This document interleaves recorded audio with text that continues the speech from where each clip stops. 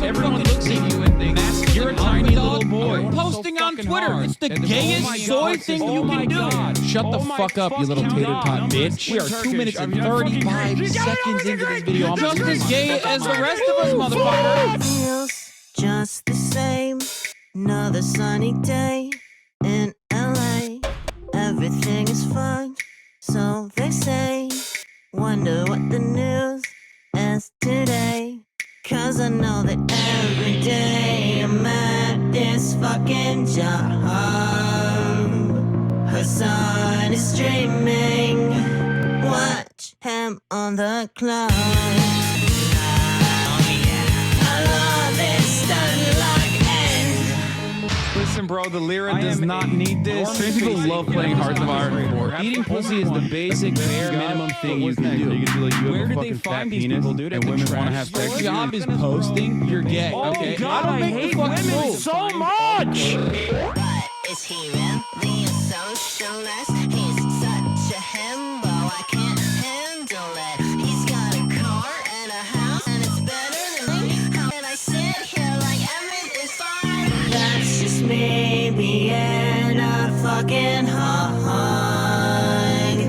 Hassan is streaming. Watch him on that clock.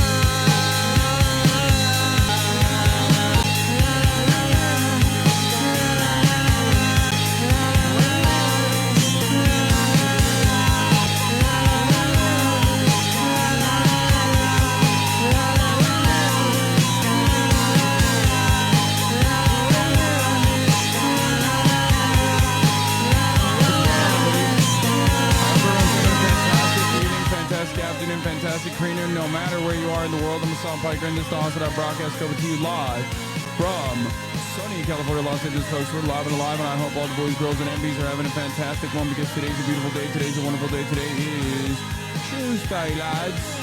That's right, it's fucking Tuesday, lads. It's Tuesday. It's Newsday, Tuesday. September 17th. 8 days. Fuck it, I'm saying it. Not 8 days. I don't know what I'm saying. September 17th, ladies and gentlemen. Holy shit. We did. We fucking did. In a video game. We're live and alive, and I hope everyone's having a fantastic one. We did.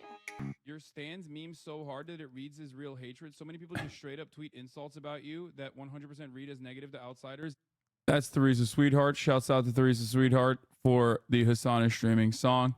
The intro song, looking like a fresa in Mexico City, Hassan. I don't know what that means. Mic is low. No, it's not. Shut up. Folks, I'm live. I'm alive. And it's going to be a good one today. Okay? It's going to be a good one today. Terror attack in Lebanon, crazy shit. Yeah, we'll cover all of that in a second. But this is the part of the broadcast where I tell you about my personal news about what's going on in the world of HasanAbi Piker in between the time period where I press the stop streaming button and press the start streaming button for all of the parasocialists out there. Okay. And this is also subsequently the time frame where every chatter tells me what they immediately want me to cover, even though for the past, I don't even know, 1,000 days at least, like consistently, I have been live every single day at around the same exact time and have done the same exact thing, which is talk to you about what I've done since I pressed the stop streaming button and pressed the start streaming button, literally every single time. And yet chatters who have been here for most of that process will still come in here and be like, yo, Diddy freak off. Look at the Diddy freak off, nut butter that they confiscated from his house. Yo, Hassan, there's a mural in my hometown in Milwaukee. Okay. In my exurb of Milwaukee, there's a mural, and honestly, it's a bit of an eyesore. Can you cover it, please? You know, just chill. We'll get to all of it. Probably not all of it, but most of it. If not most of it, then some of it. Anyway, ended the broadcast last night. Cheers. Didn't really do much. Watched a little bit of Spy Family, went to bed, woke up, and I actually have something cool to talk about. I woke up and I played some basketball, right? And I went nutty mode with it once again. There's this dude that I ball up with.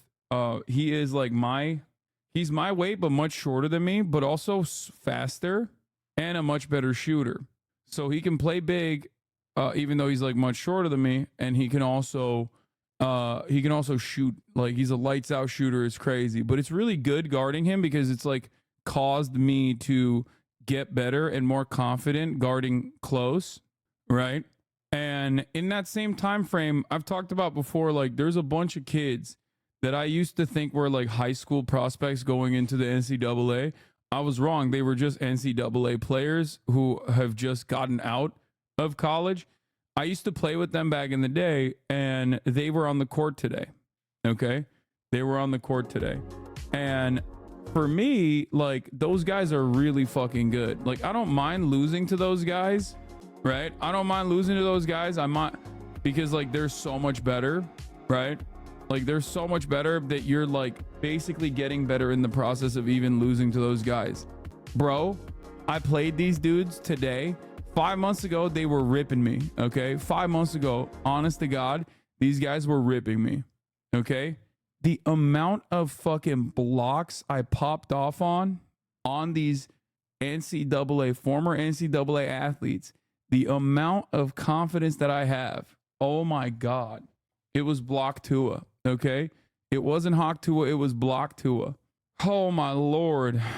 It was awesome. It's good to see myself like be a better player than I was even 5 months ago, 6 months ago, like significantly better. Right. Wait, hold on. All right. 1 second. Read slam dunk manga. Okay, dude, chill. The self glaze is crazy. Consider you've been ducking my one-on-one requests. Okay, little bro, calm down. All right, little bro, calm down. Maybe it works with your 3-2. No, it does. I'm actually like, I am steadily lobbing 3-pointers too. Like, I have a couple. I am confident in my 3-point shot as well. And honestly, I don't know. I've just become a better, well-rounded player. I am now, I think, a better basketball player than I ever have been in my life. Like, even when I was able to dunk, I thought I could play better, but I think I'm better now. Maybe they're going easy on your streamer privilege.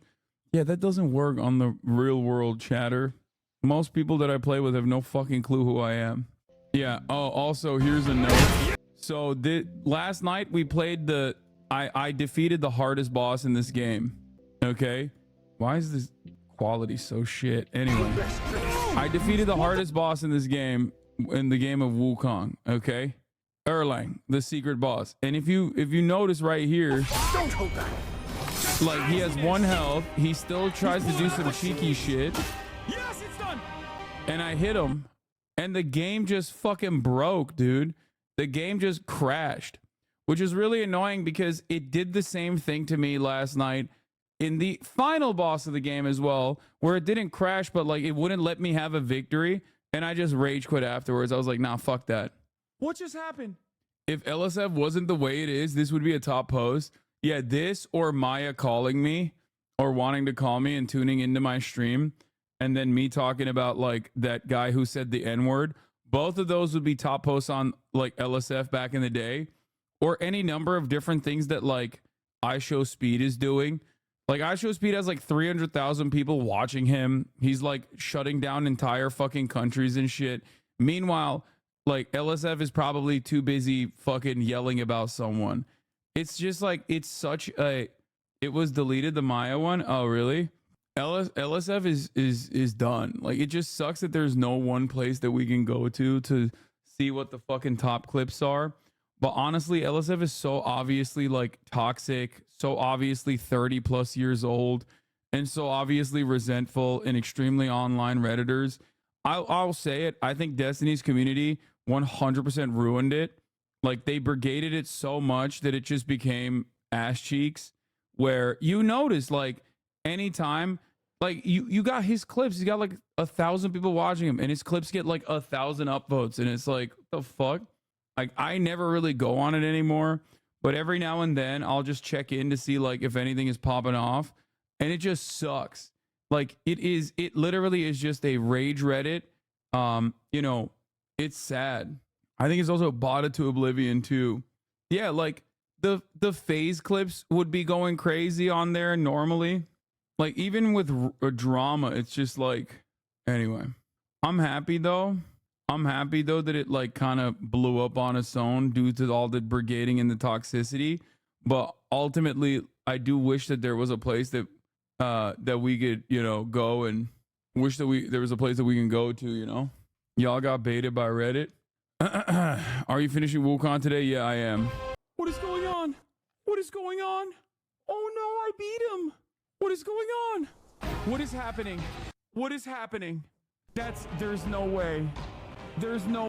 Still can't finish a game on stream, man. Shut the fuck up. I'm about to finish this game tonight. Anyway, when will you try to muscle up? I want to see it. Not anytime soon. So yeah, TwitchCon is happening this weekend, so I'll obviously be going down to San Diego. We got Debate Lords coming out. I had an interview earlier about it with Complex. That will be out soon as well. I cannot believe this happened on fucking Erlang. It's like winning a fight against a bear and having it and giving it a second life. Yeah. I mean, it worked out at the end. It doesn't really matter. But that's it. That's the short and sweet of it in terms of like personal news. Let's blast off. The Macy's, thank you for the playlist. Any news on Misinfo Nation? No, I don't know. Kamala's talking about Gaza right now. Shut the fuck up, really? For Israel to defend itself. Yo, all right, we're going right into it. I'm blasting off. Are at odds with what Benjamin Netanyahu has said is their right to defense. If it matters, as you say, how Israel defends itself, where do you see the line between aggression and defense, and our power as Israel's ally? That's such a good question. To do something. Uh-oh. A lot to unpack in what you just said. So let's start with this. I absolutely believe that this war has to end, and it has to end as soon as possible. And the way that will be achieved is by getting a hostage deal and a ceasefire deal done. And we are working around the clock to achieve that end. Stepping back, October 7, 1,200 Israelis were slaughtered, and actually, and some Americans, by the way, in that number, slaughtered. Young people who were attending a concert, women were horribly raped. And yes, so I have said, Israel has a right to defend itself. We would. And, but Madam Vice President, let me I think finish. my ask is the difference between aggression and defense. Yeah. It's important to put it in context. Yeah, what is going on? Dude, ABC's been correct on this shit, bro. ABC is kind of out of control. Far too That's the ABC woman, right? Palestinians have been killed. Push her. Women and children. Get her ass. Oh my God. Oh my God. The images oh my God. David Muir and the entire cast, the ABC journalists, I will kiss all of you in the mouth. Agree that not only must we end this war, but we have to have a goal of a two-state solution, because there must Bro, she just keeps repeating the same line. I'm losing my mind. In as much as what we do in our goal is to ensure that Israelis have security and Bro, she's such a bot. She's such a fucking robot, dude. Have self-determination and dignity. This is literally like on that, though. Joe What Biden levers level does the US dementia. have to support Palestinians in their right to self-determination? And is it even possible as Israel's ally? Well, absolutely. I will tell you, I have been actively involved in, for example, meeting not only with I'm not gonna use this one yet. Hold on.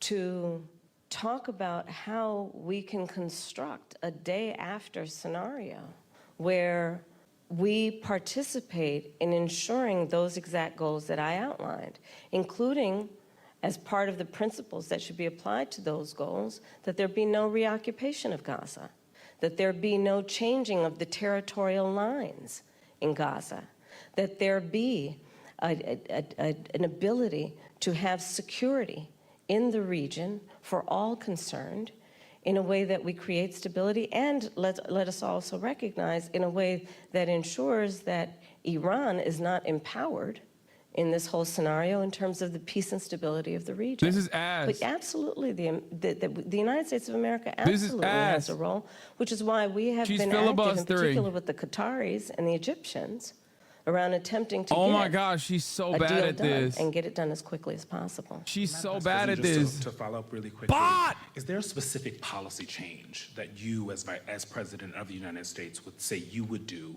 that would Here, help we're this blasting along? 'Cause, off. you've Let the gotten a people lot of know. credit for emphasizing the humanity of Palestinians. But what I often hear from folks is that there's no policy change that either you or the President Biden have gone and said they would do.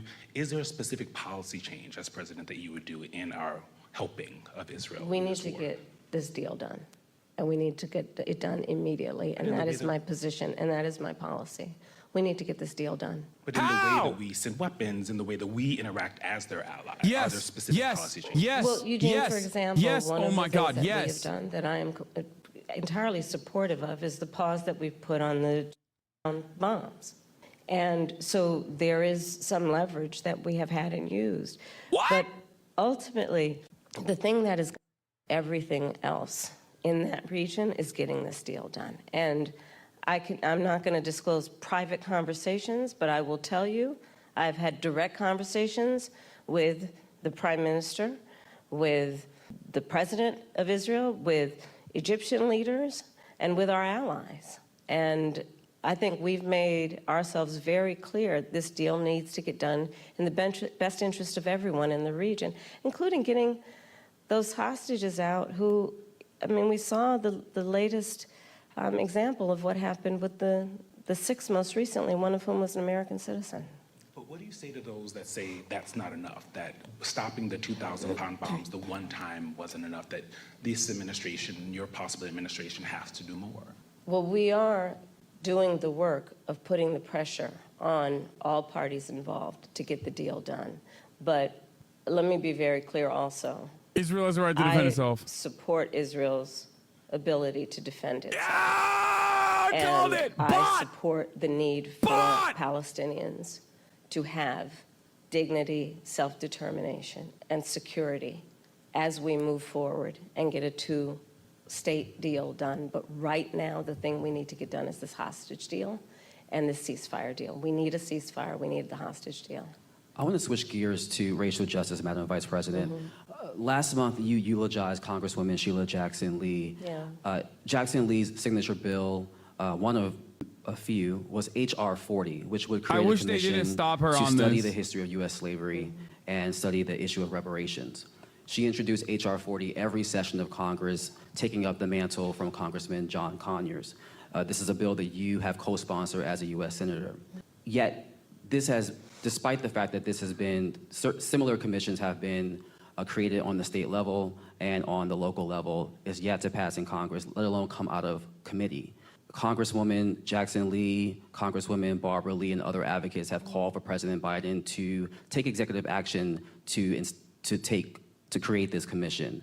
Would you, as president, take executive action to create this commission, or do you believe that it should happen in Congress? Well, first of all, as you mentioned, Sheila Jackson Lee, she was an extraordinary leader who we just recently lost, and she was a friend and a real champion for so many issues. So I feel compelled to say that about her. On the issue of what we need to do I'm telling you, going I've had forward, multiple look, people who know first better of all, than we me just that need she's to speak gagged truth by the about state at the history, moment. in spite of the fact No. that some people who try to No, erase she's a history. fucking bot, dude. And try and no teach our way. children otherwise. No way. She just repeats the same shit over and over again. And she wanted to be like, a pause on bombs. We did that once. Our nah, history? No way. In terms of the generational No impact way. of slavery, the generational impact of redlining, of Jim Crow law. I could go on and on and on. These are facts that have had impact. And we need to speak truth about it. She's and we like, need to speak off truth about it script, in a she's way that ass, is by the way, deriving straight up. solutions. And frankly, I think that we, and part of that is studying it to figure out exactly what we need to do. But part of what we can It's do like right now alarming is, how for bad she example, is what I'm off talking script. about in terms of building an opportunity economy, which is addressing explicitly the obstacles. No, it's that not ABC. It's historically not. and I currently thought it was the exist. ABC journalist, but And Eugene dealing Daniels with is them. the Student goat loan that was debt, like pushing. medical debt, And Tanya Mosley bias in asked some home pretty good questions appraisals. too. What we need But to I do think in it was terms of Eugene dealing Daniels with that fucking an issue pushed that it, I right? have championed for years, Black maternal mortality. which is the fact that black women are 3 to 4 times more likely to die in connection with childbirth than other women.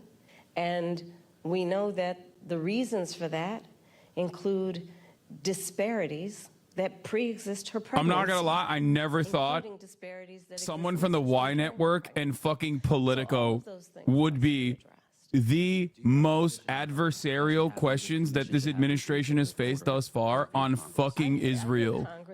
It's literally like Joe Biden doing a complex interview and then getting questions about, like, not even complex, because like Politico is obviously a very serious like institution.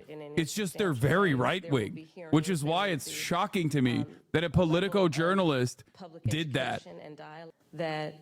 And I think that was part of the spirit behind the congressional action thus far, to ensure that everyone can participate in this conversation in a way that elevates, why is the affiliate, right? Like, I think why history for a second I thought Y was reference points that OWN, have, but I think Y that are the Philadelphia is the impetus of this conversation. public media for Pennsylvania, again, Delaware, when New people are Jersey. trying Like, to that's not a deny joke. history. That's like When that's people that's public are, radio. so-called leaders That's solid. are saying that So enslaved that's people not benefited from surprising that it's slavery. Tanya I mean, Mosley let's was talk the one about who was the like Delta here asking in terms those of the work that needs to be those done. questions. But like profound. Politico is pretty right wing, you I know. want to move to Springfield, Ohio. And what's Since happening when are there, they right we wing? see Not my school experience. closures, Actually parents curious. worried about their kids Fuck you, leaving me. the home because of racist conspiracy theories that I Yes. won't repeat Yes. here, but they have been repeated by leaders on the Republican side, President Trump, Vice President, former President Trump, and Vice Presidential nominee J.D. Vance.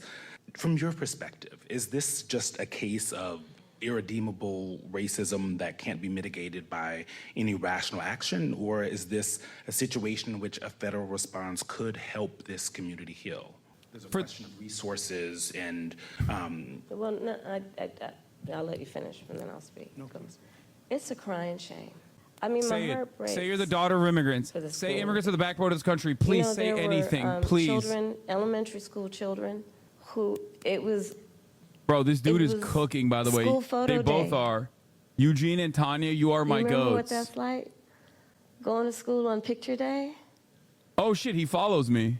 who were dressed up in their best, got all ready, I'm gonna knew DM what him they were right gonna now. wear the night before, and had to be evacuated. Children. A whole community put in fear. And I'll say a couple things about it. One, I learned a long time ago in my career, having I a just background DM'd him to as a say thank you. prosecutor. That's it. That's all I said. When you have these positions, when you have that kind of microphone in front of you, you really ought to understand at a very deep level how much your words have meaning. I learned at a very young stage of my career that the meaning of my words could impact whether somebody was free or in prison. As Attorney General, I was of California, 5th largest economy in the world. I was acutely aware that my words could move markets. When you This is the most boring way to tackle this bestowed subject with a matter. Okay, microphone that notes is on that this. big, This is so fucking boring. Just There is say a this is a profound goddamn responsibility that pogrom, comes with okay? They are doing blood It is an libel. extension of Please which just not be lost say in this moment, they're this being concept of the ridiculous. public They're being trust. weird. They are trying to invoke To hate. then They want you to hate your Understand neighbors. what the public trust means. It means that you have been invested with trust. And then flip be it back to responsible in the way you remember use the your words, fucking which is how you past. conduct yourself. A lot of people forgot what it felt like in your heart to live Especially under the when Trump you administration. have been and then seek to We be still again obviously president of the United States of America. don't like Trump. A lot of Americans don't like Trump. But people forgot And so I go how back to it's a frustrating it challenge, was literally. for millions of What's happening people to those families, with those no children, sense of that reality community, to not feel to so mention emboldened in this way. what is happening in terms of, look, you say you care about law enforcement resources being put into this because of these serious That's the threats worst that are being angle. issued Who against gives a fuck about cops, man? Oh my God. a productive good These life are before this people. happened. They're black And- people and too. spewing Like lies you're a black woman. You that are the are daughter of grounded in immigrants. tropes They are that are trying to incite a age-old. race riot And look, I against said it not very black far from here immigrants. the other day Please, at the debate. who gives a fuck about the police resources? This is not new. This is not new in terms of these tropes. This is not new in terms of where it's coming from.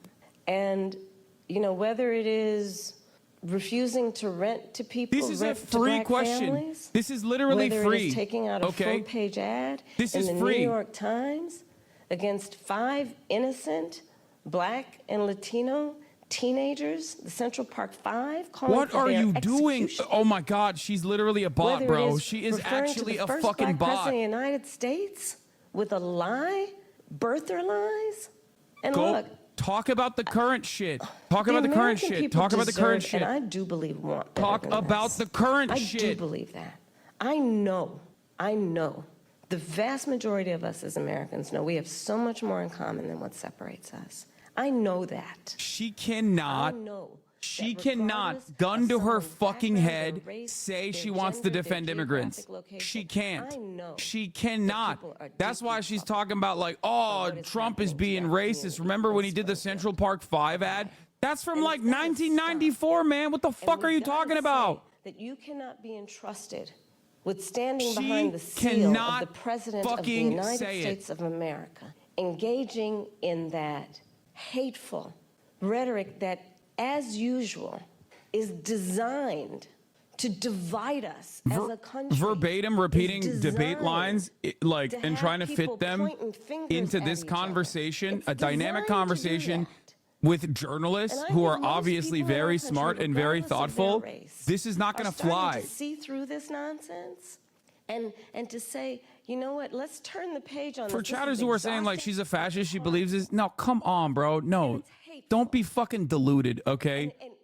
Like, and grounded in again, some she angels. is not Hillary Clinton, okay? She is literally a fucking black woman. Of course, she is not like straight up, genuinely a firm believer that like immigrants are causing like massive problems in this country. Are you insane? Her father and her mother are immigrants. What the fuck? It doesn't matter that she was a prosecutor. Come on, dude. There are certain parts of your identity and your development that are so formative that like you're not gonna fucking deny it. Like she's not fucking Candace Owens, okay? Calm down. It is mind-boggling how cowardly she is on this issue, okay? That's what it is. This isn't like genuinely Kamala Harris is a firm believer that Haitians are eating cats. That's why she can't talk on it. No, she's a fucking coward. That's why she won't talk on it. No, it's not. It's much more frustrating. I promise you it's much more frustrating. Okay? She's weak as fuck on this issue because she's scared. Assault weapons Okay? are designed to kill a lot of human beings quickly. Yeah, look at how And have no place- decisive and she have is no on place- this. I'm going to get to it. Look at how have decisive no she is on place assault weapons. on the streets of Okay? civil society. Look at We need she universal stands background checks. on business when it Which, comes to to your shit point about that the handguns, Democratic Party as a about machine have decided saying are that our it is issues just and we're going to reasonable fucking we are going to we're gonna reasonable gun safety laws. we are that going to say assume a we should position do on this and we're going to background hammer checks, it. but we Think ought to about know the it's difference in the reasonable. energy You might between wanna this know and the last before statement. someone can buy a lethal weapon, if they've been found by a court to be a danger to themselves or others, Like, I don't believe for a moment that she gives a fuck about Palestinians, okay? If you were to ask me, like, secretly behind closed doors, is she, like, super pro-Palestine and can't say it? Fuck no. I don't think she gives a single goddamn shred of a fuck, okay? But on the issue of migrants, like, bro, she's literally the product of migrants. There is 0% chance that she genuinely believes that, like, immigrants are doing crime. She doesn't believe it. She doesn't believe it, but she's too much of a fucking coward to openly say it. Why? Because she saw the polls. She saw the polls where 60% of Americans want mass deportations, and she is fucking terrified. And her handlers have told her never to make a single peep about this. Do not come across as though you're pro-immigrant. This is going to be the massive issue that the Republicans will clobber you on.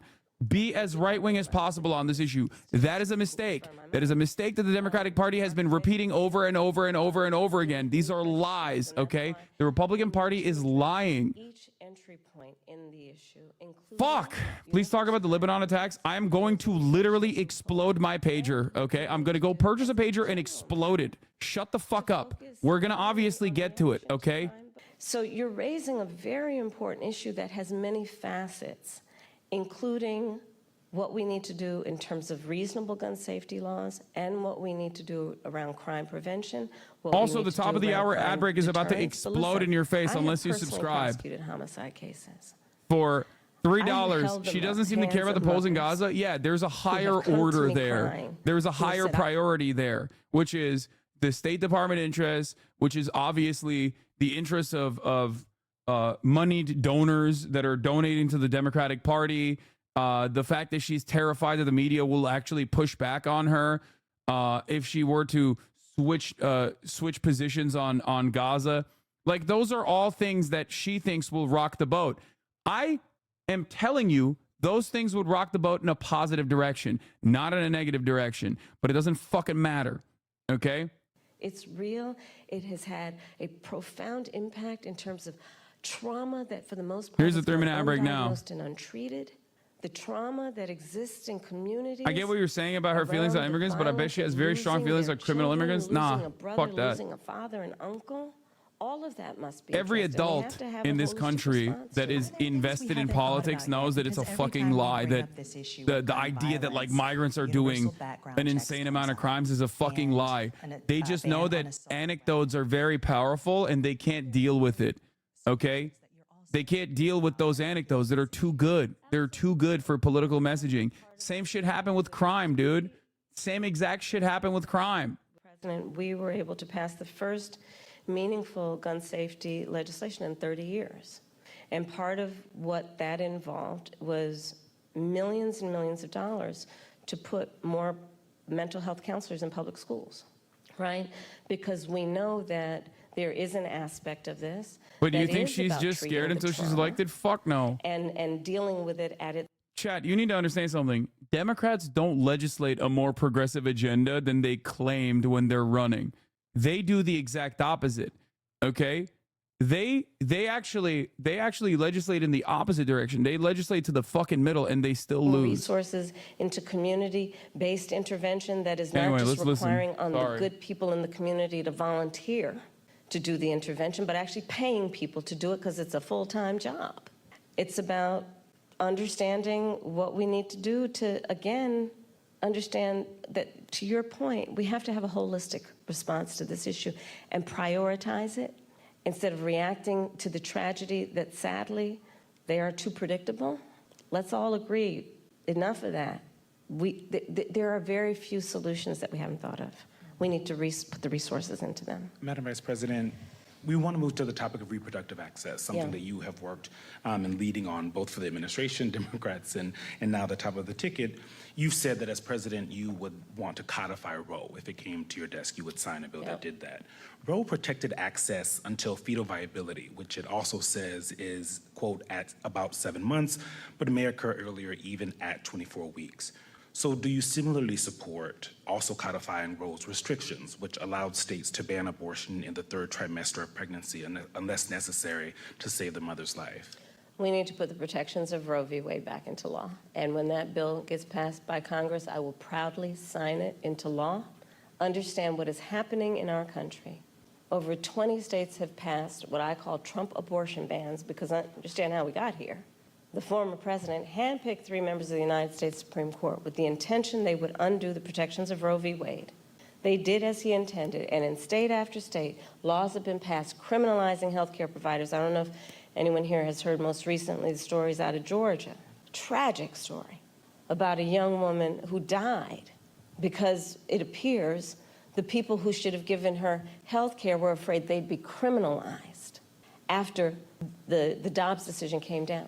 Laws that make no exception even for rape or incest, which means that you're telling a survivor of a crime of a violation to their body that they have no right to make a decision about what happens to their body next, which is immoral. An approach that doesn't take into account that most people, I think, agree you don't have to abandon your faith or deeply held beliefs to agree the government should not be telling her what to do with her body. If she chooses, she will talk with her pastor, her priest, her rabbi, her imam, but it should not be the government or Donald Trump telling her what to do about her own body and her life. So that's where I stand. We need to put back in place the protection of Roe v. Wade. and put that into law. And those restrictions that are also in. We need to put back in place the protections of Roe v. Wade and let an individual, in consultation with her doctor, make the decision based on what she can determine, because she's smart enough to know what's in her best interest instead of having her government tell her what to do, especially a bunch of people in these state capitals who think they're in a better position to tell her what to do than she is to know what's in her best interest. Before we conclude, Madam Vice President, Joyful Warrior has been used to describe You your didn't campaign. see that just a minute ago, though. Okay, I'm back to my joyful part. And your opponent and Republicans have at times weaponized you laughing in campaign ads, for example. Why is joy important to you to insert into this election? And what do you make of Republicans using that as a way to suggest that you're not a serious candidate? Well, sometimes I think, and I'll say to whoever the young people are who are watching this, there are some times when your adversaries will try and turn your strength into a weakness. Don't you let them. Don't you let them. I find joy in the American people. I get the haters, but there's no shot that you can expect Trump not to exponentially make everything worse in terms of foreign policy and women's rights. Man, I'm sick and tired of having this fucking conversation every goddamn election cycle. A lot of you say, oh, we want to vote for the Democrats because at least they'll listen to you, when they're literally in the process of not listening to you. Okay? Shut the fuck up. Just say you want your team to win and you don't actually give a fuck and you have no like ownership stake over what happens in this country. And you're just going to wake up one day and we're going to be doing not 99% Hitler, but 100% Hitler. And you're going to be like, how did this happen? Okay? That's it. I'm not having a conversation about harm reduction right now, okay? Yes, Trump will make things exponentially worse. I know. He already is making things exponentially worse, and he's not even the fucking president right now. What I demand from the counterbalance to that is an adequate defense against, like, racial animus that the Trump Republicans are running on right now. You want to give us some intel? Sure. I checked on to see if dude, Biden is fucking president. Like, we had 4 years of the Democratic establishment running the show, and that's when the abortion rights were taken away. Okay? How do you not see that, like, the machine is spinning in this direction where they are openly being like, listen, it's a big tent party, but you're not fucking in it. Okay? You're not in the tent. What are you going to do? Not vote for us? Suck my dick. That's basically the opinion that the Democratic Party has in terms of, like, people who are just like, please fight back against this shit. What are you doing? January 6th, your vehicle was allowed to kind of pass a viable pipe bomb. We've seen. No, I was in the building. You were in the building. I've never said that it wouldn't be good for Trump to lose, by the way. You are making a point that I've never made. I despise Donald Trump, okay? You are trying to actively make a point that I'm not making because you don't want to address the point that I am making. You're sidestepping the actual point and instead focusing on a thing that I never said. Okay? That's it. That's not what I'm talking about right now. Also, that's why I always reiterate to all the liberals in the chat, don't worry, Kamala Harris most likely is going to win anyway. Okay? Because the Trump campaign is objectively bad. Like, they're running a bad campaign. They are not doing a good job. Okay? They're doing a really bad job. Trump losing and conservatives being less racist would actually be really good for minorities. I'm sorry, but it's crazy to say it wouldn't be good for him to lose is fucking idiotic. I never said that. Okay? Lift people up and not beat people down so they feel alone and are made to feel small and made to feel like they're somehow not a part of it or us. Madam Vice President, thank you so much for your time. Thank you. Thank you. I've appreciated it. Thank you. Thank you. Anyway, like the one here, I'll tell you this much. In terms of her like scared posture, listen, as a Hassan contracted RFK brainworm, what are you talking about? Very smart. You get it, Hassan. Hassan brain rot. As you say, you don't give a fuck. Wow, great point, man. Thanks. So true, Hassan. Great point. What is happening? Are you the one with the brain rot? All you were doing is just asking Democrats to be more proactive on progressive issues and appropriately combat racist talking points. I don't know how this is so hard for some chatters to understand. Because American politics, unfortunately, okay, the reality is American politics is ultimately a game of team sportsmanship. There is no real like material change happening. The only thing you can hope is the expectation that like you maybe push the actual pain 4 years down the line. Okay, that's it. So the people that are hyper focused on politics are almost always going to talk about like the minor differences in between either party, because it's just ultimately powerless. Like not a single person in this chat is voting for Kamala Harris because they think that like the $50,000 in tax cuts that she will offer to startups is phenomenal. And that's like what their expectation is. They're not doing that. They're not voting for Kamala Harris for that reason. They are voting against Donald Trump. They are voting against the Republican Party. Okay? This puts the Democratic Party on unstable ground. Okay? You cannot always run against the Republicans. You have to run for things if you want to win decisively. Every single conversation that we have in terms of me being so frustrated about Kamala Harris being, a serial underperformer, or being legitimately, genuinely bad on certain issues, is at the behest of the Democratic Party launching a convincing program, okay? Launching a convincing narrative against the Republicans. And it's not necessarily just that I want them to do this, because there is also a positive for the Democrats in terms of the election, okay? These are legitimately popular ideas, okay? But beyond that, they're also good. They're good for the people. Even if they weren't popular, I want them to have a little bit of fucking backbone. But I don't even have to make that case, because these are popular ideas. Criticizing harm reduction for being one long conservative ultimatum doesn't equal I want gays to die. I know. Is there any points that Kamala can improve on? She's already hitting pretty good on. I mean, gun control. She's solid on that. She's reliable. On abortion, there is no like real pathway to success there.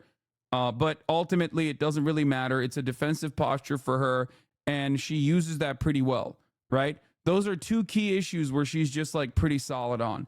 But on her economic policies, like, it's all fucking tax cuts and deregulation. It's like mind numbing to me. Like, let's hear some shit about healthcare, What's really frustrating is the New York Times did the New York Times thing for the Daily, where they went and talked to Trump supporters. Okay. They talked to one Trump supporting family and, two Trump supporters that are undecided. Now, of course, they never talk to leftists who are undecided. Obviously, that would be ridiculous. God forbid they ever fucking interview someone who's like, I'm an Arab living in fucking Dearborn and half of my family has been wiped out by my tax dollars. God forbid. They would never do that. Okay? Of course. But they talk to these Trump supporters, and this family of like educators in Pennsylvania, I believe, were like, I'm undecided. Okay? I'm undecided. And I don't know, I don't know who to vote for. And it's like after the debate, like they talk, they chirp, and they're still voting for Trump at the end of it. I was listening to it and I was just like, dude, what the fuck? This right here is a perfect demonstration. Like, Kamala Harris is rolling out the red carpet for these people and they still want to vote for Trump. I fucking hate that, man. I hate that is like who they want to win over, more than people who previously voted for the Democratic Party that are saying, I might not vote for the Democratic Party. I might not vote at all. I voted for Trump in 2016. I voted for Trump in 2020. I am now undecided. I will be voting for Trump in 2024 again. I also still believe that Trump is the president. It's like, okay, that's not, like, why are we making it seem like that's the voter that Kamala Harris has to win over? Like, she's right at the fucking margin. Then there's the other lady who's like the other lady on the Daily, New York Times Daily, was like reluctantly saying she's going to vote for Kamala Harris because Trump was utterly disgusting on the debate stage. Okay. Like, so obviously anti-woman that it even pissed her off. Okay. So obviously. And it's like, but even then she was like, I already had my children. I have other issues. I am, I want to hear what she has, what kind of plan she has for people who either already own small businesses or work for small businesses. And it's like she's not even doing a good job winning those people over because she doesn't have like any sort of coherent agenda. Like the expansion of the child tax credit is a gimme, okay? In a normal campaign, that's like the 8th most consequential policy point that you should be advancing, especially because that's something that you already presented. It was objectively popular and the Republicans stopped it. That's a gimme. You win back the office, you push that in instantaneously. You could put that in a fucking budget bill. You need like simple majority to pass it. It will pass. That's not even a question, right? Talk about some bold, dare I say, radical economic progress. Oh, it's very, very frustrating. And before people go, didn't you use the harm reduction argument in 2020 though? It doesn't fucking matter, dickhead. I used it in 2016 as well. But what did I always tell you back in 2020 and also in 2016? Harm reduction, while theoretically correct, does not change the dynamic that the Democrats are not changing the outcome.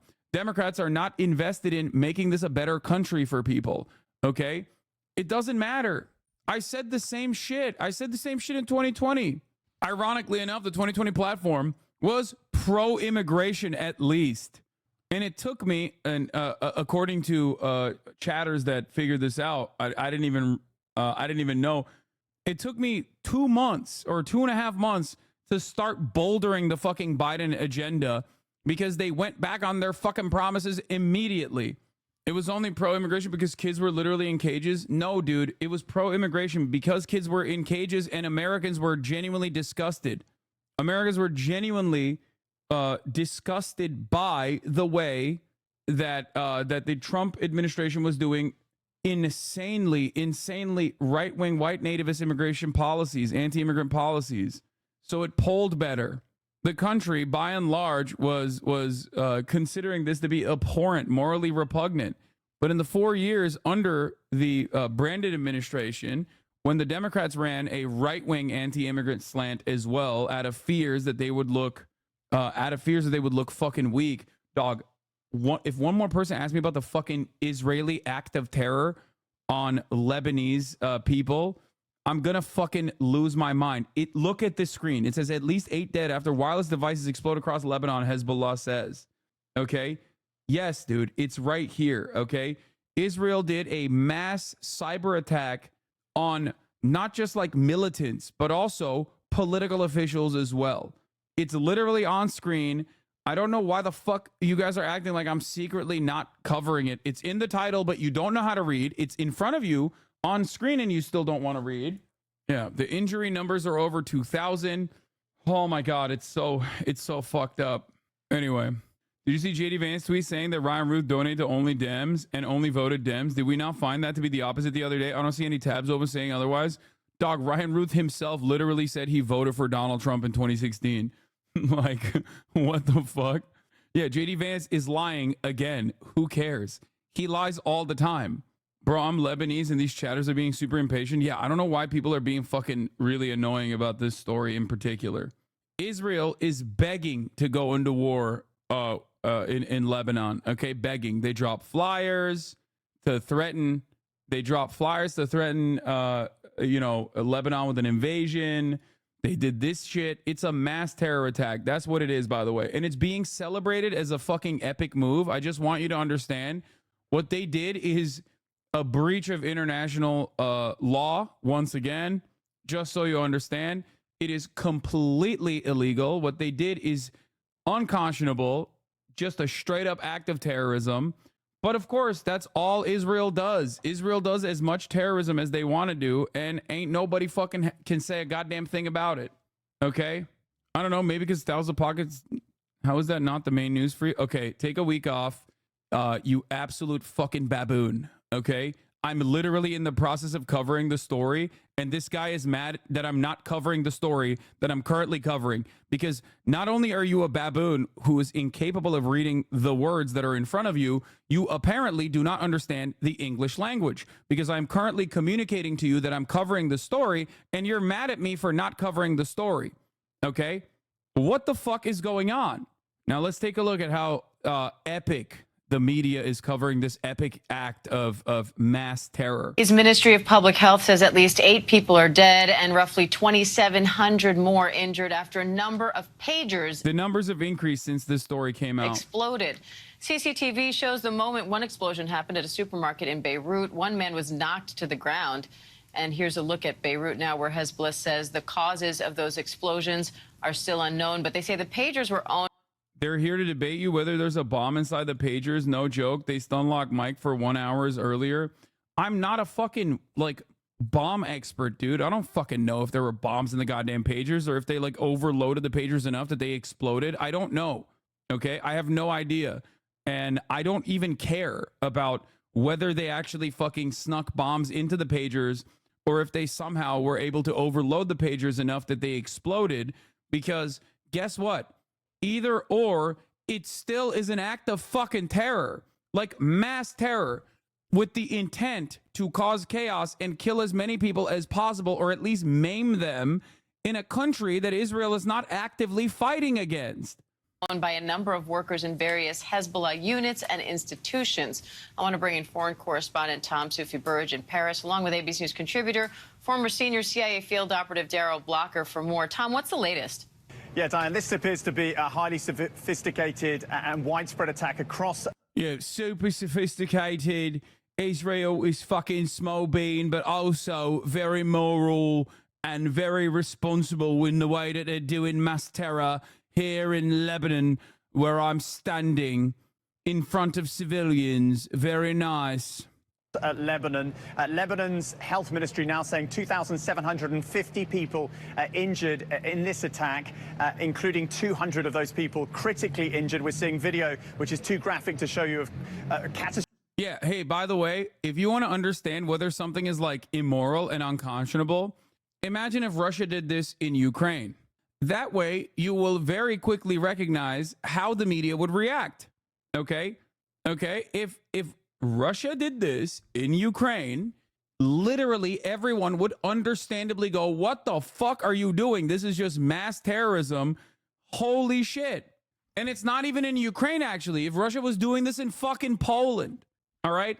And we don't actually have to analyze or speculate, because guess what? Russia does do this to their own political dissidents every now and then. Never to this degree, never this widespread, actively targeting thousands of fucking people that are like among civilians. You know what I mean?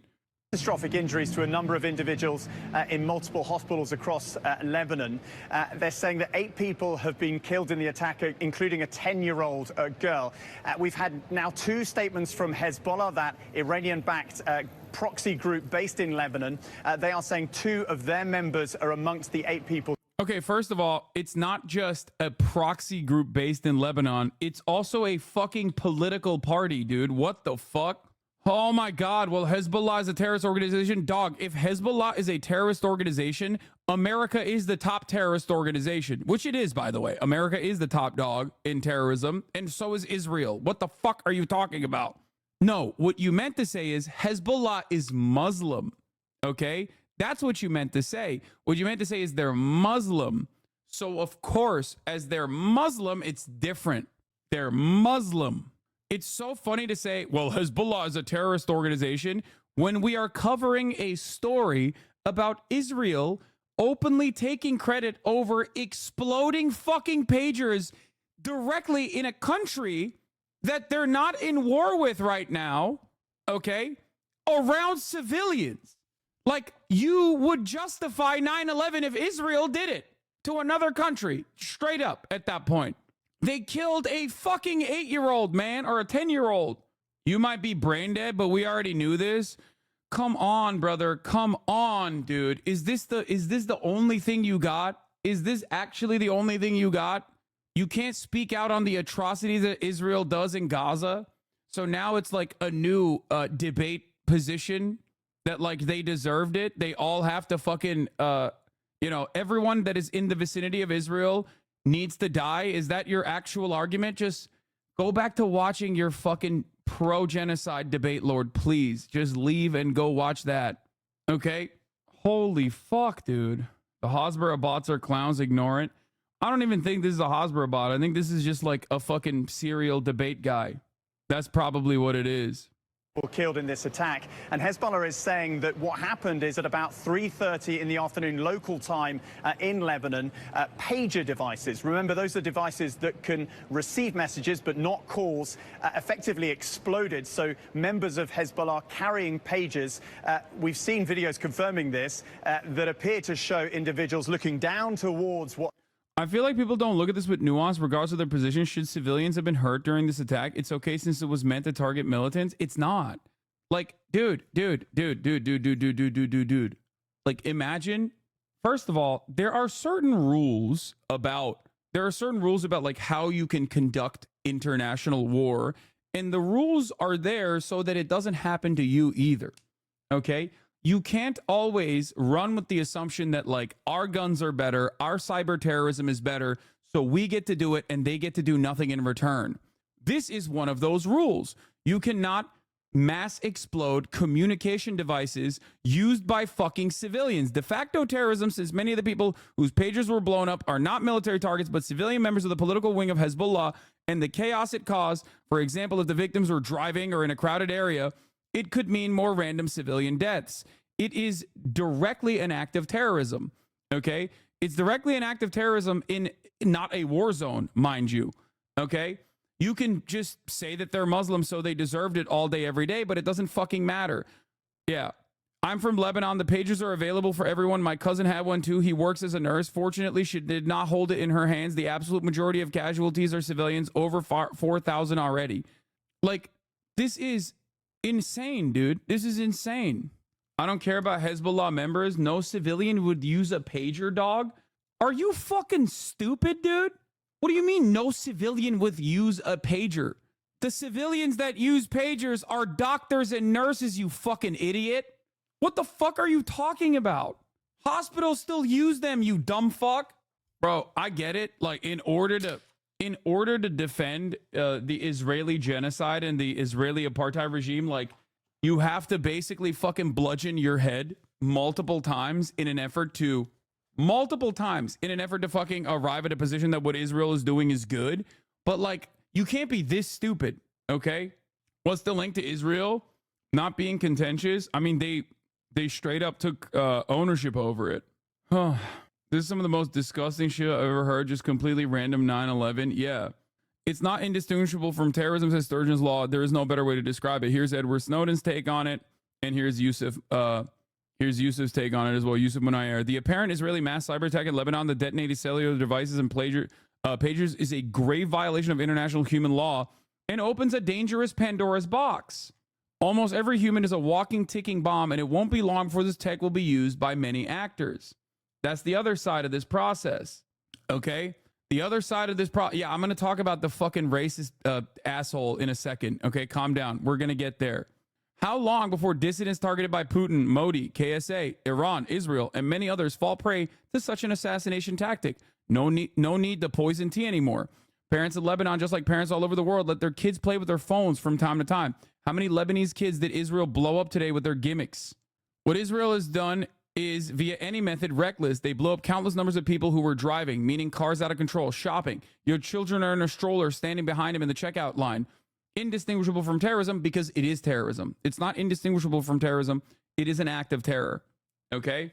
As information comes in about the exploding beepers in Lebanon, it seems now more likely that not to be implanted explosives is not a hack. Why? Too many consistent, very serious injuries. If it were overheated batteries exploding, you'd expect many more small fires and misfires. Sky News Arabia reports that the pagers were packed with a small amount of PETN, which was detonated by raising battery temperatures. So it seems like, at least according to Sky News Arabia, initial sources say that there was a quantity of highly explosive PETN that was placed on the device's battery and detonated by raising the battery's temperature. Okay, so this was more targeted. This was more targeted than just like simply exploding the hundreds of thousands of pagers that are in use. Okay, and it's obviously not just like a battery explosion. However, the issue in this process is people fucking give away pagers. Okay, And not only that, but also people are driving cars. People are fucking, you know, at the checkout line at the grocery store. When you're exploding fucking pagers randomly, okay, in an act of terror, you're killing a lot of people, including an 8-year-old. People are flying fucking planes. Like, imagine a Hezbollah dude, okay? A Hezbollah dude in Lebanon, a political operative, a civilian, right? Not a militant, but a political operative is on a fucking airplane. That airplane could be flying over any territory. That fucking pager explodes inside of that airplane. Not a small plane, like a straight up commercial airline. How many fucking civilians does Israel kill in that process? Think about that. Airplane explodes, the pager explodes inside of the fucking airplane. What happens? They don't get service in airplanes? You're wrong. They do. You're actually wrong. Did that happen? Or are you posing a hypothetical? I'm posing a hypothetical as to why there are rules around this sort of thing. What the fuck are you talking about? Al Jazeera is saying that the pagers in the Israeli attack were indeed packed with explosives and were imported into Lebanese territory 5 months ago. And Axios says that the decision was made by the Israeli state to detonate the pagers a week ago. They're fucking flexing. They want to go to war with Lebanon. So they're trying to gear up for this war with Lebanon. They want to invade Lebanon. I don't know if you already covered this, but there were pagers that exploded in doctors' possessions. Yeah, of course. It makes fucking sense, dude. It makes total perfect sense. Like, you have no way of sneaking in pagers specifically for Hezbollah. You know that, right? And even if you did have a way of sneaking it and just giving it to only Hezbollah militants, generals, okay? You have no way of knowing that they're not around fucking random civilians. Like, what the fuck are we talking about? The cost of life is nothing for so many people, I think. As long as you're just, you know, a criminal automatically for being born in Lebanon, you're just a, you know, an unforeseeable consequence. Like, sorry, it's just collateral damage. Like, what the fuck? This is a mass scale attack. This is a mass act of terrorism.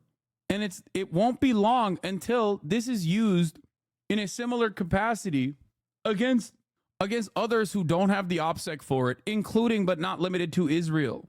Yeah, blindsiding America as usual. The operation was approved earlier this week during security meetings with Prime Minister Netanyahu, senior members of his cabinet, and the heads of the security services. Israel didn't inform the Biden administration ahead of time. Yeah, they can do whatever the fuck they want, dog. They can do whatever they want. Whatever they want. No rules. No holds barred.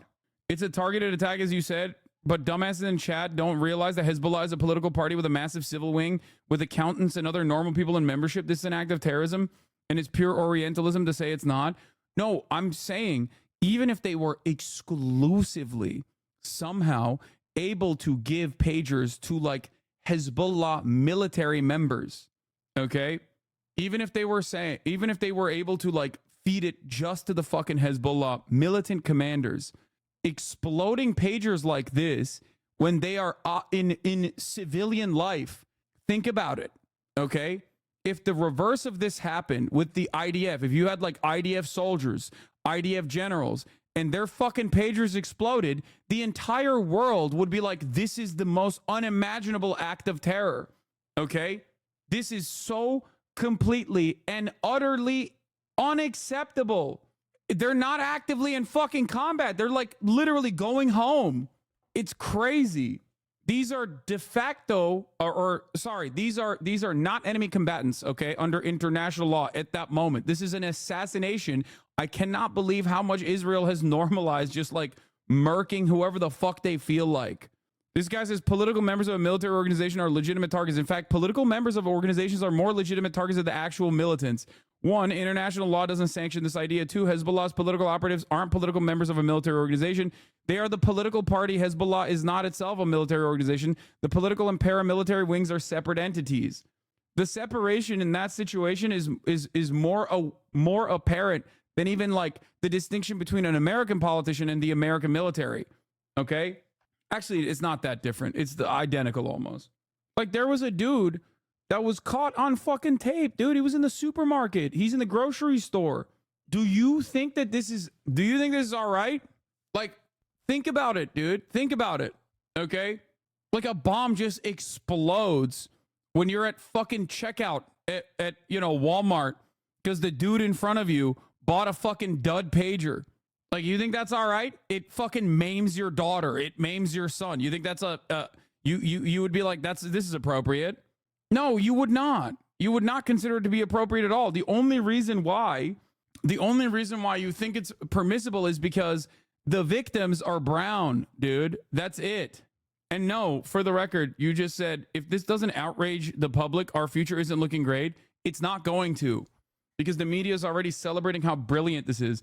Blowing up Hezbollah pagers would have been a game changer in an all-out war in Israel's favor, but they wasted this stunt now to try and put off a war they know they can't win. Israel's losing Gaza. The north is empty and Hezbollah is systematically destroying it. Netanyahu will do anything to secure any sort of victory to satisfy his rabid base.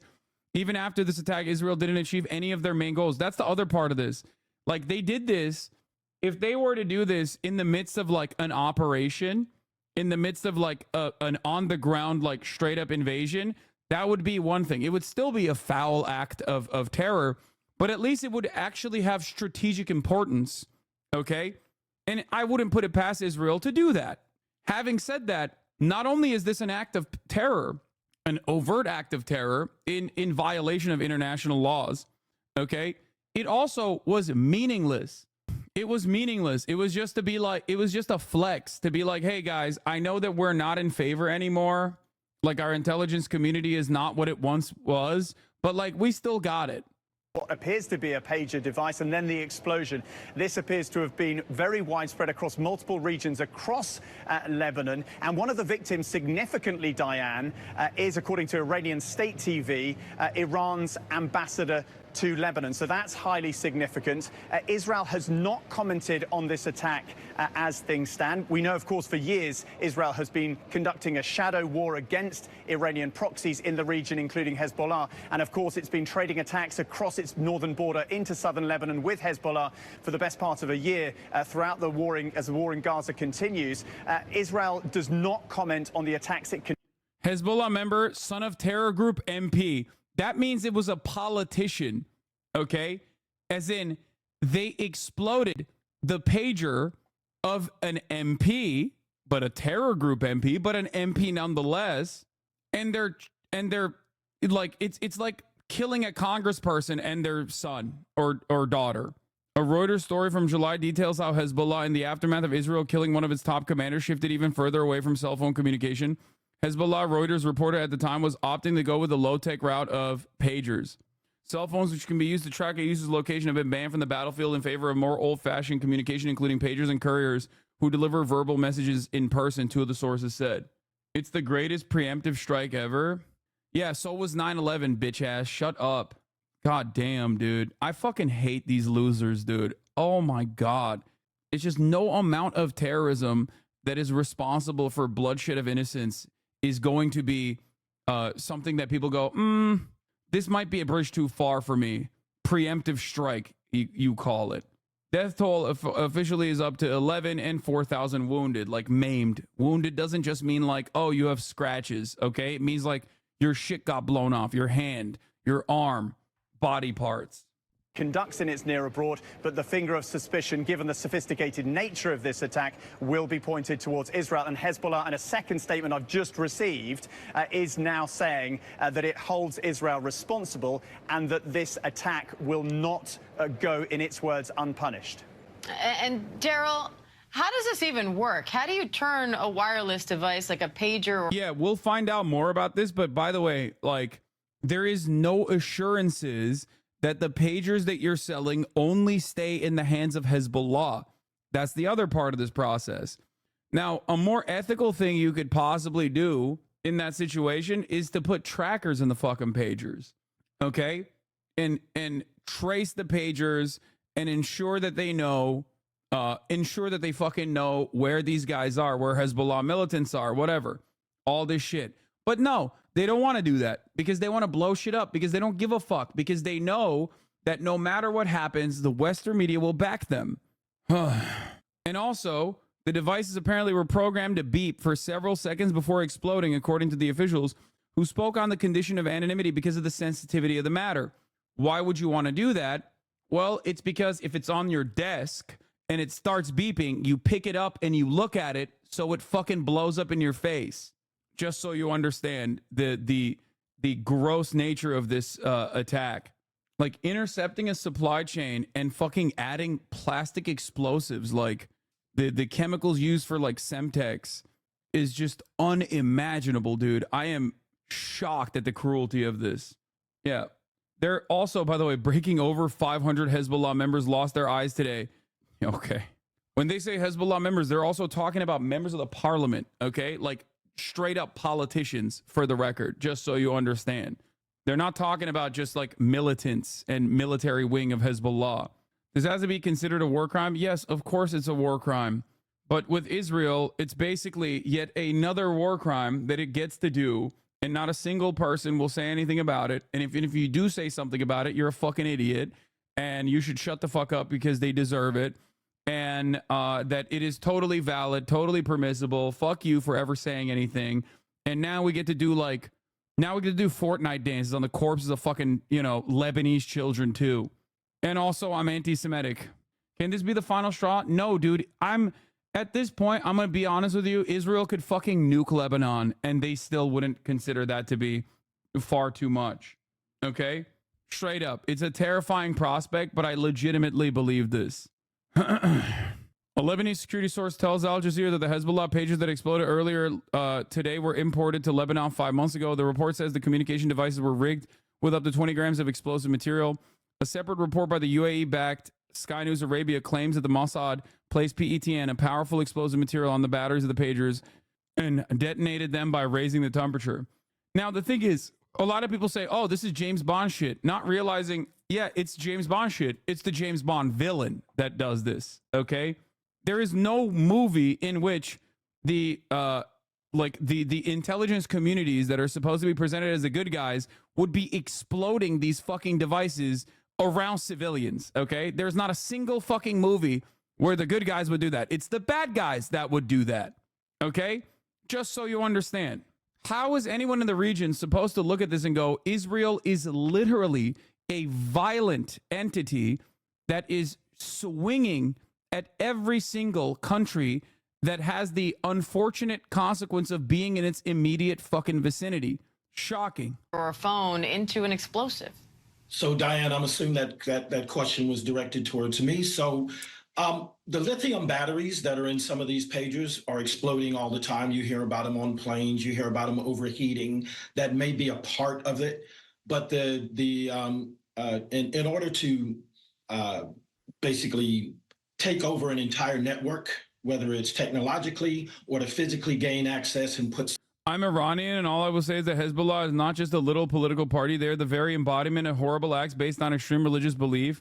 Yeah, this is really funny to say when we're talking about fucking Israel, which just did a significantly worse horrible act. Just reverse the fucking role, Iranian man, signing off from Langley, Virginia, and then you will understand the severity of the crime. If Hezbollah exploded fucking thousands of goddamn pagers inside of Israel... and said, we're doing this for Islam, and if you criticize us, you're Islamophobic, everyone would turn around and be like, what the fuck are you talking about? Okay? Shut the fuck up, dude.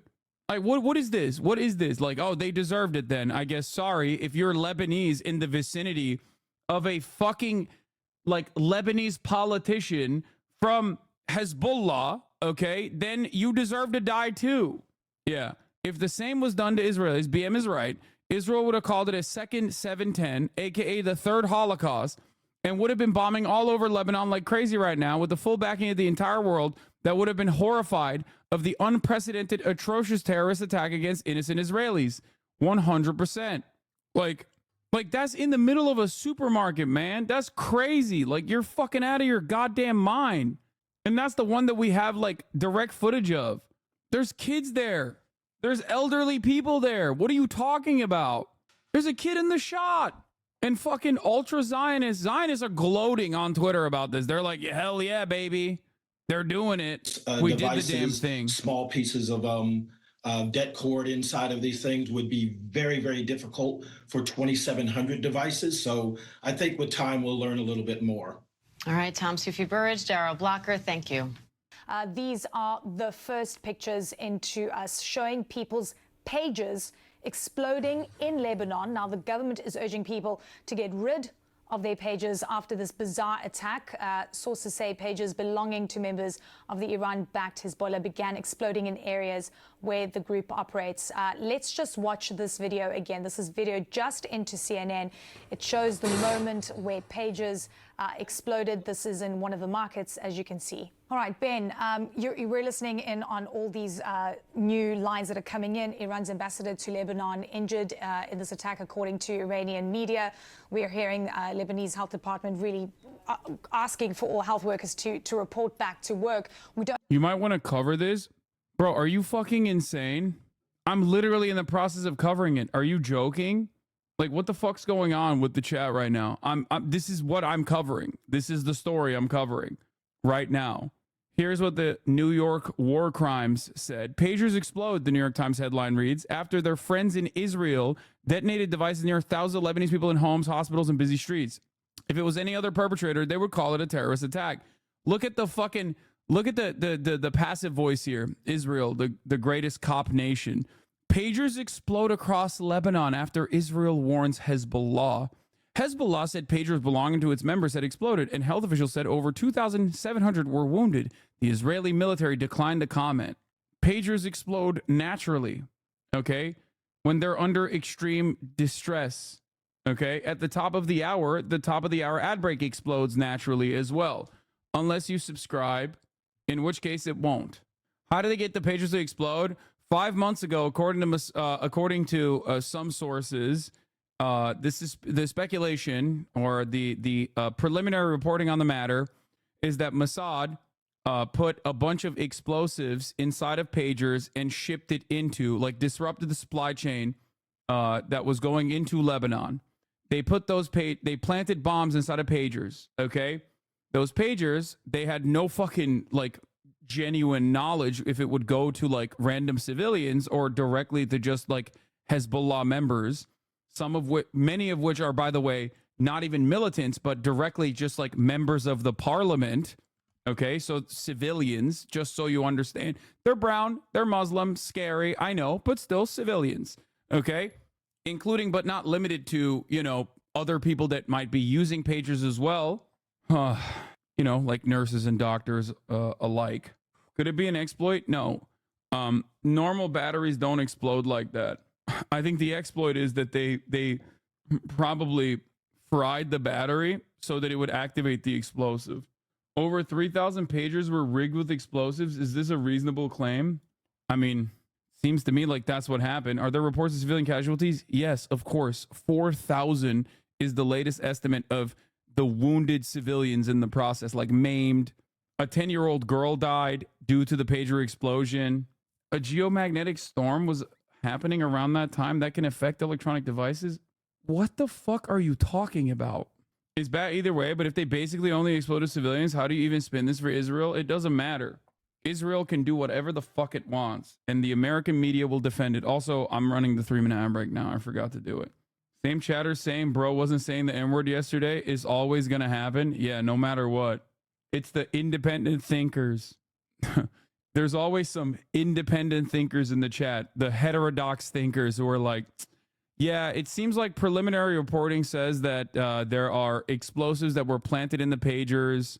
Obviously, the explosions are much larger than like what it seems like a normal battery explosion would look like, or a fire that would, in certain instances, occur. But I'm just going to think Mercury is in Gatorade. Hezbollah has also released a statement. Let's take a look. At approximately 3:30 p.m. on Tuesday, several communications devices known as pagers carried by a number of workers in various units and institutions of Hezbollah exploded. These explosions, whose causes still remain unknown, have resulted in the martyrdom of a young girl and 2 of our brothers so far, and have injured a large number of others with varying degrees of severity. The specialized units in Hezbollah are currently conducting a comprehensive security and scientific investigation to determine the cause of these simultaneous explosions. Medical and clinical teams are also treating the wounded and injured in several hospitals across the Lebanese regions. After examining all the facts, current data, and available information about the sinful attack that took place this afternoon, We hold the Israeli enemy fully responsible for this criminal aggression that also targeted civilians and led to the martyrdom of a number of people and the injury of a large number with various wounds. Our martyrs and wounded are the symbol of our struggle and sacrifices on the road to Al-Quds in victory for our honorable people in the Gaza Strip and the West Bank and continuous field support. Our position of victory, support, and backing for the valiant Palestinian resistance will remain a source of pride and honor for us in this world and the hereafter. This treachery and criminal enemy will certainly receive its just punishment for this sinful aggression from where it expects it or not, and Allah is witness to what we say. Here's what the Pentagon spokesperson said about the fucking pager attack, by the way, if you want to know how bad things are in the America land and how little they give a shit about this. I'm just following up on the pager's question. Does DOD assess that this was an attack by Israel? And do you consider this an escalation? It's funny because, like, they didn't even fucking, apparently, if you were to believe the State Department, which, you know, I don't really make a habit of believing the State Department in most cases, but if you were to believe it, Israel didn't even tell them about this, okay? Of the tensions on the northern border. Yeah, as far as what it is, again, I just don't have anything to provide. You know, and as far as escalation, broadly speaking, in the Middle East, I mean, this is something that we've been paying attention to for more than, almost a year now since Hamas's attack on Israel on October 7. And so we've been very, very focused. The Secretary's been very, very focused on ensuring that this does not, that the tensions in the region do not escalate into a wider regional conflict. And as I highlighted at the top, that's something that continues. I mean, but it is. Not sure which is worse. At this point, Israel doesn't need to run shit by the U.S. In fact, it seems like the other way around. Yeah. Here's a doctor in internal medicine in Beirut, Dania El-Halak. I smelled too much blood today and tried to stop many slaughtered body parts from bleeding, which was pointless. What we are going through is unbelievable. As a doctor, you are not expected and allowed to say which was pointless. As a doctor, you don't tell me what I'm allowed to say, as I know better, idiot, and please understand the context of the text first, then speak. Pointless was meant to explain that the bleeding was impossible to stop, and yet we continued to work. I'm not even kidding, dude. Israel could do this in America, and America wouldn't do shit. Straight up. Maybe one day we'll find out. America condemns the American citizens that were exploded by Israeli bombs for hurting the feelings of the great state of Israel. Israel blows up, fucking Columbia campus student protesters, and America's like, well, they were in the wrong. They shouldn't have actually said something. They shouldn't have said something mean about Israel. We don't know what the target is. We don't know who the target was. We're getting more information on this front, Ben. But as this is all coming to a head at this stage, I wonder from your perspective, and this is the big concern, what it means for the region from a security perspective, from an escalation point of view as well, Ben. Well, this certainly represents a serious escalation because what we're talking about is, according to these Lebanese security sources, hundreds of people being injured. And by all accounts, they seem to be all Hezbollah members. And probably these are Hezbollah members who are not sort of rank and file. These are probably local commanders, people who are in charge of units, lead units from Hezbollah. And the fact that Mushtaba Amani, so why did fucking MPs get blown up? The Iranian ambassador to Beirut, may be among the injured, sort of brings it up another level, because you are talking about an Iranian diplomat being injured in this. Don't forget that on the 1st of April of this year, there was it's what's widely believed to have been an Israeli strike on an Iranian diplomatic complex in Damascus, which that set off a series of strikes and counterstrikes, raising the temperature even further. So this may be a similar sort of event where not only are there perhaps hundreds, perhaps more casualties among Hezbollah members, but also a senior Iranian diplomat as well. So certainly this. See how quick even Americans in chat get terrified from the mention of the idea of any violence actually affecting them, yet many outside of chat don't have an ounce of sympathy for those who experience this violence on a regular. Yeah, they got fucking 10-year-old girls commanding Hezbollah military units. That's why they died. This sets the stage for a major escalation between not only Hezbollah and Israel, but perhaps Iran as well. All right, Ben Wiedemann, thank you so much. Joining us now, we've got Firaz Maqsad, who is the Director of Outreach at the Middle East Institute in Washington, as we're getting this breaking news in with hundreds of people injured, specifically HEZBOLLAH members, after their pages exploded. Firaz, great to have you with us. What is your initial response to this news? No doubt a major operation and a wonderful, maybe wonderful is the wrong word, but an exceptional breakthrough for Israeli intelligence there. Bro, they blew up a 10-year-old, bro. That's crazy. Hayvan. Just a fucking straight up Nazi, dude. On CNN, by the way. What a wonderful, wonderful act of terror. Like, how is this any different than, bro, this is just celebrating 9/11, you know? This is what Trump and everyone else lied about and said Muslims were doing, you know what I mean, on rooftops or some shit. Love the director of outreach at the Middle East Institute saying this, by the way. Wonderful. I mean, exceptional breakthrough. When you see this kind of stuff, I think, I hope you understand why the rest of the world, like, in a lot of instances, despise us, okay?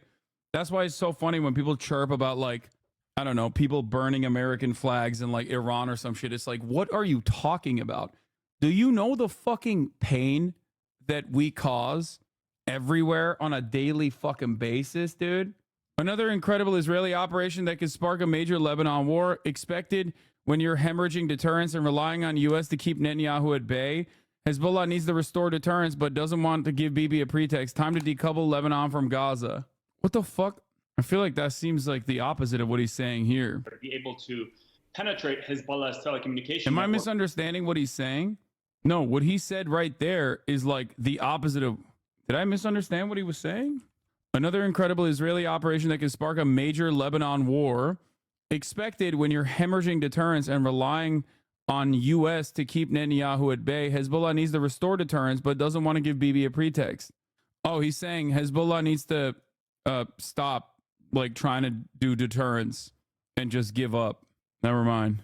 Can blow up hundreds, if not thousands, of pagers all at once. So Firaz, just to interject there, you mentioned Israeli intelligence being behind. You mentioned it was wonderful. Maybe let's go back to that. That seems like a thing that I would ask a follow-up question on. Behind this is that what you're characterizing this as, that Israel was behind this? We don't have confirmation of that, and of course, we're getting information in real time. Why do you assume it's Israel? Absolutely. I mean, in the context of all that's happening, there is very little doubt in my mind, and I think in the mind of most Middle East watchers, that Israeli intelligence is behind this. Now, Israel does have a long track record of sometimes, quite often, actually not claiming its operations, to allow for some plausible deniability and perhaps allow the other side to de-escalate and not feel that they are compelled to retaliate. But for all practical reasons, everybody here would probably suspect Israel as being behind this operation. Friendly reminder, a UK activist is facing prison for referring to October 7th as incredible. I mean, yeah, this is why I always say you must not, but you also definitely cannot be callous in the same way that like those who defend Israel's atrocities are. You just can't. There is obviously a fucking double standard. And anyone who's been doing this for as long as I have will tell you that. As we're getting more information in, and the other piece of news from Iranian media is that the Iranian ambassador to Lebanon was also injured. How significant is this? Well, I mean, this is very significant because we currently have the American envoy in Israel and in the region very much for the purpose of de-escalating and preventing Israel from broadening this war, pulling Lebanon into it in a major way, and also in a manner that can also bring in... You don't bring your warfare into the public space. We always condemn any army that brings a war into a civilian area, yet we praise it as a victory. What victory is there for the loss of innocent? I don't know if you know this, but like for the past fucking 30 years, America has very actively prosecuted wars in civilian areas and killed a shit ton of civilians. And that's before we calculate the unimaginable harm caused by sanctions. So Americans are very, very open-minded to an untold amount of violence as long as it's like kept to the third world. It's been far longer than that, but I'm talking specifically for the war on terror when I say the 30 years. Okay? Chat, I'm talking about direct boots on the ground military war, okay, in civilian areas. Obviously, there's only been like, what, 17 years where the United States of America was not actively involved in some kind of fucking war in its entire history. But that's not what I'm talking about right now. I'm talking specifically about the appetite that Americans have for permanent genocide of Muslims, Arabs, and brown people as a whole. And dragging Iran, Hezbollah's main patron, which perhaps and has threatened before openly not to stand by if Israel launches a major operation in Lebanon.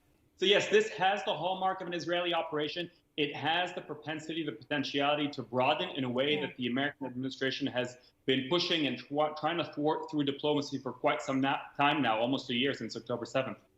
Juliet, in terms of Iranian's ambassador to Lebanon being part of the injured as well, we've spoken about this for the last few minutes to sort of get a sense and understand what this means in terms of escalation. You've just heard from Faraz. He says this has got the hallmarks of an Israeli attack. We just don't know yet. But how are you going to read into this in terms of what it could mean regionally? Yes. So we don't have to be blind. What is this? Bro, how are these motherfuckers actual subscribers, dog? What the fuck? Be honest, man, this was a huge setback for resistant groups. Israel secured a huge W on this. Big cope. Israel secured a huge W in this one. No way to spin it. Extremists are triggered. I think you might be the extremist that is triggered in this circumstance, chatter. Like, you know, I unbanned you just so you can defend your position here. Do you think it's defensible to kill a fuck ton of civilian politicians and also simultaneously kill like random children and shit? Maim thousands of people? Would you not consider it to be an act of terror if a Muslim group happened to do this on U.S. soil, or a Muslim group happened to do this on Israeli soil? You would literally be sitting here being like, this is October 7 all over again. He called you gay in 2020. You act like a beta cuck. I disagree with you. How do you feel as a gay man having someone to talk about your demographic like that? Actually can't believe she said that.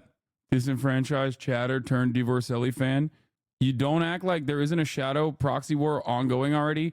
Dog, the United States of America is engaging in proxy wars in like virtually every country on the planet. Do you consider that to be an act of terror if one of those fucking groups actually retaliated in the similar way that Israel was able to pull off in Lebanon? The question I asked you was direct.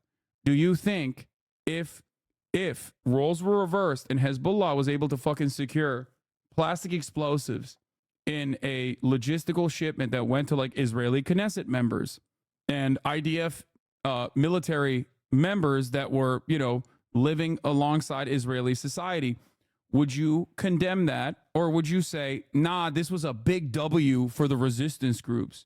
I don't think you would say that's a big W for the resistance groups. I think you would say, oh my God, this is the worst act of terror since October 7. Okay? And I know you would say that because obviously the perspective that you have right now implies that you are in defense of Israel because Israel was struck on October 7, and now you think any amount of violence that Israel engages in is permissible. Do you get it? Chatter using Trump reject nicknames? No, he's joking. This is sarcastic, most likely. Just saying it isn't so black and white. There's a plausible casus belli for Israel with the people expelled from the north. Okay. Do you think there is a plausible casus belli for Hezbollah or Palestinians to do October 7 then? 75 years of occupation, it seems to me like you literally are justifying October 7. Is that what you're saying? I can't believe people were expelled from the north of Israel. How did Israel materialize to begin with? It wasn't through magic. It was through forcible expulsion of 750,000 Palestinians. Is there plausible casus belli for that? Or do you just have selective morality? Everything that Israel does is good. Everything that happens to Israel is bad. I don't know, man. There are second and third generation people that didn't settle there or choose to move there. You are not have some sympathy for their humanity as well. You're not answering my question, big dog. You just justified an attack on Lebanese soil, an act of terror, by saying there's a proxy war going on. I asked you, if Hezbollah did the same to Israel, would you find that to be appropriate? Okay? And you can't have answers for that because that would show you as, you know, an actual fucking hypocrite. So what's up? I do have sympathy for Israeli humanity. I do.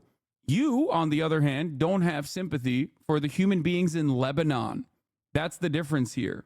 Why are you so tribal? Liberal mask is slipping. Tribal in terms of what? Like one human tribe? Is that what you're saying? Would you be okay? Just answer the question. Would you be okay if Hezbollah did the exact same thing? Maybe I don't have access to all the information or understand certain things. Yeah, there's a lot you don't understand.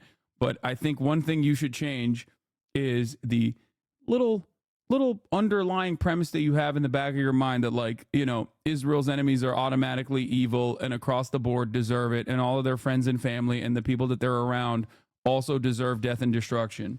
To the idea that, of course, this is Israel. I know it's not proven yet, but there's no other entity that has the desire and capability of doing something. Why can't we just not have Hezbollah and Hamas and just have peaceful Christian governments in Lebanon and Israel? Great question. Lebron. Yeah, the peaceful Christian Lebanese. Why can't we just like plant a phalangist government in Lebanon? They were so peaceful. Wait, this motherfucker said Israel? Wait, what? Why can't we have a peaceful Christian government in Israel? I didn't even hear what he was saying. I didn't even read that. That's a new one. Respect. That's a new one. That's a new one. I respect it because I've never heard that before. Okay? I feel like that straight up, like, motherfucker said, bring back the Crusades. Okay? They tried that, dog. What the fuck? Chatter said Deus Vault. We got to try it again. You know, we haven't tried it hard enough. The Crusades will succeed if you believe, okay? Something like this, and they hinted at it yesterday. So this is the Iranians will see this as a direct attack on one of their senior government officials. So one could imagine how Iran is going to react. It would be no different than if their ambassador, in their mind, was shot at, assassinated, kidnapped, or whatever else. Now, they make the irony here, of course, is, and the question I ask out loud is, what is the Iranian ambassador to Lebanon doing with a network of communications that is limited to Hezbollah? This is we know why. Oh, they're just flexing, dude. This is crazy. No accountability will come to Israel. American media is firing off on all cylinders, being like, this shit is awesome. You know, a little girl was killed in the process, but yo, that shit was dope. Okay. Had she considered not being fucking born in Lebanon? Sorry, sucks to suck. And this is but they're going to have to fess up to that. I think the Iranians will claim that he was on just a usual beeper network, but it's clear the ties between Hezbollah and Iran and leadership flowed through an ambassador or others who had direct ties with Hezbollah. But this is the regional conflict we've been worried about. Every time we get to a moment where things could be triggered into a greater, I'm not minimizing what's already happening there. It's a regional conflict in some respects, but it's not a regional war. This is the question is are we over the brink now, or can all entities bring it back? All right, Paula, what more are we learning? We know from a Lebanese security source that hundreds have been injured. We know that this is a pager system, if you like, that is used by the militant group Hezbollah. We don't know, though, how many Hezbollah have been injured, how many civilians have been injured. That's simply not information we have at this point. Now I understand why every time there's something bad happening in the U.S., people celebrate. Yeah, no shit. This was literally the sentiment, part of the sentiment that I was talking about with respect to what we deserve, okay? Like, people see this shit. People see the support and the weapons, the logistical support, the political support America offers to permanent genocide in the third world and directly engages in. Like, it's crazy. It's crazy to me that we just sit here and talk about how fucking sweet that shit is, dude. Like, ooh, how did they pull this off? How the fuck did they pull this off? How nutty, how wild, how dope. Yeah. 9-year-old Fatima Jafar Abdullah. Okay. That was her name. A young girl killed in a northeastern Lebanon's Baalbek district, according to Lebanese media. But hey, fucking mint, dude. Sick operation. So cool and innovative. Wonderful, they said. So potentially in an hour's time, we will get a lot more clarity on what has happened. I wonder if any news medias will use the word terror on this literal terror attack. Fuck no. That is only if it is an enemy of the United States. We will never use that when it's a friend to the United States. When it's a proxy state or a vassal state, we will never use those terms. We do know the public declarations from the Ministry of Health at this point have pointed to the fact that it is a significant event, the fact that they're calling health officials back to their hospitals, saying everybody has to go back to work so that we can cope with the sheer number of injured that are coming into the hospitals, calling for civilians to be giving blood to help with those injuries. So presumably they are significant injuries in some occasions. Yeah, and we're waiting for that number, but we do have some video just into CNN just showing some footage. Are you going to cover Mehdi Hassan pressing Jill Stein in his new interview? No, I don't care. Like, I'm not a fan of Jill Stein, but I also don't care enough to, like, press her. You know what I mean? Or to say that she's, like, pro-Putin or some shit. Like, I just don't care. It's irrelevant, okay? Like, I just genuinely don't give a shit. Are you pro-Putin? No, dumbass. Of course I'm not fucking pro-Putin. Have people considered that this wasn't planned by Mossad, but instead sinners being smitten by God? There is an error of margin. Okay, I like this chatter. This chatter consistently says the most unhinged shit, so I'm not going to ban him. Of health workers arriving at hospitals. We'd just like to share that with you. This is what we have right now, and you can see. Okay, Faraz, I want you to give me a sense of, you know, because we've got the immediate impact, so people that are injured, the health department trying to get people back at work immediately. We again trying to confirm the number of injured. We know that it was Hezbollah pages for now, still waiting for that. But there's a political element to this, and it's a really big one. At a time where you've got incredible tension in the region, you have a war that is raging between Hamas and Israel, and of course that's spilling over into Lebanon, and the huge ramifications of an attack of this nature. By the way, Anna is right. I can't believe I'm saying this. Like, I had this conversation with someone the other day where I was like, the only way for me to be pro, like, PSL ticket is, like, the constant Jill Stein chirpers. Like, it has officially caused me to be like, dude, I would, like at least they are at the forefront of activism in this country, okay? And not just, like, popping their fucking head into the convo every 4 years when there's an election cycle coming up. Oh my God, dude. It's so, it doesn't matter. I don't even know the names of the PSL ticket. I don't care. I don't care. Like, it is, that shit is so fucking annoying. Like, I don't care enough to be like, Jill Stein is a, I don't care enough to be like, she's spoiling the election and therefore I have to take her down or whatever. You know what I mean? Yeah, no doubt that today's attack is a watershed moment in this conflict that's been raging now for almost a year between Hezbollah and Israel. But it's not disconnected. There's a broader context here. We all recall back in August, the assassination of Hezbollah's chief of staff in the heart of the Hezbollah-controlled southern suburbs of Beirut. There's been a series of attacks against Hezbollah by Israel that can be designed to spark a major war, to be a pretext for broadening this war. And I think Hezbollah is very much being put in a difficult situation, a policy dilemma, if you may.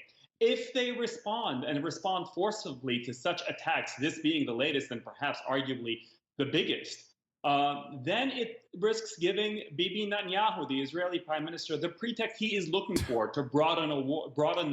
Jill Stein's Green Party is running a candidate against Rashida Tlaib in November. Chemicals hovering over my vehicle in Michigan. Brenda K. Sanders for Congress. Michigan CD 13 ex-district judge Brenda Sanders, the Green Party nominee versus U.S. Rep. Rashida Tlaib, apparently believes in the nut job chemtrails conspiracy theory. Okay, I'm saying it. I'm pulling the trigger. I can't believe I'm about to say this. I'm sorry. This has to be a Russian op. Okay, I'm sorry. That's it. No. That you're. Oh my God. That it's just. Come on,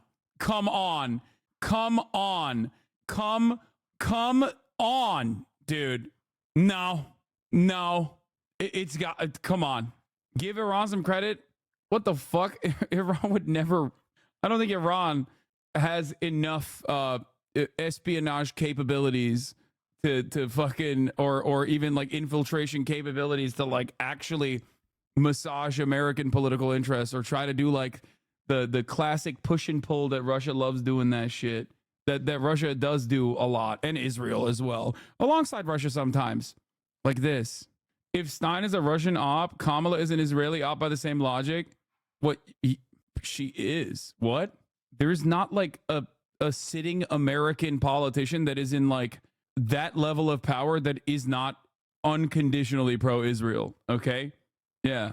I like when chatters will be like, you said something that I consider to be correct, but here's another thing that you also probably will agree with. This war with Lebanon and potentially pull in Iran. But if they don't, they lose and hemorrhage their deterrence, inviting Israel and Netanyahu to conduct further operations as we see today. There's a third option, and really, I mean, my sense is, particularly with U.S. diplomacy active on this and the presidential envoy in the region, Hezbollah can very much make that decision still to unbuckle the Lebanon front from the Gaza front. That support front, which Hezbollah launched in support of Hamas in October 8th, has run its course and really has very much... Yeah, just dial it back. Just stop. Come on, please. Just stop defending Gaza. It's over. Come on. Like, this guy is just basically... Like, this guy is just straight up doing, like, Israeli propaganda. That's insane. That's an insane thing that is happening on CNN. He's just like... Yeah, my message to Hezbollah is just give up. I'm going to reiterate the position of the Israeli government and the security apparatus in place that if you don't give up, they're going to keep doing more shit like this. Great stuff, man. Thank you. Yielded very little. Middle East rep, by the way. Yeah, I mean, this is, of course, yes, he is the guy that they have to speak on Middle Eastern affairs. This is the most Middle Eastern guy. This is the Middle Eastern guy that they're going to get to talk on this issue. In terms of returns for both Lebanon and Hezbollah and the Iranian axis. So there is a third path here to de-escalate. But for the record, like, while I say I don't give a shit about what Jill Stein is saying, like, of course, Vladimir Putin is a war criminal. Get the fuck out of here, okay? Of course. Such a dumb thing to even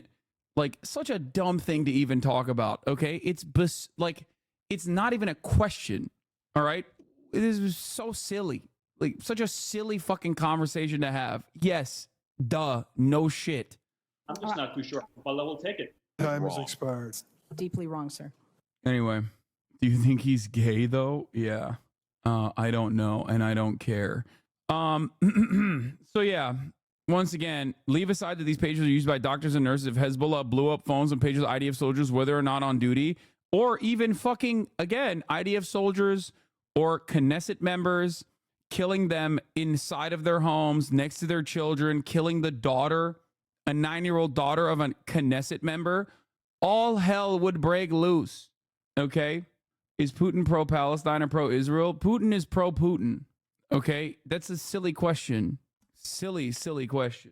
Like, it's hard to think of a more sophisticated and targeted attack on a terror group than the pagers, but Israel will still be condemned. So why can't the critics just be honest? They don't believe in her right to self-defense and never will. Oh, God. Was the 8-year-old girl killed targeted then? No. It's so incredible. It's so incredible. It's so sick. It's so incredible. They did such a sophisticated attack by, exploding pagers. Yeah. Nathan J. Robinson says, Israel knew that detonating all the pagers would mean indiscriminately killing civilians because you have no idea where the person with the pager is going to be. Launching explosions of the fruit markets and killing children is rightly called terrorism. The targets may have been military, but if Hamas put a bomb in an Israeli market in order to kill a military official, we would still consider it terrorism. Not only that, but also Israel directly uses bombs to kill people that they suspect is like high up. And they do end up killing a bunch of civilians in the process inside of Lebanon, in Syria, in Iraq, and many other places. It does not matter. It's just a straight up act of terror, and it is being celebrated by all of our wonderful thinkers in mainstream media. Over 1,000 Hezbollah fighters said injured as their pagers explode in alleged Israeli attack. We know how the U.S. media frames attacks intended for military targets that killed civilians. It's called October 7. Exactly. And in the interest of consistency, honesty, and fairness, I have condemned the civilian casualties during October 7. The problem is, no one will ever be expected to condemn Israel. There is never going to be a person that goes, do you condemn the Israeli terror attack on Lebanese soil? No, fuck no. That's not a question. That's not ever going to be a question. Anyway, here is the shocking moment. All hell breaks loose as John Kennedy accuses the Arab American leader of supporting Hamas. Obviously, just more of that beautiful, delicious double standard that we all know, enjoy, and love. Senator Kennedy. Psycho. Thank you, Mr. Chairman. Rabbi, do you believe there are a substantial number of people at Harvard University who believe in diversity, equity, inclusion, and the right to harass Jews? I do. That's a yes? Yes. And do you believe those people have acted on their self-anointed right to harass Jews? Yes. And has the administration at Harvard University allowed that to happen? Yes. Is that true at University of California at Berkeley? Yes. How about UCLA? Yes. How about NYU? Yes. A lot of other universities too. Isn't that the case? That is correct. Now, Title VI says that if you receive federal money, you can't harass Jews. Isn't that true? That is correct. Has the Biden-Harris administration taken away the money of Harvard? No. How about Berkeley? Nope. How about UCLA? No, sir. How about NYU? No. They've just talked, haven't they? That is correct. Okay. Do you think this condoned behavior at these universities, this condoned belief at these universities, and let me state it again, they believe in diversity, equity, inclusion, and the right to harass Jews. It's what they believe. What you do is what you believe. Everything else is just cottage cheese. Do you think that is consistent with their mission as universities? Absolutely not. One of the funniest parts about this, and Felix made this point, I think in the latest Chapo, and I agree with him, is that there's currently actual blood libel being presented by the Republican Party against like Haitian migrants. Okay. There's currently like, a shit ton of bomb threats that are happening in Springfield, Ohio as a consequence of the statements that the Republican presidential and vice presidential candidate have repeated over and over again. Just straight up lies, right? Like calling them vermin, calling them vectors of disease, things of that nature. But what has our Congress done on that front? Absolutely nothing. Congress is too busy writing like 12 new bills that make it so that if you are like a Jewish anti-Zionist protester in a fucking Ivy League institution, you should be killed for saying Israel is mean and wrong. Okay? I'm so glad that that is what the state of affairs looks like in the United States of America. If you hurt someone who is in defense of Israel's feelings, you should be shot and killed. Okay? You should be arrested. You should be shot and killed. All this cool stuff. We should immediately adopt the IHRA definition. Okay? Which is pretty crazy considering that the IHRA definition, you don't have to ban the guy who's like posting John Kennedy's office's phone number. They might have just gotten clapped though because of Fossabot. Yeah. By the way, another part of this is that actual anti-Semitic neo-Nazis are literally marching in the streets of Springfield, Ohio. Actual neo-Nazi groups are sending out flyers. The Ku Klux Klan is promoting the position that is now adopted by the Republican president and vice presidential candidate. No peep, not a peep from the Democrats, not a peep from the Republicans. The Republicans are the ones who are literally pushing these lies. Okay. But hey, we got all the smoke, baby. Let's write like 11 more bills. Let's write as many bills as we can. If you even think in your mind that Israel could ever do something that is wrong, you should go to jail. Okay? I will send you to perma jail. Sick. Cool stuff. What a fucking ridiculous state of affairs. It's so, I don't even know what to say about it. Like the hypocrisy is glaring. The inhumanity is still somehow shocking because they just like keep increasing the heat. So sick. Israel is a Nazi state, and the United States of America is also a Nazi state. Okay, that's where we're at. Wonderful stuff. Very cool. Okay, so above and beyond the question of money, it is the morality, the purpose of higher education in America, is it not? That is correct. Ms. Barrett, you are the executive director of the Arab American Institute, is that correct? Correct, sir. Okay, and according to... What? Hassan, you look so silly. October 7th, which directly targeted civilians, was freedom fighting. But an attack that directly targeted combatants is terrorism. Isn't this what you want, for civilian death to be minimized? Or is it just you're immoral because I don't agree with you? Dude, I'm so glad I'm white. No weird shit like I've been drunk and the cops let me go on multiple occasions. How does this guy go from this to this? Okay. First of all, I suspect that you were probably in here since you created your account on September 2nd. I live in Rokana's district. There's a lot of Israelis here. I can see why he might not want to be too critical of Israel. It's a sensitive subject for them. Wait, how the fuck did you go from having like, he's saying that what they're doing is not defending itself. They're trolling as a hate watcher. Dude, I will never understand. When I go back, I'm not pro-Israel. Okay, if you're not pro-Israel, why the fuck are you coming in here and saying silly ass shit like, oh, you loved October 7. Okay, you loved October 7. I just had a conversation about October 7 saying that targeting civilians is never appropriate, okay? It is what amounts to an act of terror.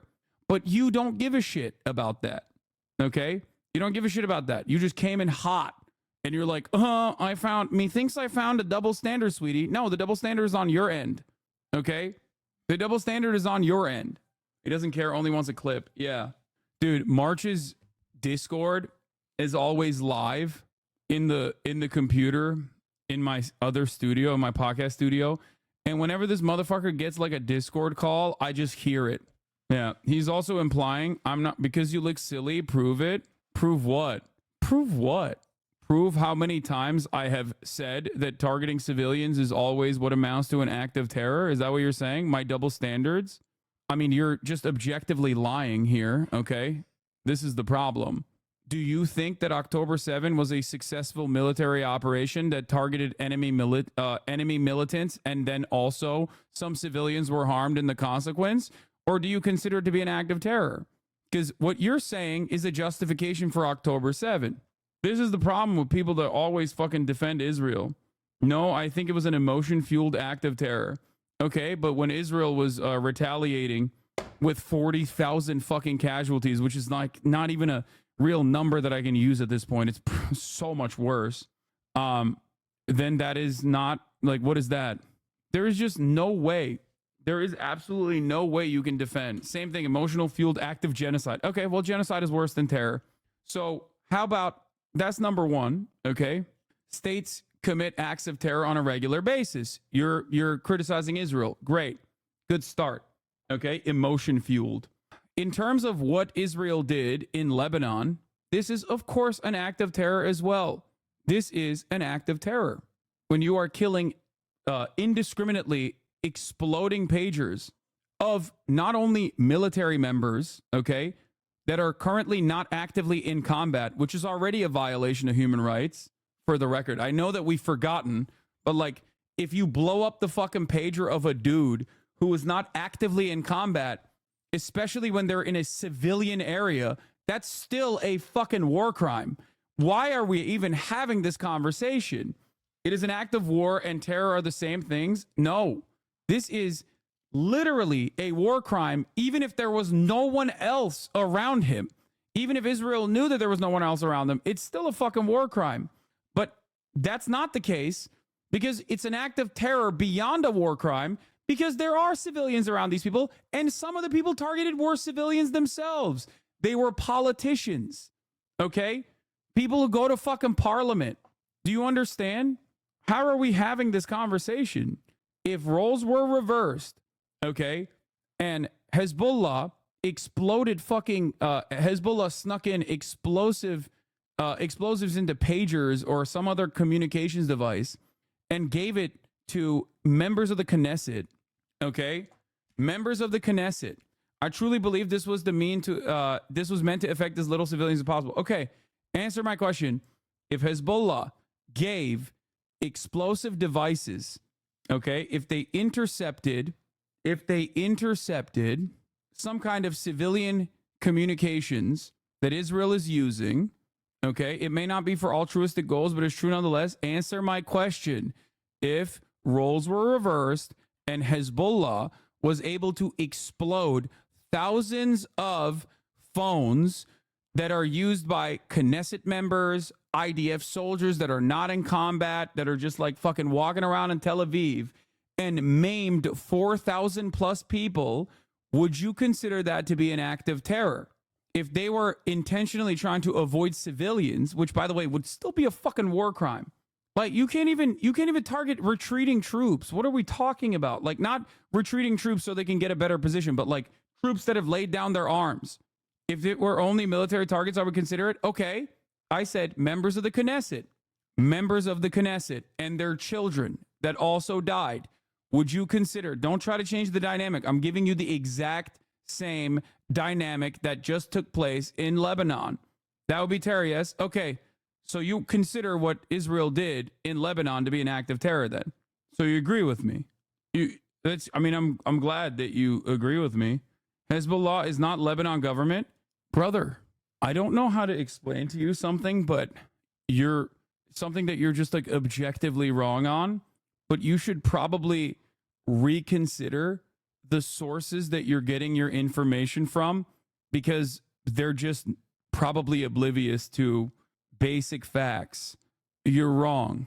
Hezbollah is absolutely a political party. I think someone either took advantage of your lack of knowledge in the situation. Is Hezbollah the equivalent to the Knesset? Okay, Likud. Hezbollah equivalent to Likud or the Jewish Power Party. Likud is very fair game, yes? No, you don't fucking believe that. Shut the fuck up. Wait, what do you mean? Equivalent to the Knesset? Okay, it blew up. A Likud party's fucking phone exploded randomly next to civilians. You already said you consider it an act of fucking terror. What do you mean? Like, you, come on, dude. Come the fuck on, brother. Anyway. Bro, send me the worst possible thing that you can, like, the wiki wand is the absolute worst possible fucking thing to send me. It's like all AI and shit. It's so annoying to be like, this is the Lebanese parliament. For the record, no matter how much I fucking despise the Likud or the Jewish Power Party, I don't think that they should be summarily executed alongside random fucking civilians and their children, okay? Like, you know, that's ridiculous. The appropriate solution, yeah, Likud is centrist in the Knesset. He's basically saying half the Knesset is fair game. I mean, they're right-wing. They're not centrist, but we know what the centrist parties are. Centrist parties who are also very much against the ICC and the ICJ's decisions against Israel. So they're all fucking right-wing. Ultimately, if you consider Likud to be terrorists, okay, then there's like three fucking sitting Knesset members that are not terrorists. Your website, you're also, I'm going to quote here, a longtime Democratic Party activist who served as a member of the 2016 Democratic National Convention's Platform Standing Committee, close quote. Is that correct? That's correct. Okay. You support Hamas, do you not? Please say why Hezbollah considered terrorist. Isn't it the military branch of the Lebanese government? No, there's a paramilitary wing of Hezbollah, but Hezbollah obviously is a part of the fucking parliament. Like, they are among, they are a part of the 128 seats in the Lebanese parliament. They're like, it's like blowing up, Democrat politicians or some shit. It's crazy. Also, I fucking, this guy's, I literally missed this guy being insanely fucking racist, and also missed the top of the hour ad break, which I'm running now. Okay. And according to your website, you're also, I'm going to quote here, a longtime Democratic Party activist who served as a member of the 2016 Democratic National Convention's Platform Standing Committee, close quote. Is that correct? That's correct. Okay. You support Hamas, do you not? Senator, oddly enough, I'm going to say thank you for that question, because it demonstrates the purpose of our hearing today in a very Let's start effective first way. with a yes or no. Hamas is a foreign terrorist organization that I do not support, but you asking the executive director of the Arab American Institute that question very much puts the focus on the issue of hate in our country. Well, I got your answer, and I appreciate it. What is the... That's so cool that, like, just sitting senators at the Senate Judiciary Committee could just straight up do, like, hate crimes and shit. You know what I mean? That's cool, man. That's cool. Well, you're Arab, so you must be Hamas too. I mean, this is not new, by the way. This is like, it happened in a way that went super fucking viral when Tom Cotton, another one of these racist assholes, was like, what kind of Chinese are you? And the dude was like, Senator, I'm Singaporean. Well, Singapore is a different type of China. So tell me now, what type of Chinese are you, boy? Can you tell me what kind of Hamas you are? Explain to me. Since you're Arab, please can you state on the record that as an Arab, you automatically are Hamas? You support Hezbollah too, don't you? Again, I find this line of questioning extraordinarily disappointing, Is that a Senator. no? That Or you have Arab American constituents that you represent in your great state. Yes, ma'am, I understand that, but my time's limited, and I apologize, but is that a yes or a no? A yes or no question to do I support Hezbollah? The answer is I don't support violence, whether it's Hezbollah, Hamas, or any other entity that invokes You it. can't So bring no, yourself to say no, can you? No, I can say no. I can say yes. But What you I can haven't. She's literally saying no. And he's like, but I don't believe you because you're Arab. By the way, that's already a loaded question, because the answer, you can't have like an honest answer in that situation, because like you can't have an honest answer in that question because everyone is automatically under the assumption. Everyone is automatically under the assumption that like these are fucking terror cells and they're bad and they're Arab and they're Muslim and they're scary and they want to bomb America. So like you can't even have a normal fucking conversation about this shit. Okay. So especially as an Arab person, good luck. say is You just your can't line make of yourself do questioning. it. Do you Senator. support or oppose Iran and their hatred of Jews? Again, I'm going to emphasize Iran. Oh, I like that he's also, now he's like, what about Iran and their Jew hatred? I can't tell you what he deserves, I wonder if he'll ask, do you support Saudi Arabia? On Hezbollah, Hamas, none of them is going to You can't bring yourself to say no, can Sir, you? I don't support. It's real simple. Excuse me. I'm going to, Ian, if I may, no, as a Muslim no. woman, sir, I'm going to tell you I do not support Iran. But what I will tell you is that this conversation. I'm running out of time. I'm Okay. sorry. You called our decision to cut funding. You called our decision to cut fund. Well, first, what's the United Nations Relief and Works Agency? It's UNRWA, which is Yeah. the institution that exists to provide services and aid to the nearly 6 million Palestinian refugees. And you called our decision to cut funding for them, quote, an incredible moral failure, close quote. That is absolutely correct. But again, I would suggest that conversation And is about foreign policy. We did that because 9 UNRWA staff members were fired for actually helping Hamas on October 7th. Isn't that the case? I don't believe that that's correct in terms Let of... me ask you one more time. You support Hamas, don't you? I'm not going to say what I think. I'm not going to say what I believe is truly just to happen to him, but you can't stop me from thinking it. You know, I'm thinking it. I mean, this is just pure, unadulterated, unrestricted, insane levels of bigotry. Like, he is behaving like a fucking, like, Reddit debate lord or some shit. It is reprehensible, vile, it's disgusting. He's like one step removed from saying that, you know, you did 9/11 to some random Arab woman, okay? Ironic considering that this is a committee hearing on combating fucking hate crimes, which is now turned into doing more hate crimes. Turns out the Senate Judiciary hearing was about doing hate crimes. All I wish for is justice. I wish for a better future. I wish for karmic justice. You support UNRWA and Hamas, don't you? Sir, please. I think it's exceptionally disappointing that you're looking at an Arab American witness before you and saying you support Hamas. You know what's disappointing to me? I do not support Hamas. Bring yourself I do to not say support Hamas. You don't or support UNRWA. You don't support Hamas. You don't. I was very clear in my support for UNRWA. HEZBOLLAH, and you don't support Iran. You should hide your head in a... That's so crazy because she has said it, but because she's not a human being to you, you're not there to hear what she has to say. At an Arab American witness before you and saying you support Hamas. You know what's disappointing to me? I do not support Hamas. Bring yourself I do to not say support Hamas. You don't or support UNRWA. You don't support Hamas. You don't. I was very clear in my support for UNRWA. HEZBOLLAH, and you don't support Iran. You should hide your head in a bag. Your time has expired. Please, Ms. Berry, I'm going to allow you to respond to anyone or all. Dick Durbin, you shouldn't have censured him right there. Like, what are we doing here? Isn't that your fucking job?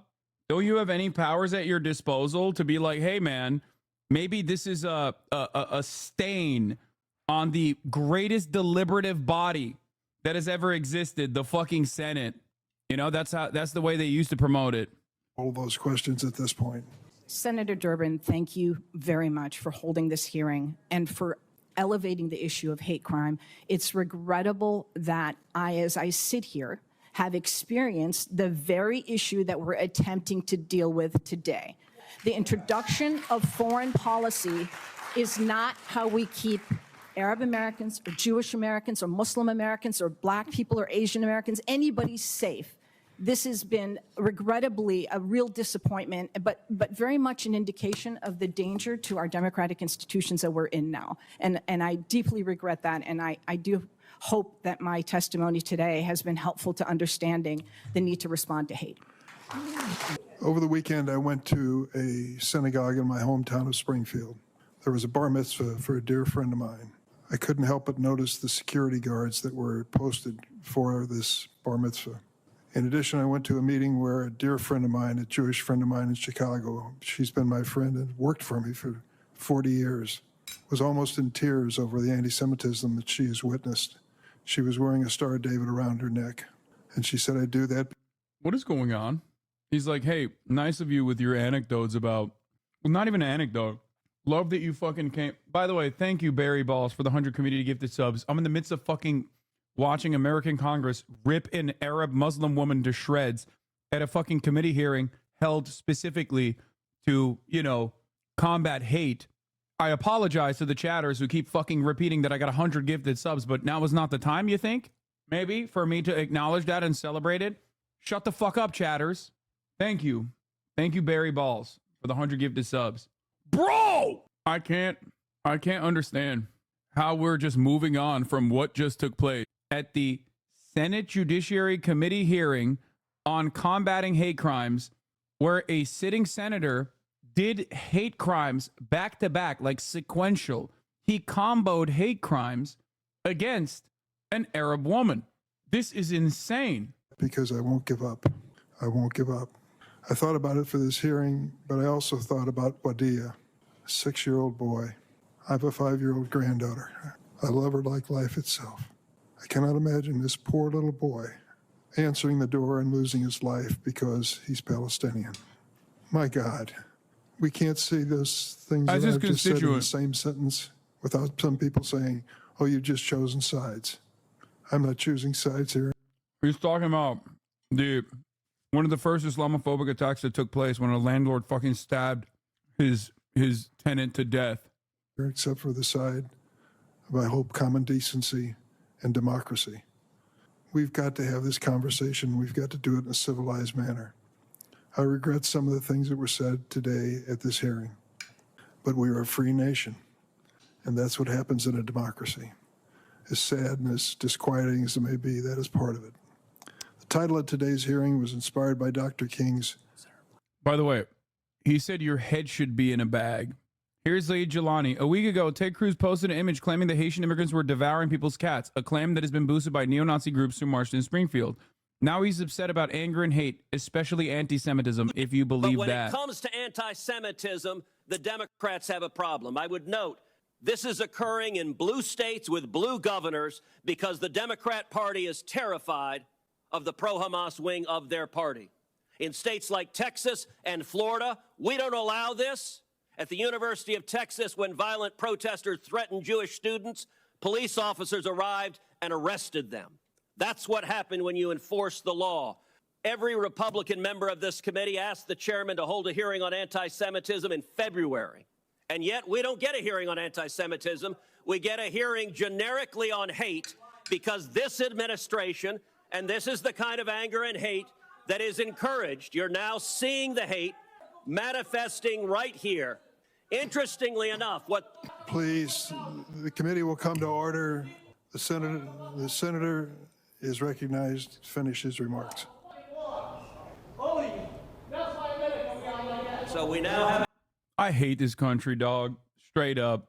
Like, I hate our politicians so much. I fucking hate our politicians so much. Oh my God. Oh, we're such a fucking bad nation. We are such a goddamn shit stain on this fucking planet. Just a parasitic force of evil, dude. Holy fuck. Our politicians are such godless, soulless, bloodless fucking monsters. Every single one of them. It's gross, dude. A demonstration of anti-Semitism. We have a demonstration of the hate. Rabbi Goldfeder, let me ask you, has the Biden administration cut off the funding of any of the colleges that have allowed this hate? Have they indicted anyone for funding these violent protests? Have they indicted the people paying for the matching tents? Or have they sat there silently, and have the universities sat there silently while their students are terrified to go to class? They have not indicted anyone. They have not indicted anyone. Has any university had their funding cut off for allowing this sort of violent intimidation? Not a single university.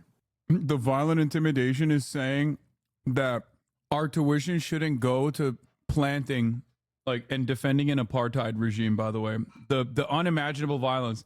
This apartheid regime that has nothing to do with Judaism, mind you.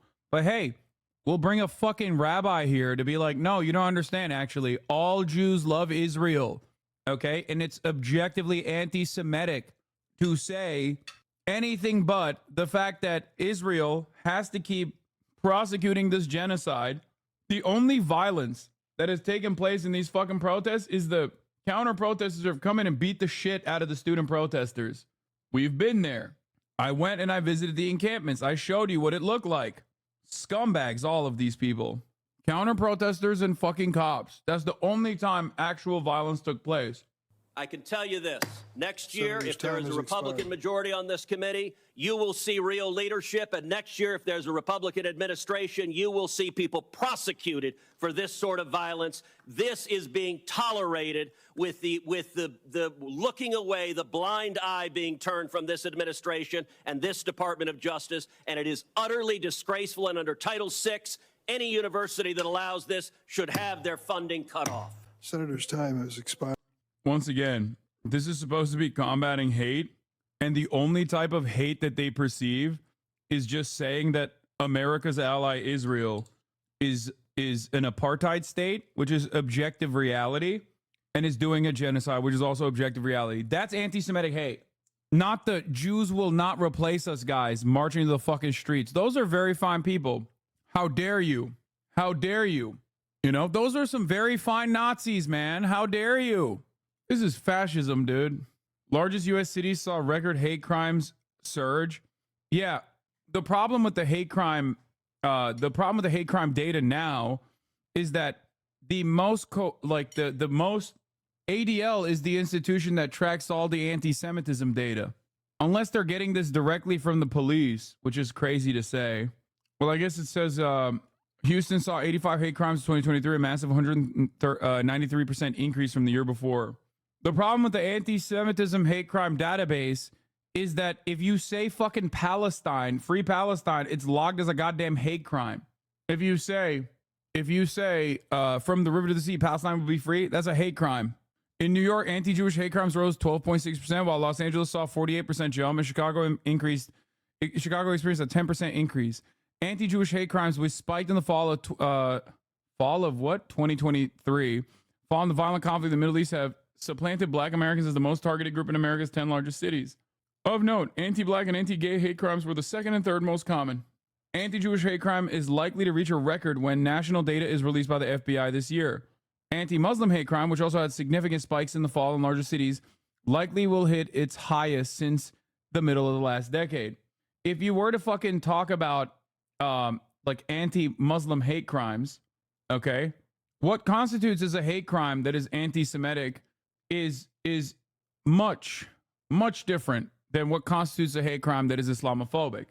For example, what that senator did in that meeting is a hate crime, okay? And a real hate crime, not like saying free Palestine is considered a hate crime. But by a lot of standards, by a lot of metrics, what he did would not be considered a hate crime. And what those protesters that were doing in the seats saying free Palestine, that would be considered a hate crime. Just so you understand how this fucking data looks like. I did read it. It said anti-Muslim hate crimes also jumped 22%, 40%, and 300% in the same cities, respectively. Anti-Muslim hate crimes jumped 300% in Chicago. Where are the hearings? Bro, they're doing a hate crime hearing, and the first thing that they chirp about is literally fucking doing more hate crimes. You're conflating hate speech and hate crimes here. You're getting mixed up. Dude, what are you talking about? The ADL definition considers saying free Palestine to be a hate incident, okay? A hate crime, an anti-Semitic hate crime. I know what I'm saying. Yes, hate speech is often a hate crime. It doesn't have to be like, you know, stabbing a person and saying that like you're stabbing them for their background or something. I want to shift to another topic. I've been talking to allies of former President Trump who are frankly outraged. They're alarmed. Yeah, Vance says he does not like the comments Laura Loomer made on Kamala Harris's Indian heritage. Here's Vance also committing a little bit of hate speech right here, okay? Get ready for it. Brilliant guy. Generational run for just, you know, a dude that people hate more every time they see him. Donald Trump has been traveling with Laura Loomer. She is someone who says she supports white nationalism. She spread conspiracy theories, including that the September 11th attacks are an inside job. She recently said that Kamala Harris, whose mother was Indian, if she wins in November, quote, the White House will smell like curry. Senator, you are married to an Indian American woman. What was your reaction to hearing those comments specifically? Well, Kristen, I want to go back to what you said about Haitian migrants to begin with, because you didn't give me a chance to respond. Look, we don't blame the Haitian migrants for coming to Springfield. We blame Kamala Harris for opening the American southern border and inviting 20,000 people to get dropped in a small Ohio town. Now, you asked about Laura Loomer. Look, Laura Loomer is not affiliated with the Trump campaign. She said something about curry in the White House that I first read about this morning, actually, because I knew that you would ask me about it. Look, Kristen, I make a mean chicken curry. I don't think that it's insulting for anybody to talk about their dietary preferences or what they want to do in the White House. I think what Laura said about Kamala Harris is not what we should be focused on. We should be focused on the policy and on... Yeah, that's what she was saying. That's crazy, bro. You have no respect for your wife, like, straight up. You're such a piece of shit. You're such a cowardly little fucking dipshit. You don't give a fuck, dog. That's crazy. Bro, his wife is literally an Indian woman, okay? That's just straight up like she being like, oh, she's Indian. She smells like curry. That's what she's saying. It's like entry-level racism that like a 12-year-old would say. Like, what are we doing? You think it's actually about the dietary preferences? But wait, there's more. Speaking on dietary preferences. The issues, not what we share preferences or what they want to do in the White House. I think what Laura said about Kamala Harris is not what we should be focused on. We should be focused on the policy and on the issues. And look, so yeah, do I agree with what Laura Loomer said about Kamala Harris? No, I don't. I also don't think that this is actually an issue of national import. Is Laura Loomer running for president? No. Kamala Harris is running for president, and whether you're eating curry at your dinner table or fried chicken, things have gotten more expensive thanks to her policy.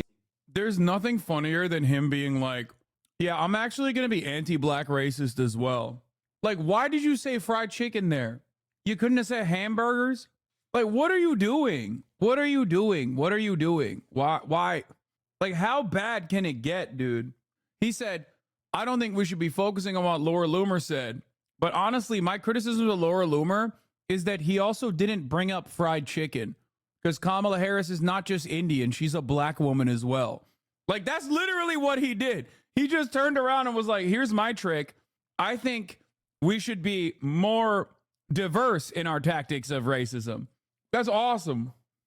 Let's talk about the person running for president of the United States, not a social media personality who supports Donald Trump. Senator, were you and your wife offended? And do you disavow those comments that even some Trump allies say are blatantly racist?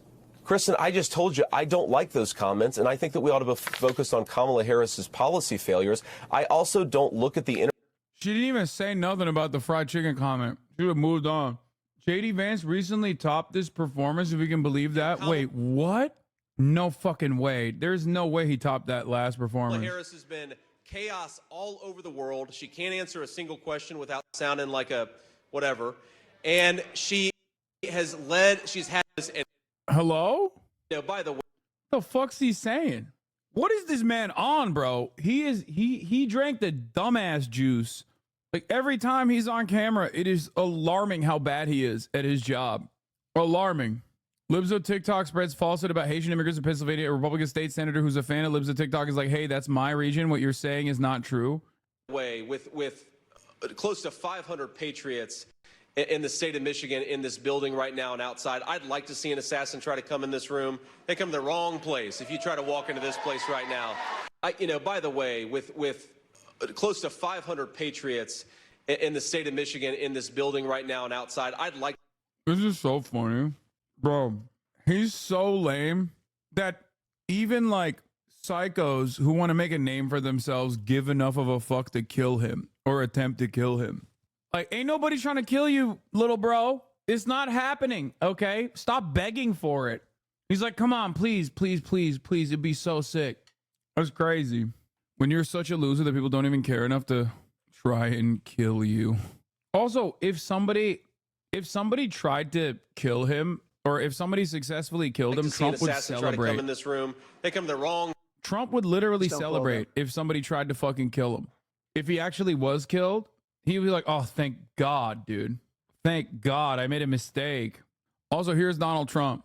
The Democrats say, please don't call them animals. They're humans. I said, no, they're not humans. They're not humans. They're animals. The Democrats say, please don't call them animals. They're humans. I said, no, they're not humans. They're not humans. They're animals. The Democrats say, please don't call them animals. They're humans. I said, no, they're not humans. The hate crime shit is going to get so much worse, by the way. You said this, quote, Trump makes people I care about afraid. Immigrants, Muslims, etc. Because of this, I find him reprehensible. God wants better of us.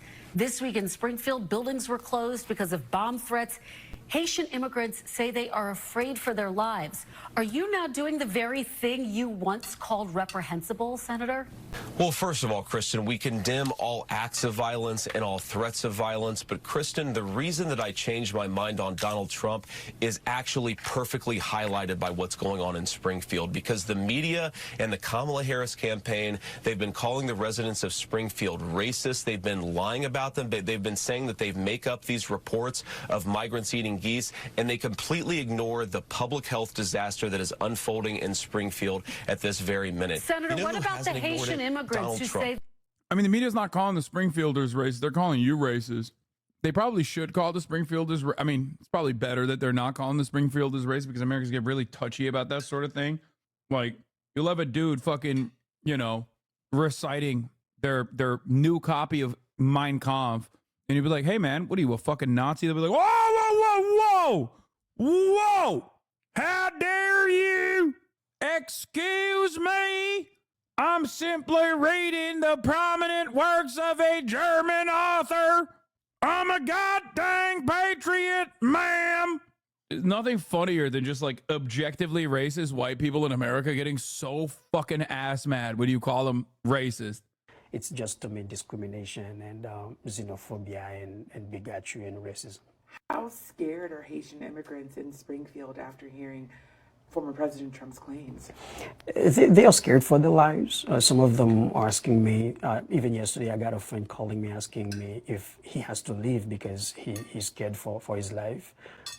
So another friend told me that it seems that he would have had some family coming to visit him, but it seems that he gonna welcome them in Columbus or Dayton, because it is not safe right now for him in Springfield to welcome his family here. What do you make of these claims? What does it feel like to hear politicians make these false accusations?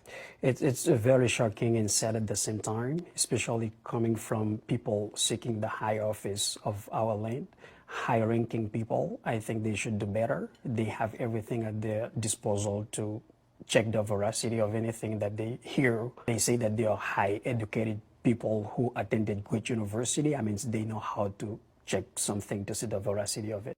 J.D. Vance has some more wild shit in this interview. Oh my God, what else?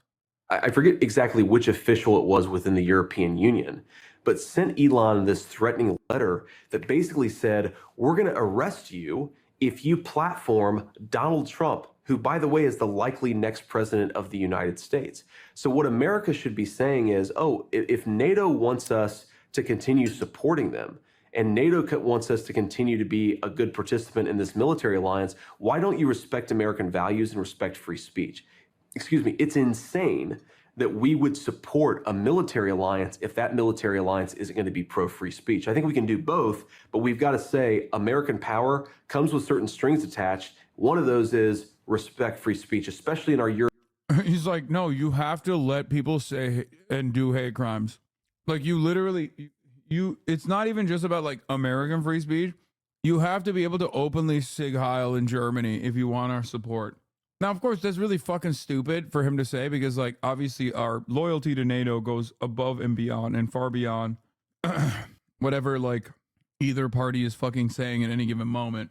You know, as you know, there is always bipartisan support for American imperialism, and NATO, of course, is one of the most consequential vectors of said imperialism.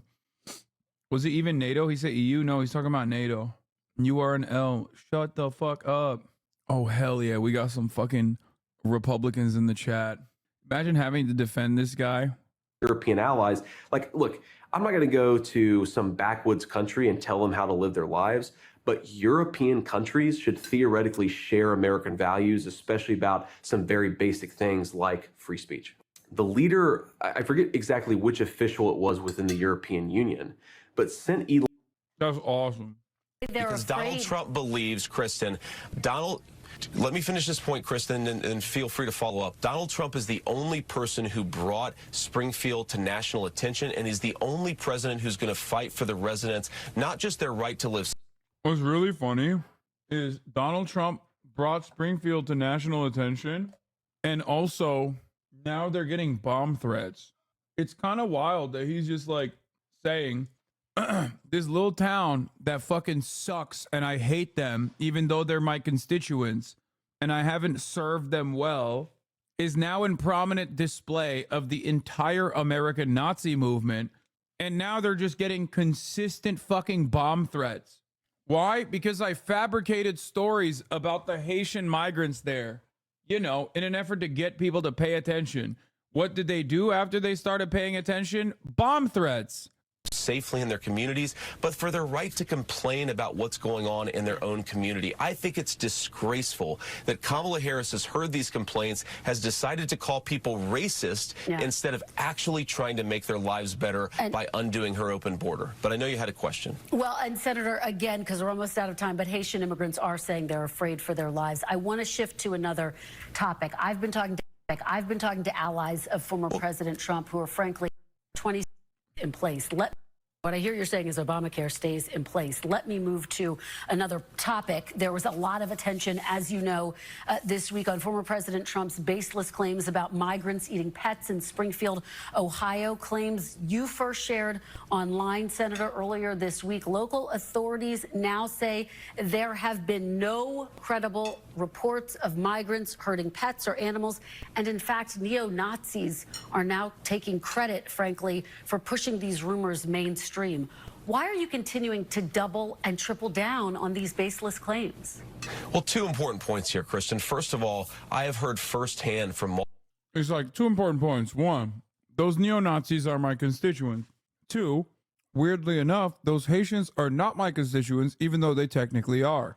Two important points. Have you considered that I'm a fucking Nazi? Multiple constituents, people who made 911 calls a month ago, a year ago, who were making these complaints. I trust my constituents more than I do the American media that has shown no interest in what's happened in Springfield until we started sharing cat memes on the internet, which is disgraceful that the American media ignored this town. And that's the most important part.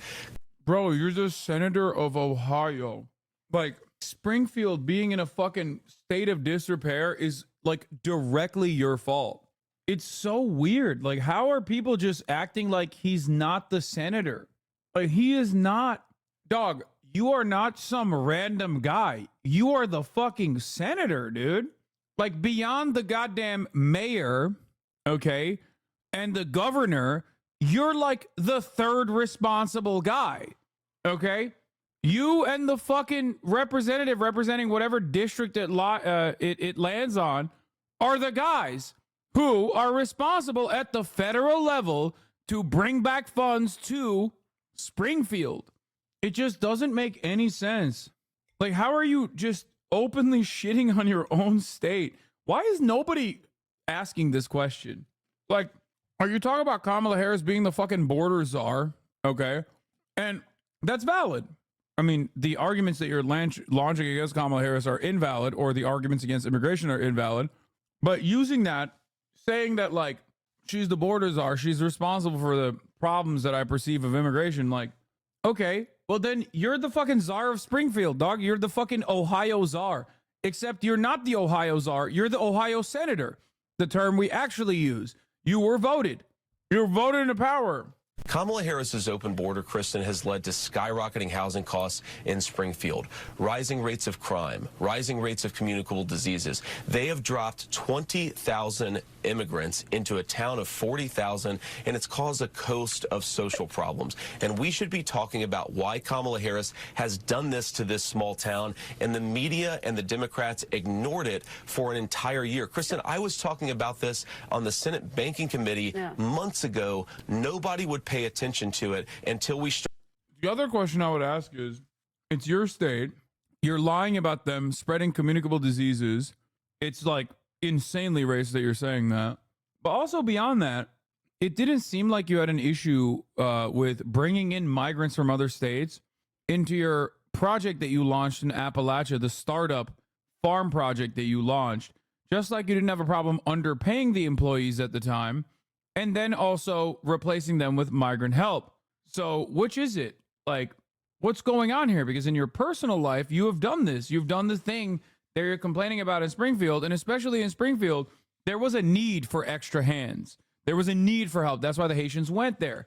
Whereas you brought in a startup to an area, and then you bust migrants into the area specifically because you didn't want to fucking, you felt like the white Americans weren't doing the job. Started sharing the 911 calls of people in Springfield saying the migrants are eating the geese. And yet, I think that's really, really shameful that no one cared about it or paid attention to it. And yet, Senator, officials, the mayor, other local officials have said there's just no evidence of what you're saying, that it's baseless, those claims.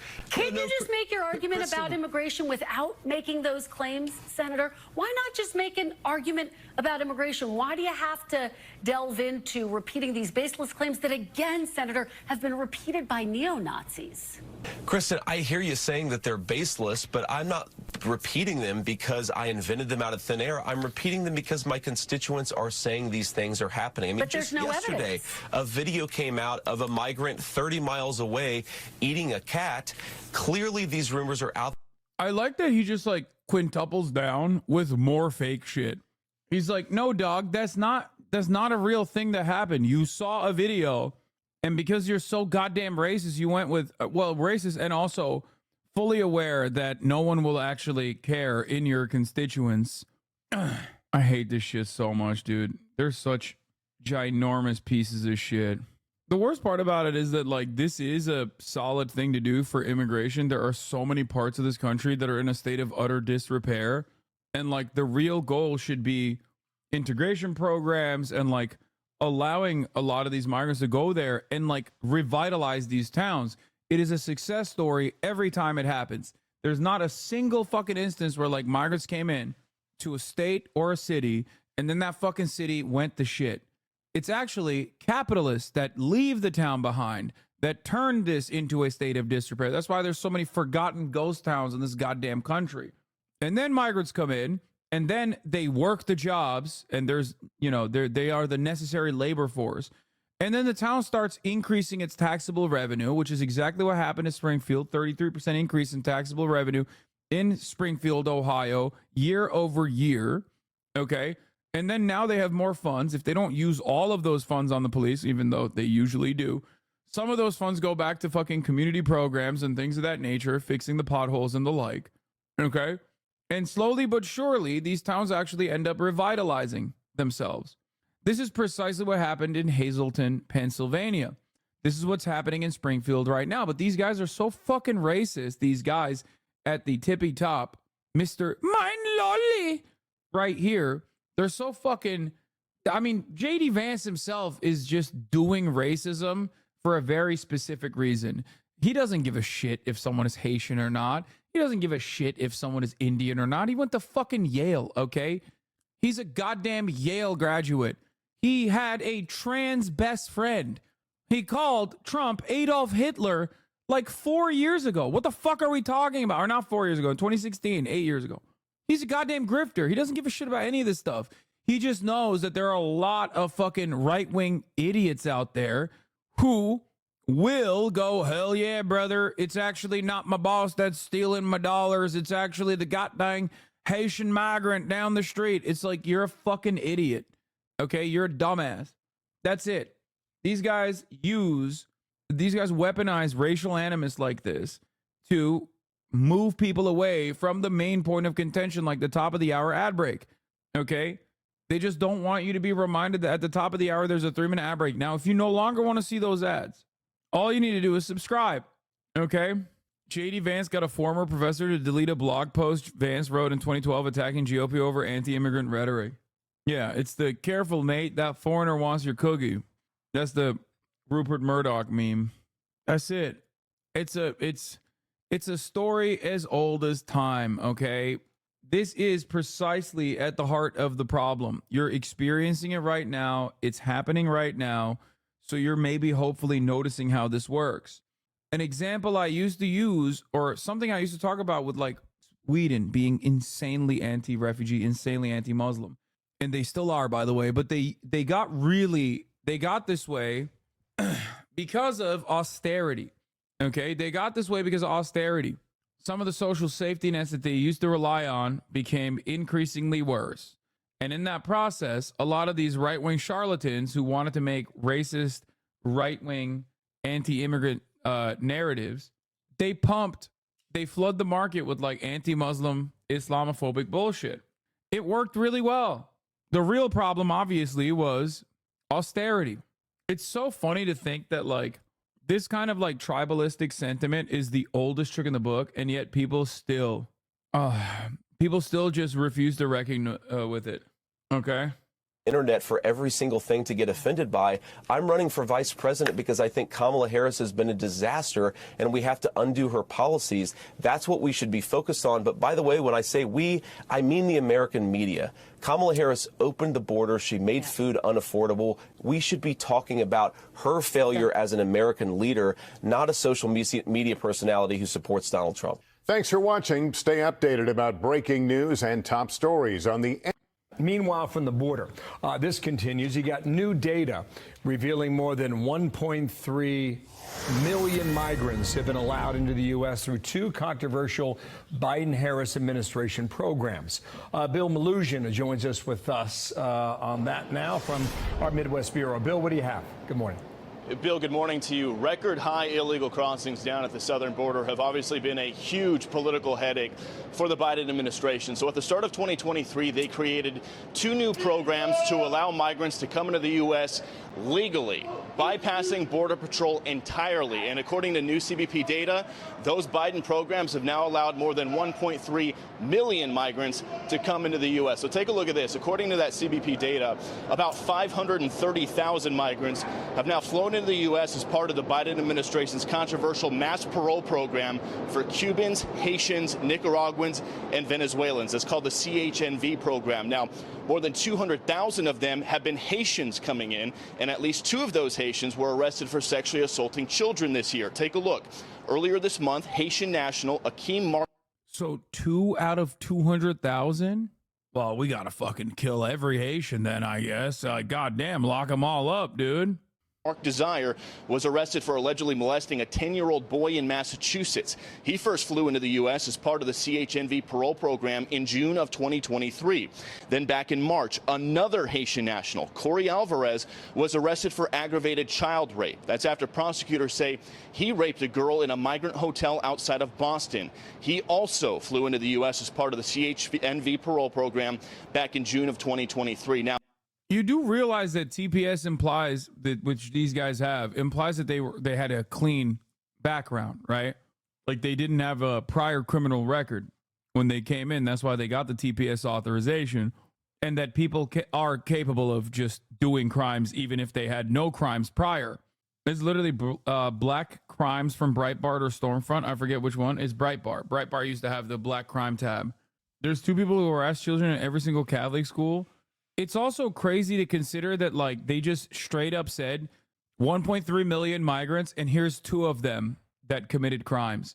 If the crime per capita rankings for undocumented and documented migrants like this, okay, especially when looked as a collective, if you look at undocumented migrants and documented migrants, and you look at their crime statistics, they are so unimaginably low in comparison to natural born U.S. citizens. Like, is not even a question.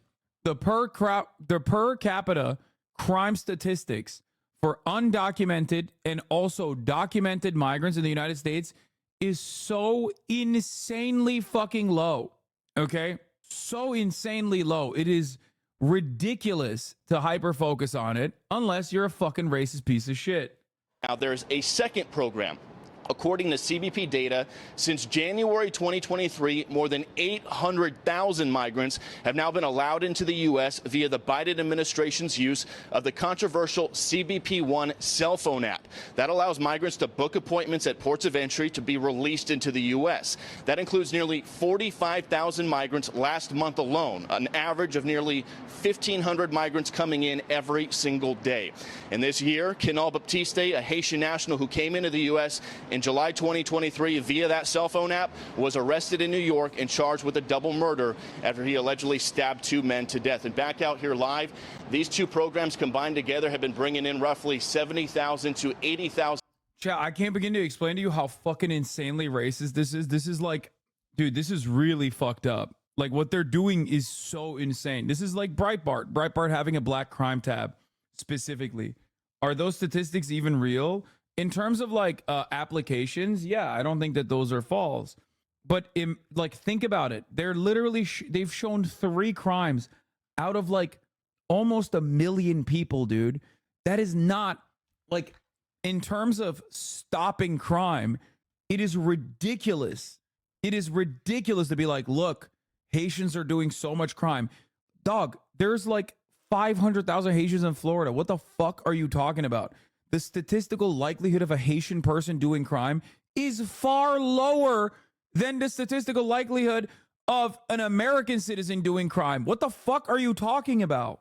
Like, the reason why they're showing you that is specifically to be like, see, the Haitians are up to no good. They are really, they're prone to do crimes. They're genetically inferior. They're racially inferior. They're going to do crimes. They're violent barbarians. And it's like, but the stats literally show the opposite. Like, what the fuck are you talking about? Migrants every single month, and those migrants are not counted in Border Patrol data because they are not illegal crossings. So yes, Border Patrol numbers have been down significantly this year, but those numbers are not a true reflection of the amount of people who are being allowed into the country. Wow. Bill, we'll send it back to you. Okay, Bill, thanks. Stay on it. I know you will. Bill Malugin in Chicago today. Thank you. I'm Steve Doocy. I'm Brian Kilmeade. And I'm Ainsley Earhart. And click here to subscribe to the Fox News YouTube.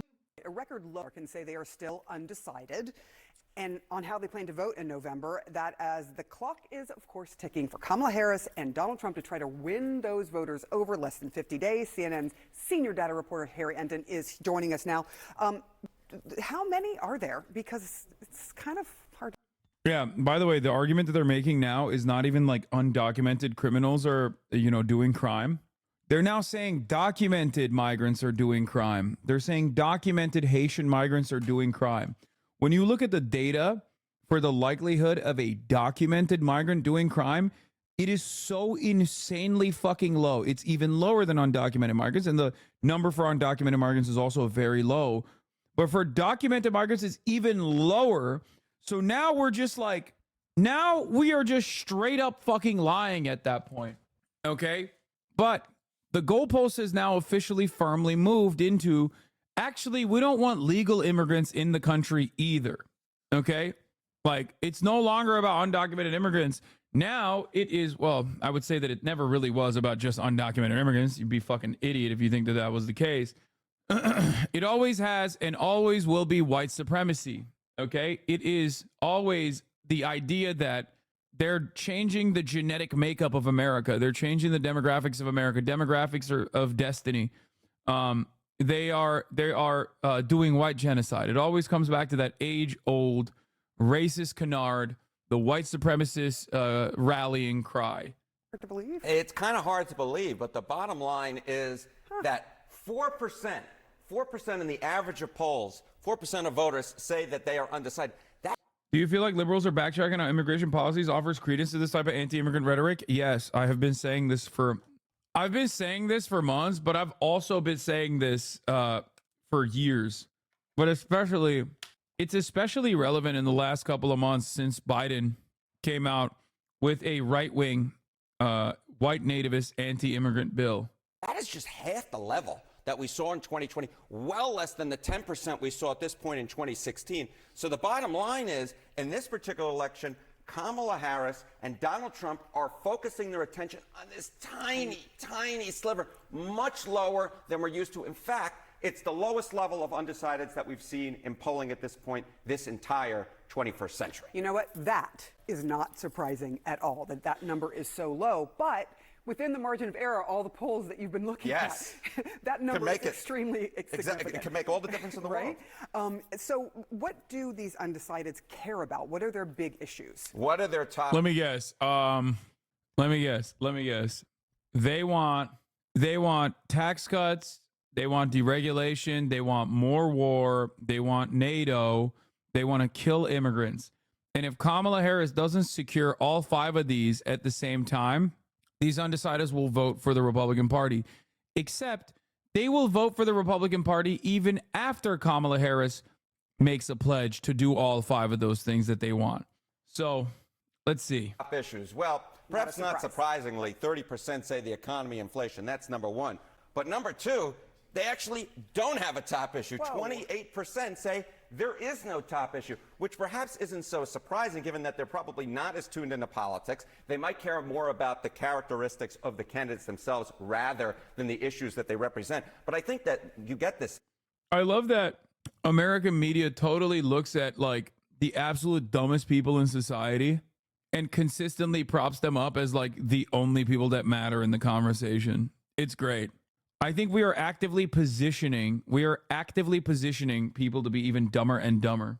Large chunk of undecideds, right, or the large chunk within the undecideds who say there's no top issue, that of course makes it difficult for the campaigns to go after them, because what exactly are you going to talk about to the folks who say, wait a minute, we don't have a top issue? Right. That's a hard thing, but obviously the economy, that is the issue that seems to be across all. So there are a lot of people, we just sort of mentioned this, that don't really understand how anyone could be undecided at this point in the election cycle and with this particular election. So what's the deal? What's the deal? Well, I think this might sort of get at it. 2024 is the most important election of my life. 72% of Trump backers say it is, 70% of Harris backers say it is, but just 24% of undecideds say it is. So the bottom line is they don't actually think there's that much on the line going on here, and that is, I think, part of the reason why they're willing to stay back and just say, you know what, I don't really necessarily like either of these folks. I don't think this is the most important election, so you know what, I'm going to continue to be undecided. Of course, there's just 4% of them, but that 4%... Okay, I take it back. They're actually brilliant. is going to make all the difference in the world come November. They very well could. But if they're not paying attention, like you said, they might start paying attention as we get very, very, very close to the election. Exactly. But at this point, they just don't really think 2024 is that important. So that's why they're not paying attention. All right, Harry. And we know we think is important, but there's that. All right, Kate. All right, joining us right now is Republican Congressman from Florida, Trump. Remember, the average undecided in focus groups usually holds 2 views that counter each other easily. Yeah, exactly. They literally in the same breath will say, I love immigrants. I work with immigrants every day. They're wonderful and they help the economy.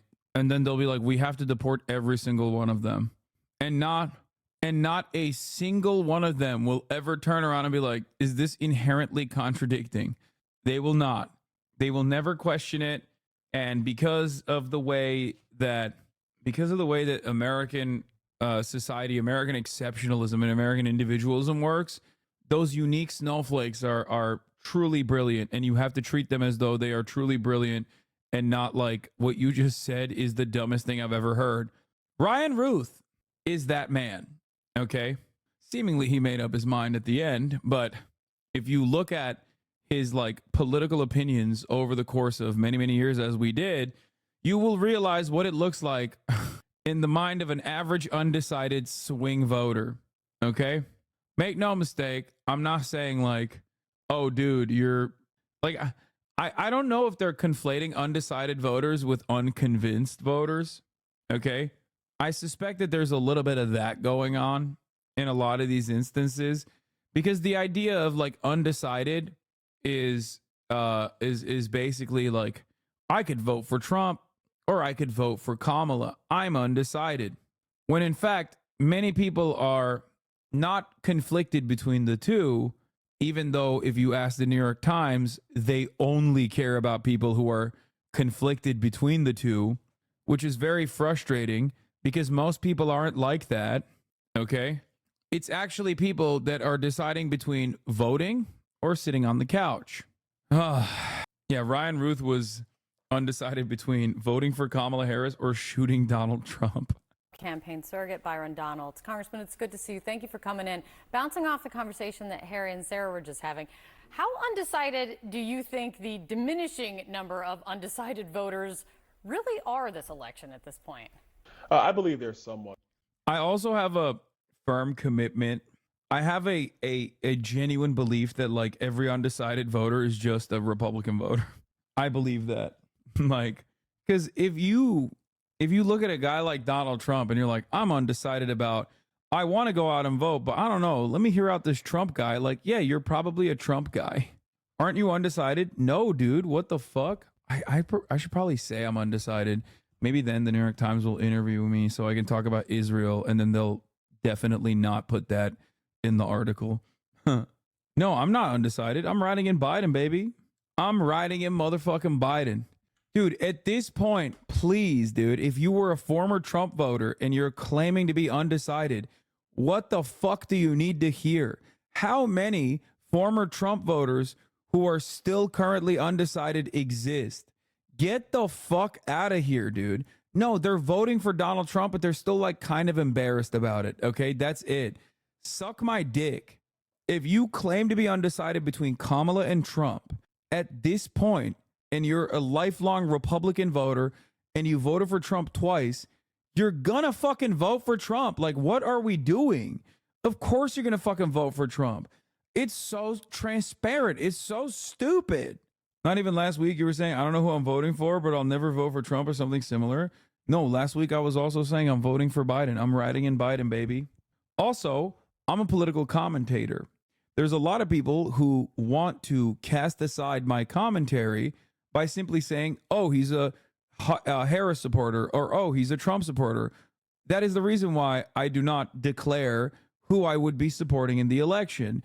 It's because people want to say, oh, he's not going to vote for Kamala Harris, so don't listen to him. Everything he says, it's not about like who I'm voting for at all. It's actually entirely about how to make my commentary seem less relevant. So of course, make up your own goddamn minds, okay?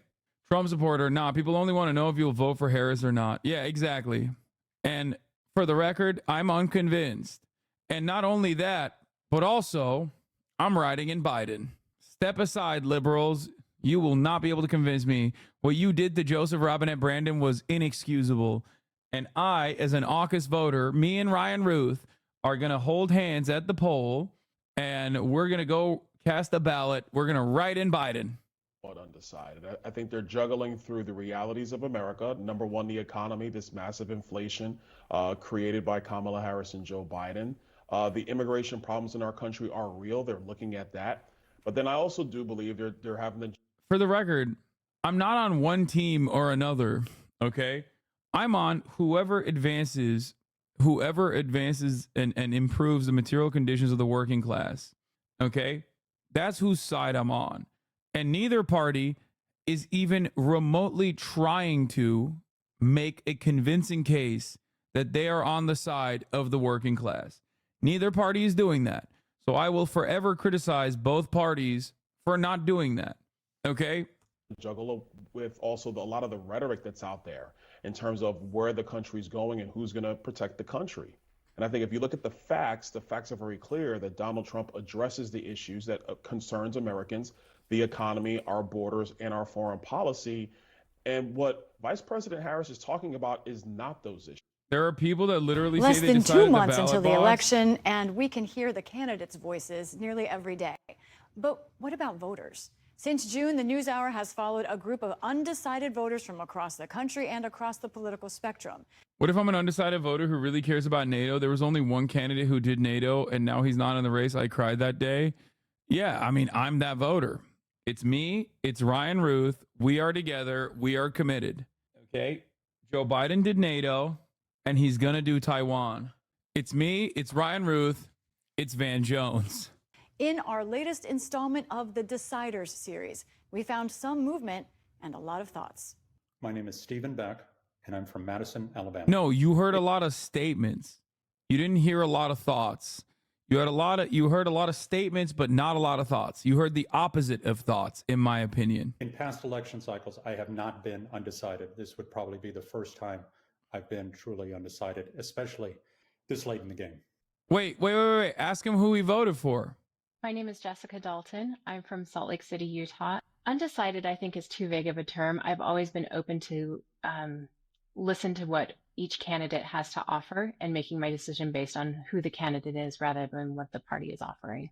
I'm Zach Warren, and I'm 35 years old, based in Chambersburg, Pennsylvania. I'm one of those voters that does wait to the last second. I remember even back to like 2008 and 2012 and 16, I always wake up on election day and make that choice because there's a lot of things that can happen between now and This is okay. This guy's awesome. Also, chat, this man is 2 years older than me.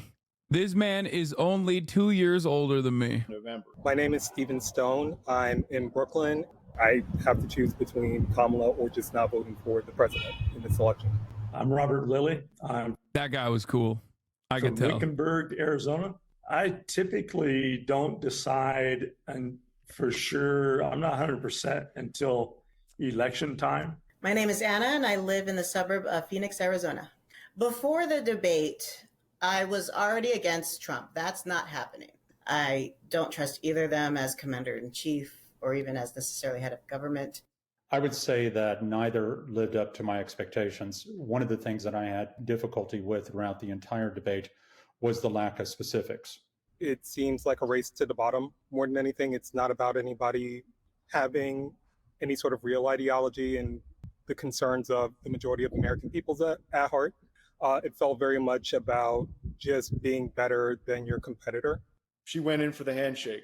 That actually meant something to me. I think civility is going to be the number one thing. We have to get back to that before we can get back to anything else. What was interesting and not surprising from Donald Trump was how easily he was baited into getting his ego hurt. There's just too many lies told by Kamala Harris in the debate, and I expect that to go on. She did a fantastic job during that debate. I thought that there was some policy depth that was offered. I did feel when I was watching it that they did question him more than they questioned her on some things. I expected them to say what they said. I would have appreciated additional specifics. I'm sure that in the coming months, I'll be able to do some more additional research. I'll take some time to look and examine that more closely. After watching Harris come into the debate and how she handled herself, there's no question in my mind that I will be voting for Harris and Walz. I'm holding out hope and believing that potentially some of these other movements, these leftist movements, again, the Green Party to move her more left as opposed to the right. It does not feel good. At best, I would be holding my nose to vote for Kamala. Not knowing enough about her is part of the indecisiveness as far as who. Finally, dude, this is the first time I've ever heard someone openly state this in any one of these like different polls where the guy's like, thank God. Thank fucking Christ, dude. There's like one. Who I'm going to vote for at this point. Donald Trump, Great message, but Greens, come on, man. He didn't say he's voting for Jill Stein. He said he hopes that the Green Party will be able to convince and move Kamala Harris to the left, which they won't. I see as just a much lesser of two evils. And so that's the man I had to vote for. These are not easy decisions to make. They touch on so many aspects of our lives, and they don't just affect us individually, they affect us globally. He's still a dumbass, Hassan. Quit glazing. Why is he a dumbass? He's right. What? Why is he a dumbass? He's right. He's saying it's ridiculous to demand someone's vote without making any fucking concessions whatsoever. Bro, go back 200 IQ with that Green Party shit. No, he's silly for thinking that the Democratic Party is going to move to the left, but he just used the Greens as an example. He didn't say he's voting for the Green Party, did he? Did I miss it? No, he just said he hopes that leftist movements or the Green Party will be able to convince and move Kamala Harris to the left. And unless that happens, he's not going to vote. That's a good thing, dude. You should, if you ever get a call like from one of these places, you should say that. You should say that all the time. Leading up to Election Day, I'm looking forward to Vice President Harris and Governor Walz speaking more to their economic policies, specifically their small business initiatives. I think those are very important, as well as childcare. I think those go hand in hand, and their stance on women's health care. I wish I could vote for my values in this election. I'll still be voting because there's a lot of down ballot votes that... Okay, this dude is literally here. Okay, which one of you is this guy? Come on, cop to it. Like, come on. Are important to me, as you know, there should be to everyone. Not voting is never an option. That is my privilege as an American citizen. People have laid down their lives for that, and I will vote in every election that I'm asked to vote in. As divisive as it is, I still think that I still have like this belief that we're going to be okay and that we're going to do the right thing and that things are going to be all right. Oh, could we get a percentage take on Trump/Harris? Who do you think is on top right now? It's Harris. Last guy said civility is his top issue. That's so funny because, like, again, that guy's voting for Trump. You want to know why?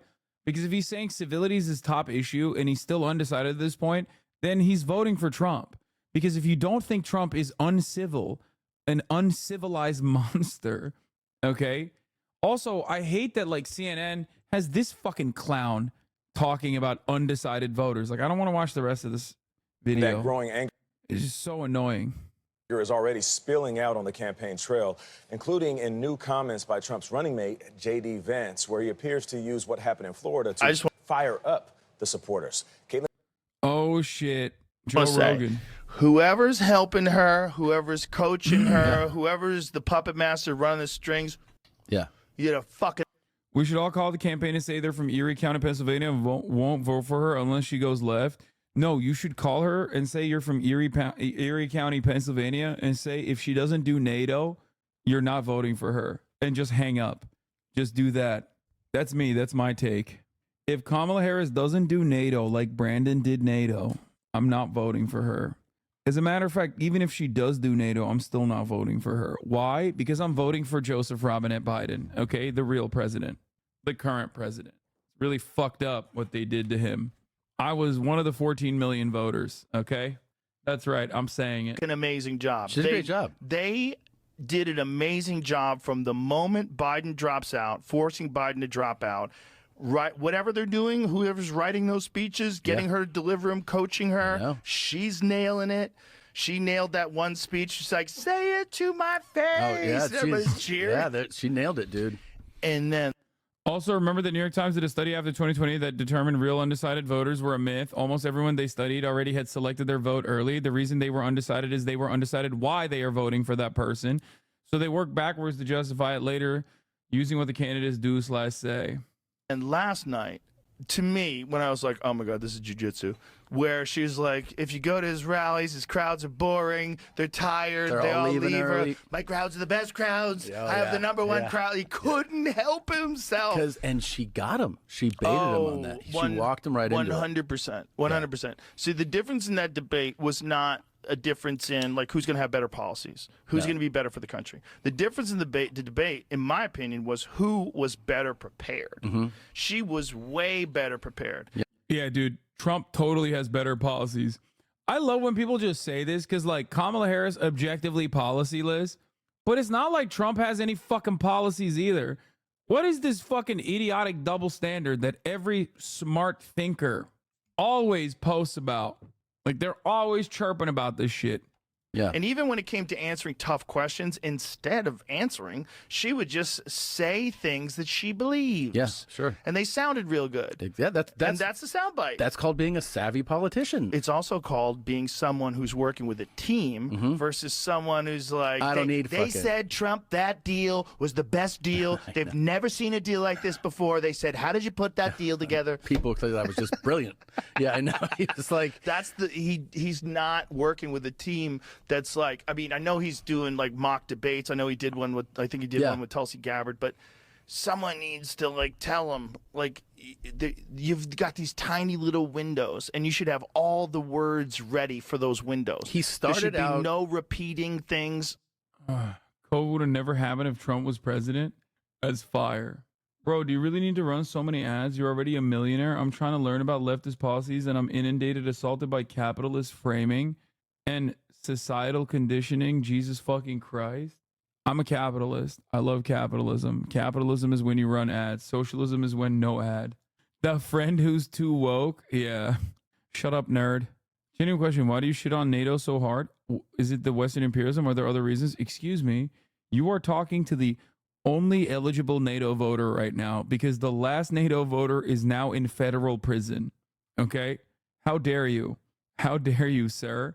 How dare you come here and tell me that I shit on NATO so hard?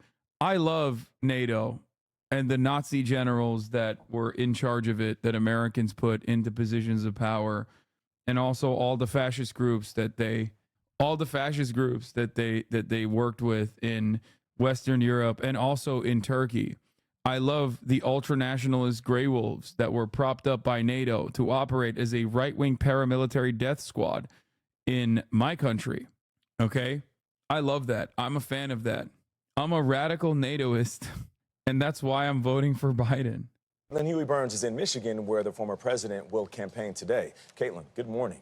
And good morning to you, Nate. Well, the former president is not changing any plans, and he is continuing his campaign as usual. But he is adding to his messaging, blaming Vice President Kamala Harris for what happened on Sunday. On Monday, the former president said that Harris and President Biden's rhetoric is, quote, causing me to be shot at. And his running mate, J.D. Vance, echoed that sentiment while on the campaign trail in Georgia yesterday. But you know the big difference between conservatives and liberals is that no one has tried to kill Kamala Harris. I have some Afghanis that might have a cool idea for you. Yes, I've been in contact with Ryan. He put me in contact with the 1,000 NATO-trained Afghan soldiers, and I'm sending them to Gaza, okay? I'm sending them to Gaza. We're doing NATO in Gaza. As in, Palestine is now, historic Palestine is now a part of NATO, okay? I'm sending those guys into Gaza. In the last couple of months, and 2 people now have tried to kill Donald Trump in the last couple of months. I'd say that's pretty strong evidence that the left needs to tone down the rhetoric and needs to cut this crap out. Now, Biden and Harris have denounced the violence, and Harris said everyone must do their part to make sure this incident doesn't lead to... The people at my DSA meeting said you're a fake leftist. That's so funny. Oh, no. I lost the DSA vote, dude. Did they do that in between snaps in order not to, you know, stimulate those with some auditory processing issues? Is that what happened? To more violence. And today, Trump returns to the battleground state of Michigan, holding a town hall here in Flint. CBS News polling shows a virtual dead heat here in Michigan, and the real fight in this state is over union workers. The United Auto Workers Union has endorsed Harris, but another key union endorsement from the Teamsters is up for grabs. Teamsters President Sean O'Brien, who spoke at the Republican National Convention earlier this summer, met with Harris yesterday as part of that decision-making process. And O'Brien said a decision on who or if the union endorses a candidate He's an undecided voter. could come as soon as tomorrow. And as for the Harris campaign, the vice president is going to be traveling to Pennsylvania today. And on Thursday, she will be right here in Michigan hosting a live stream with Oprah Winfrey. Tony? Caitlin, thank you very much. I was one of the first people here yesterday at 8. Some people lining up overnight to get a chance at sitting front row at the Dort Financial Center in Flint tonight when former President Donald Trump holds a town hall. Now, It hasn't started, or rather, it hasn't like began yet. With Sarah Sanders, ugh. Of the assassination attempt on former President Trump at one of his golf courses in Florida. Trump spoke about it overnight after the suspect appeared in court for the first time. Rachel Scott is in West Palm Beach with the latest on the investigation. Good morning, Rachel. George, we are learning new details this morning. Officials say this is where the suspect was camped out for nearly 12 hours in those bushes. Just over those hedges is the golf course. A Secret Service agent just one hole ahead, spotting the barrel of a rifle sticking out. Keep walking! Overnight, new body camera video showing the moment officers arrested the 58-year-old man who they say camped out on Donald Trump's golf course for 12 hours, allegedly trying to assassinate him. What's your name, Austin? Ryan? Trump was moving across the fair. My NATO king, who also wanted to invite Kim Jong-un to his house. Wait, near the 5th hole, a Secret Service agent yelling out gun, spotting a barrel of a rifle sticking out from the fence. All of a sudden we heard shots being fired in the air, and I guess probably 4 or 5, and it sounded like bullets, but what do I know about that? But Secret Service knew immediately it was bullets, and they grabbed me. The former president recounting it all during an online conversation on the platform X, formerly known as Twitter. I was with an agent, and the agent did a fantastic job. Secret Service immediately surrounding Trump and taking him to a safe location. Sources say agents fired 4 to 6 rounds. The subject, who did not have line of sight to the former president, fled the scene. He did not fire or get off any shots at our agents. With reports of gunfire, the former president's close protection detail immediately evacuated the president to a safe location. That suspect, Ryan Ralph, taking off on foot, jumping into a black Nissan SUV. A witness spotting him driving off, taking a picture of the license plate number and alerting police. He was smart. He was just driving with the flow of traffic. Yeah, I think that he may have thought he got away with it. 45 minutes later, police tracked down the suspect. Why not focus more on people sitting at home instead of undecided voters, which is arguably a much larger group? 2 reasons. 1, because everyone's lazy, and 2, because it is hard to get non-voters to go out and vote. Suspect traveling northbound on I-95. Driver, take 2 steps to your right. You can see him exiting the vehicle, taken into custody. Also, non-voters are never, and I mean never, going to go and vote for either of these parties in the way that they currently are. And they're not going to go out and vote no matter how hard one party goes ham on like immigration rhetoric. Like, they are not harm reduction voters, right? They don't give a fuck. They might give a fuck if there was like a real policy out there that could genuinely improve their lives, right? But overall, it's not going to happen currently. Hearing in court Monday, facing 2 felony gun charges. Authorities say he had a look. Do you think there's anything Trump could do to get you to vote for him? Like, if he did a complete 180 and became as far left as you possibly can be, what would you do? It would never happen. He would have to, like, it's just not a real thing. I would not believe him. Like, there's no way. Loaded SKS, a Soviet-style semi-automatic rifle with scope, a digital camera, a backpack, and a bag containing food. This is now the 2nd attempt on the former president's life in just 9 weeks, raising serious questions about how an armed man was able to get within 400 yards of Trump under heightened security protocol. The acting director of the Secret Service admitting that his agents did not search the perimeter of the golf course, explaining that the president wasn't even really supposed to go there. Was the golf course searched thoroughly before the former president's arrival? So at this time, it was an off-the-record movement, meaning it was not on the former president's official schedule. And was there any evidence to suggest that the suspect knew that Donald Trump was going to be on that golf course at that time? Based on what I know now, and it's an active investigation, I don't have any information on that. The Secret Service promising the highest levels of protection for the former president. Trump and President Biden speaking by phone. It was very nice that he called up to make sure I was okay, to make sure that, do I have any suggestions? But Trump blaming his political opponents. Still, Democrats, from President Biden to Vice President Kamala Harris, were quick to condemn political violence. Let me just say, there is no, and I mean this from the bottom of my heart, those of you who know me, many of you do, no place in political violence for political violence in America. None. Zero. Never. FBI officials have been on the scene. Officials have blocked off this road. They say this is the area where the suspect ran out of those bushes, attempted to flee, getting inside of that vehicle. As for former President Donald Trump, well, he is back out on the campaign trail today. He has a town hall in Michigan. He has a rally in New York tomorrow. The former president keeping with that busy campaign schedule. You heard from the acting director of the Secret Service insisting that he has the highest levels of protection. Despite nationwide pleas to cool things down after the second assassination. Dude, what can the Democrats do to cool things down further? They've already adopted the right-wing framing on a key issue, immigration. Okay. They rarely ever talk about how fucking unhinged and racist the Republicans are. They've basically become Republicans. You just want them to step aside and let the Republican win, like default. Just finished my 12-hour shift at the copper mine. Thank you for reminding me that I should consider myself lucky and I didn't have an exhausting job being a streamer. You're welcome. This guy went from, what about left-wing shit? Isn't that what you do? This guy literally went from fucking talking about how Israel needs to be led by Christian governments, peaceful Christian governments, to doing old ass memes. He's back. Also, I already figured out which copper mine you work at, and I've called your foreman, and you have been slacking off at the job. Look at this. Since 1:20, you have not stopped posting in the chat.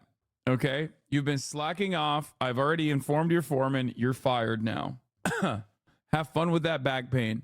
You will no longer get the platinum health care. Assassination attempt on Trump. Democrats and the liberal media are right back at it, treating the former president like he's some kind of unique threat. Hillary Clinton, never one to miss the spotlight, argues that the media isn't doing enough. Yeah, the foreman's in here. See? He gets to actually watch the broadcast. You're fired. Sorry, chatter. We're also now going to put you in debtor's prison.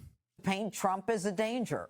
I don't understand why it's so difficult for the press to have a consistent narrative about how dangerous Trump is. The object in this case is Donald Trump, his demagoguery. Why? Why is Trump dangerous? I mean it sincerely. Why is Donald Trump a danger to the country? Say it out loud. Is it the anti-immigrant sentiment, or is it simply that he's not a Democrat? His danger to our country and the world. Americans need to understand that they have to take Trump both seriously and literally. He has said what he wants to do. He and his allies with Project 2025, his desire to be a dictator. Hillary's friends in the media couldn't wait to jump in, quick to twist the story and pin the blame on the GOP and Trump himself for the assassination attempt. The Trump campaign is seizing on this apparent assassination attempt as a way to rile up his base. Violent rhetoric in America in presidential campaigns. I'm not gonna lie. I love how fucking ruthless libs are. I love how ruthless liberals are sometimes. Like, liberal media is such, they're such little fucking demons. They're like, they do actually engage in that like passive aggressive shit so frequently when talking about Trump. When they want to be fucking ruthless, they are ruthless. Like, they're literally like, yep, Trump is taking advantage of his assassination attempt again. Good. I like it. Keep up that energy all the time. Campaigns has been unprecedented since Donald Trump first came onto the scene in 2016. The violence is coming from them. The former president certainly could do a lot to make himself safer. Bro, that's crazy. Small amounts of explosive. Yeah, by the way, I have to come clean. Me and Ryan Ruth as the premier. This is so funny because I had this fucking a tweet lined up already to talk about it. Me and Ryan Ruth, defending Taiwan as the Taiwanese Foreign Legion, actually put together a meeting with Israeli officials around 5 months ago where we sent the Israeli parliamentary delegation to Taiwan so that the Taiwanese company Gold Apollo could allow, Semtex to be put inside of the pagers. I love you, bro. Please stop doing this. Okay, all jokes aside, though. The pagers Israel exploded were made by Taiwanese company Gold Apollo. The pagers were reportedly imported 5 months ago, mid-April 2024, which lines up closely with the Knesset delegation visit to Taiwan, during which Tsai pledged a deepened partnership between the two countries. Yeah, that's the update, is that this also calls into question, there are the China ties. What China ties? Fuck you mean China ties? This calls into question the American State Department being like, this was done without our knowledge. You think the Israeli delegation goes to Taiwan and the American government has no fucking idea what they're talking about there? Come on, dog. Unless you were doing like, Taiwan is China style commentary here. In which case, something to think about. How do they go months, though, without any of the 1,000 pages being inspected or maintenance that would have discovered that? I guess they did. Seems like the CIA had a heads up at AUB, American University of Beirut Medical Center, at a crucial time when AUB MC physicians, nurses, and staff have been fully mobilized to deal with the aftermath of today's injuries. Several malicious social media outlets have started spreading rumors and conspiracy theories about the types of communication systems AUB has in place, attempting to link AUB to this tragic event. The university categorically denies these baseless allegations. Following are the facts. Our paging system infrastructure was upgraded on April 2024. The go live for switching to the new system took place on August 29th, 2024. The scope of this upgrade was to enhance emergency and code communication as several devices and systems had become obsolete. Damn, dude, that shit lines up so perfectly. That's crazy. The American University of Beirut Medical Center has received over 160 seriously injured individuals over the last 3 hours, with more to come. Our full focus must be on saving lives. Is Lebanon going to sue Motorola now? Why the fuck would they sue Motorola? It wasn't even Motorola pagers. It was a Taiwanese company by the name of Gold Apollo that these guys got the pagers from. It literally doesn't line up. This started 2 weeks ago. The new pagers were implemented 5 months ago. No, you're mistaken. The new pagers were ordered. The new pagers were ordered, like the Israeli strategic planning around this incident, according to their own admission, was around 5 months ago. Anyway, are you gaming today, big dog? Yes. Donald Trump wants Kamala Harris. Wait, Don Lemon is back on CNN? Harris and others to stop saying that he is a threat to democracy, then he should stop threatening democracy. Quit blaming folks until you decide to take a look at what's coming out of your mouth. Right now, you have a former president who, yes, has been the target of apparent assassinations twice, but is also an instigator of political violence. All right, Jesse, they've called him Hitler. They say he's dangerous. He's an existential threat. And Hillary doesn't understand why it's so difficult to have a consistent narrative about how dangerous Trump is. What does she want, a bounty on his head? She does. Fidel Castro, we tried to assassinate him. Dictator Mao, Stalin, we fought a Cold War against him. Mussolini, Hitler, we went to World War II against those guys.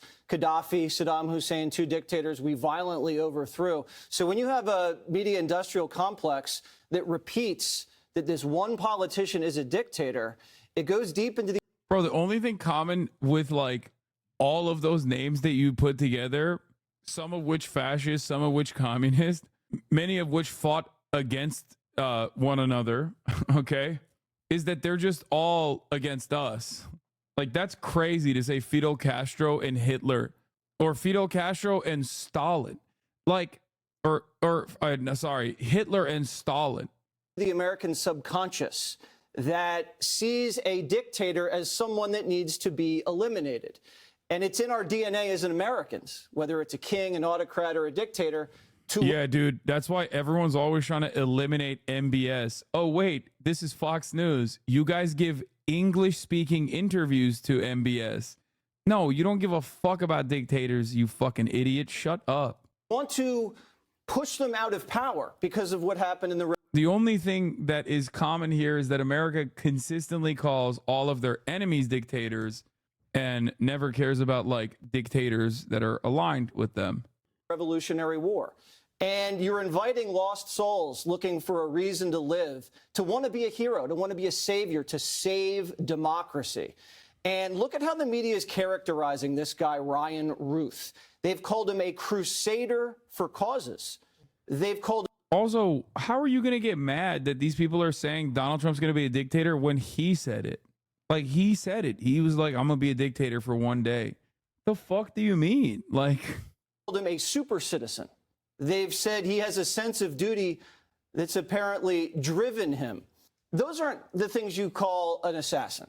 Those are crazy things that should never be associated with a guy. Now, after the first assassination... Okay, but he has aura, man. What are you going to do? Like, look at this photo. I'm shocked that people haven't made, like, fan cams about this dude yet. Attempt. Guy was a little opaque. And so Trump said, let's have a moment of unity for this country. And even Joe Biden said, let's calm things down. And then they went right back to it. And then you have a second assassination attempt, and Donald Trump has had it. You get 2 shots, that's enough. And he laid the blame squarely on the left. And instead of having a little bit of self-reflection, the left got defensive. And they said, no, you're responsible for people trying to kill yourself. And then Don Lemon says, basically, Trump needs to stop running, or else he's going to get more bullets. That's yeah. Crazy. We are in a danger zone right now, Judge Jeanine, and I'm really, really praying for the health and safety of this president. You know, Harold, if Donald Trump's rhetoric is to be blamed for his own assassination attempts, if someone tried to assassinate, God forbid, Kamala, blaming Trump would be off the table, wouldn't it? I mean, he wouldn't be responsible for that too, would he? Yeah, the difference is Donald Trump says violent shit on a daily basis. So do Republican commentators. Democrats don't. Like, that's the problem. Like, it doesn't make sense. What do you mean? Like, the idea is that, like, Democrats are running against Republicans, so now Republicans are getting shot at? Like, is that what the argument is? It's ridiculous. It's going to be with you. I don't Dude, this is happening as there is a national story about, like, 1 million bomb threats in Springfield, Ohio, after the motherfucking Republicans put the crosshairs on Springfield, Ohio. There is not a single place there's not a single person in the United States that is free of right-wing scrutiny. If the lens of right-wing media is on you, you are going to get death threats. You're going to get swatted. You're going to get bomb threats. That is now just a part of our reality, a part of our political discourse.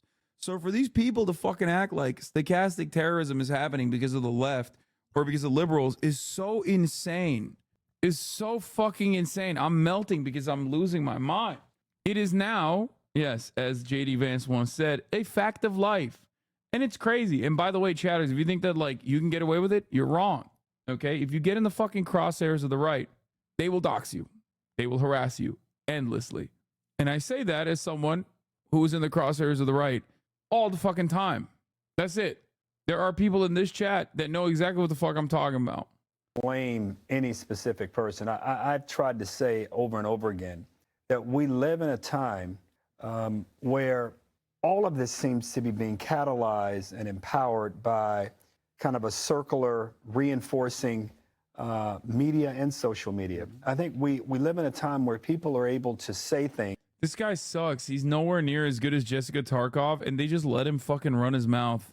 Wolf Blitzer says that the Trump camp is actually seizing on. Trump Town Hall is live now. Oh, finally. Finally, my goat is here.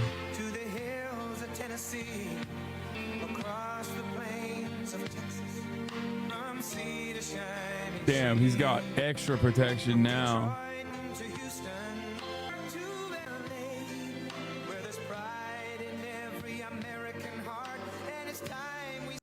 Lean beef patty commented on your head size just now. Lot bigger. He's very tall. Yeah, the small head, right, compared to the shoulders. Normal size. He Different was than very big, and I went there with Bradley Martin, who's like a fitness and streamer, and they're both very big. So I was like, bro, I look like freaking minuscule. And you too, see? What do you mean? Also very big. You wish you had my size, Miskiff. You fucking wish. That's very fucked up of Canute. That is a classic. Thanks, bro. If someone misses Trump a third time, does he get to walk to first base for free? No, brother. He doesn't even get to overcome the top of the hour ad break for free. He has to still subscribe for $6. Well, I guess he could do it for free as long as he has an Amazon Prime account connected to a Twitch account where he will get one free Prime subscription a month. That's the only way. Anyway, here's a 3-minute ad break now. Ew. He kissed Sarah Huckabee Sanders. Thank you very much. That's a lot of people for a town hall. Nobody's ever seen a town hall like this. You know, a town hall is supposed to have about 300 people. You have about 8,000 people here. And equally as important, you have about 8,000 people that are not here. They're walking away. But I think we have television outside, right? So they're watching from outside. Would anybody like to change places with them? I thought you were going to say that. Thank you, everybody. Hello, Sarah. Mr. President, nobody's ever seen anything like it. Well, it's been a great experience. It's a dangerous business, however, being president. It's a little bit dangerous. It's, they think race car driving is dangerous. No. They think bull riding, that's pretty scary, right? No. This is a dangerous business, and we have to keep it safe. Mr. President, I don't think there's a person certain. I don't get it. Why did he bring Sarah Huckabee there and not like a Michigan person? Doesn't remember exactly where they were on July 13th, that Saturday. when a horrific thing happened. An attack not just on you, but what I see is an attack on our entire country. They have... This says static, but it also has subtitles. That one doesn't have subtitles. I joined with everyone, and we know that you were tough. We saw it every day on the campaign. We saw it when you were president. But I don't think anybody was prepared for what we saw that day. And now it's happened not once, but twice. You've literally taken a bullet for our country. Oh, here. And yet you keep fighting. You never give up. The reason that you're going to win in November is because America needs a fighter. And we've never needed a fighter more, and we've never had somebody more qualified to step in and lead our country than you. I'd love for you to tell us, why do you want to be president, and why do you continue fighting even after they keep attacking you every single day? So we ran. Thank you, everybody. A lot of love in this room. I love you. You love me. You love Sarah. I love it. So we ran in 2016, and it was amazing. It was amazing, and we won. We then ran in 2020, and we did much better than 2016. People don't like to hear it, you know. Oh, he's a conspiracy theorist, you know. We got millions and millions more votes. We did much better. It wasn't even a contest. I was telling one of the papers, they said, what was the difference? I said, well, the difference is we did much, much better the second time. But we had a lot of things happen. We know what those things are. So what difference? Because now in like 48 days or whatever it might be, we're going to do something that will... Fuck, I'm trying to link it. It's not working. I'm just going to go. In Europe, they want it to happen. Even though they would not prefer dealing with me in terms of do something that will... There it is. I don't think it's going to shock the world, actually. I think the world is going to be maybe prepared already. In Europe, they want it to happen. Okay, the problem is, though, PBS doesn't have, like, sick-ass... Isn't that Hassan a trust fund baby? No, dumbass. I'm not. Why do people... Why... You have to ask yourself, why do you believe, like, someone just making shit up about me? I wish I was a fucking trust fund baby, dumb fuck. Anyway, as I was going to say, PBS News is fine, but they don't have those sick-ass ads on the side. But we did phenomenally well, and bad things happened. We're not going to let it happen again. And now, I'll tell you, so 2016, a lot of spirit. 2020, we had unbelievable spirit. And then we got let down because what happened should never be allowed to happen in this country again. But I have never seen the spirit like I've seen right now for this race. Never, ever. Oh, we got Gamba. Will Trump say he solved the Flint water crisis? It blows it away from 2016, from 2020. And basically, it's very simple. You're saying what? We're going to seal the border immediately. We're going to drill, baby, drill. You know, we're going to drill at a level. We're going to bring your energy prices down. We're going to try and get rid of a lot of that big lump of inflation that this administration has given us. And I have to say that President Biden called me yesterday. He was very nice. We had a very nice conversation. I appreciated that he called about, you know, what happened the other day. And he says, he's committed. He's committed. No, and today, a little while ago, I got a very nice call from Kamala. No, it was very nice. It was very, very nice, and we appreciate that. But we have to take back our country. We have to win. We're going to win, and we're going to make America great again. That's all there is to it. Very simple. Right? I gotta pee. I think it's safe to say that this crowd will all be voting for you. You know, when I think of this state, it's so sad. Years ago, I was given, thank you very much, but years ago I was given an award as like Man of the Year or something from an area that nobody knew, and the press said, oh, it never happened. Well, then it did happen. They found out where it was, but it was like 15 years ago. A beautiful area, but nobody remembered it. Nobody remembered it all. All of a sudden, like through a miracle, they found out it did exist, and it was there. And I had the speech, and the speech was, don't let them take your automobile industry away. They're taking your automobile industry away. And I don't know why you do it. Now, I wasn't a politician. I was an entrepreneur. I was a real estate developer. doing great, having a lot of fun, doing a much simpler life than this.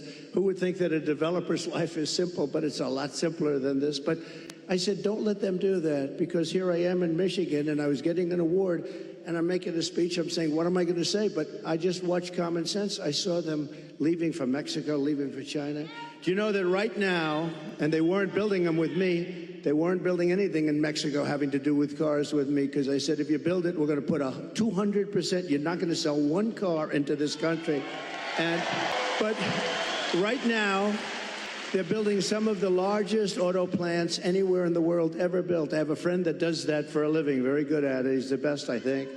And he's actually a contributor, a supporter, but he builds the plants. And I say, you know, I'd like to go see a plant, a really great auto plant. You know, it's amazing technology, amazing what they do, really incredible, the amount of automobiles they can produce and the size of these things. I'd like to see a real modern plant. And he's the one that does them. And I said, so where would we go? I was hoping he'd say Detroit or someplace up here. But anywhere in this country, I'll take anywhere in this country, right? So will you, my greatest guy right over here. Stand up, will you, please? He's such a great guy. Oh, hi, everybody. We're going to bring him back. We're going to bring him back. We're not just going to keep, you know, you're losing your jobs, the whole thing, but just... So they're building. So I said, where would I go? And let's go take a look at a beauty. He said, well, we'll have to go to Mexico. I said, wait a minute, I'm not interested. I'm not interested. No, I want to know here. He said, here we don't build top of the line. We build smaller plants. We build, we just, you know, there's just not that kind of a thing. And I said, isn't it sad? He feels that too. You know, he's a United States guy. But he said, if you want to see the big ones, you're going to have to go to Mexico. They're owned and built by China in Mexico, and there are a number of them going up right now, and they think they're going to make their cars there, and they're going to sell them across our line, and we're going to take them, and we're not going to charge them tax. We're going to charge them, I'm telling you right now, I'm putting a 200% tariff on, which means they're unsellable in the United States. And then you wonder why it gets shot at, right? You know, only consequential presidents get shot at. When I say something like that, you have countries saying this guy, but what can you do? You have to do what you have to do, right? We have to be brave, otherwise we're not going to have a country left. So what's happening is they're building these massive auto plants, and they think they're going to make tens of thousands of automobiles and sell them in here. No tax, no nothing. It's not going to happen. When you put on tariffs are the greatest thing ever invented. You know, I took in $467 billion from China. Nobody else took in anything. And China's economy is not even doing that well. And Biden, you know, they have not been able, and Kamala, they have not been able to take those tariffs off because there's so much money. And frankly, if they did take them off, this country would be flooded with Chinese cars. You don't have the Chinese cars. We put a pretty good tariff on. It was going to be lifted at some point. Then we had COVID. We did a tremendous job in COVID. We gave you a stock market that was higher than just prior to COVID coming in. And we did a great job. We never got credit. We got credit for the best economy maybe ever. We got credit for having defeated ISIS and having rebuilt our military. We shouldn't have given, Sarah, we shouldn't have given $85 billion worth of equipment to the Taliban, to Afghanistan. I think the most embarrassing moment in the history of our country. That whole thing was the most, when we were leaving with me. I was the one that got it down to the right number. We were going to keep the big air base, which is exactly 1 hour away from where China makes its nuclear weapons. Think of that, 1 hour away. And we gave it up. We just gave it up. One of the biggest, one of the most, we spent billions and billions of dollars many years ago. The runways can hold more weight than any runway ever built. Think of that. They're, I think, 19,000 feet long, which is, you know, 3 times what a normal runway would be. It's called Bagram. And we were going to keep that because of China, not because of Afghanistan, 1 hour away from where they make their nuclear weapons. So that was a good one. We left, and the way we got out was so embarrassing. And because of that, first of all, 13 dead soldiers. I've gotten to know their families. They're incredible families, but they'll never be the same. Many badly injured, you know. Nobody Sarah, nobody ever talks about the soldiers that are badly injured. They talk about 13 dead, and we always have to say that, number one, and great families. But nobody ever mentions the fact that some of the soldiers were hurt so badly, the arms, the legs, the face, like obliteration. We left American citizens behind. And It's so funny when they boo the Taliban, a fundamentalist terror organization, but then loudly support the IDF, a fundamentalist terror organization. Okay, but they also literally love the Taliban as long as it's like white people doing it in the name of Jesus in America. The only difference between the Taliban and like the American version of the Taliban is that they're not fucking brown and they don't wear eye makeup, except for JD Vance, who does wear the Taliban style guy liner. 777,000 rifles and guns. Think of that. How do you have that anyway? Who would put that? We have 71,000 trucks and cars, and again, many of them armor plated. So what happened is when Russia looked at that, they said, we're going to invade. We're going to go into Ukraine. If that didn't happen, I don't think, and I guarantee you, if the election were a straight election, we won that election, we should have won that election, everybody knew we won the election, they would have never attacked. Putin never would have attacked. But the oil prices got driven up at $100 a barrel. He made money. He's the only guy who fought a war, and you make money fighting a war. But it got driven up because of their bad energy policies. But when he saw that, and you wouldn't have had, think of this, you wouldn't have had, how different would the world be? You wouldn't have had Ukraine being attacked by Russia. You wouldn't have had October 7th in Israel, where that horrible situation took place because Iran was essentially broke.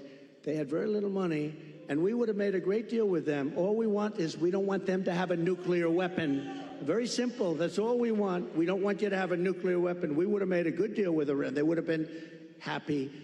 And I think they're going to end up being very unhappy, but it's very dangerous. They're very close to a nuclear weapon. And the other thing, you wouldn't have had inflation. You wouldn't have had inflation because inflation was driven up by their bad energy policy. And you remember your gasoline started going up to $5 and $6 a gallon. And then what happened is they said, oh, we're going to get killed. We have an election. We're going to get killed. And they went back to my policy. So they went back to the same. What they don't, and they say, we produce the same amount as Trump. Well, they went right back to my policy, or you would have been buying, you would have had $25 a gallon gasoline. So they went back. What they don't say is, though, I would have been producing 4 times as much. And I took us from third into first place by a lot. But we have more liquid gold under our feet than any other country in the world, including Saudi Arabia, including Russia. And we would have been so dominant in energy. We would have, you know, we didn't need any energy from anybody. We didn't have to protect any other countries in order to get their oil, which we've done for many years in the Middle East. We were energy independent. Sounds so beautiful to say it. We're energy independent. We were soon going to be energy dominant, and we would have been now having so much money coming out of the energy. We just have the best. We have Bagram in Alaska. They say it might be as big, might be bigger than all of Saudi Arabia. I got it approved. Ronald Reagan couldn't do it. Nobody could do it. I got it done. In their first week, they terminated it. Check that one out. Bagram. Check that one out. Think about this. Between Bagram, you go to Anwar, you take a look at the kind of things that we've given up. We should have that air base. We should have that oil. We would have had a whole different country. But to give up Anwar, to give up the biggest air base, military air base in the world, and they left it in the dark of night with the lights on, and they did leave the dogs behind. There are a lot of people, they say, what about the dogs? They left the dogs behind. But we would have taken the dogs. Country right now. But we're going to get it back, and I promise you we're going to get it back with guys like this and people like that. And Sarah, just one thing, because this is the world's longest answer to. What was the question? But the difference is I give an answer that's productive as opposed to an answer that is not very productive, right? Like in the debate. But just to end this, we are going to, for Michigan, because we want to be a little bit Michigan-centric, You used to be the capital of the world in cars. Today, you're an afterthought in cars. And I don't know the head of your union. I've never met the gentleman, Sean. I've never met him. But They're what he's booing done him. to your Yeah, these are real Michiganders right here. Sean Fain and the UAW are fucking hometown heroes, dude. What the end fuck up are you taking back talking that about? mandate, because that mandate is insane. They want to go all electric, basically by 2030. Like Sean Fain in this in the state of Michigan, okay, is objectively a more popular figure than Donald Trump and Kamala Harris for very good reason. China and Mexico, but they're all going to be made basically in China. We are going to bring so many auto plants into our country. You're going to be as big or bigger than you were 50 years ago, because they won't be able, if they're not willing to build a plant, we don't want their product. And that's enough. That's all I want to say. Crowd says otherwise. Yeah, dude, they bust them from fucking Indiana. What do you mean crowd says otherwise? And it'll happen fast.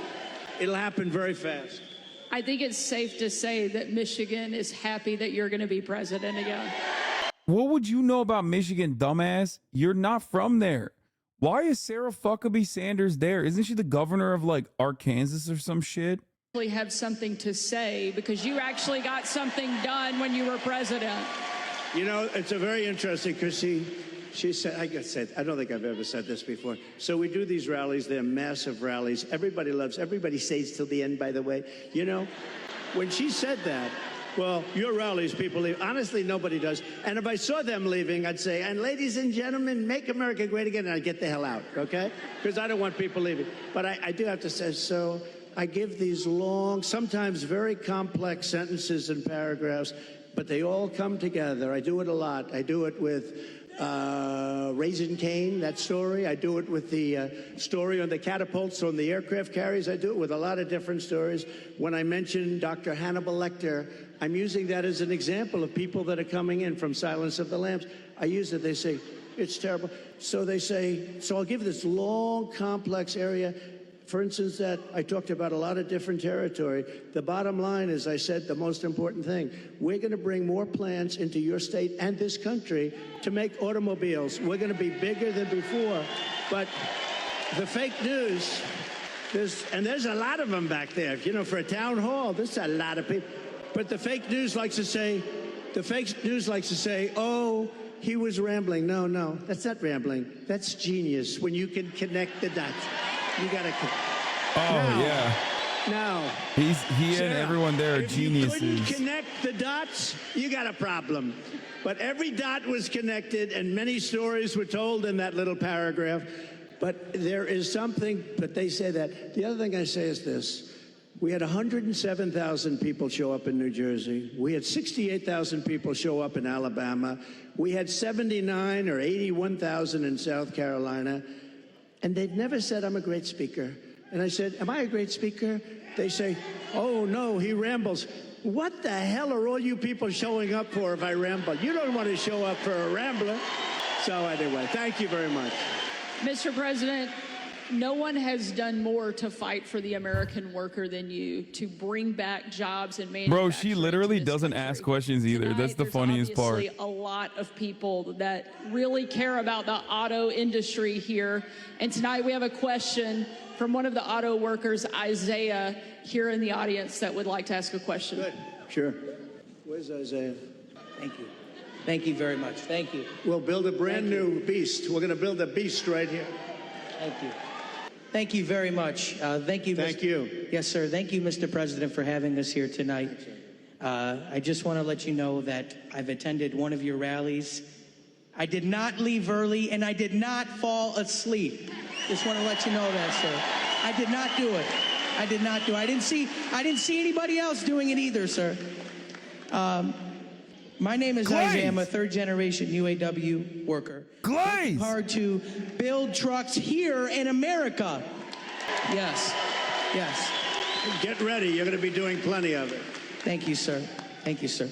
I work for Ford, and you actually came and visited the plant that I work at. That's right. You did. And my question to you, sir, is what do you see as the major threats to the future of Michigan manufacturing, auto working jobs, and what will you do to eliminate those threats, sir? Okay, so I'll get into another little bit of a long answer, because when you say major threat, to me we have one really major threat that's called nuclear weapons. We have other countries that are hostile to us. They don't have to be hostile to us. I always say if you have a smart president, you'll never have a problem with China, Russia, or any of them, okay? I got along great with Putin. I got along great with President Xi. I got along great with Kim Jong-un of North Korea.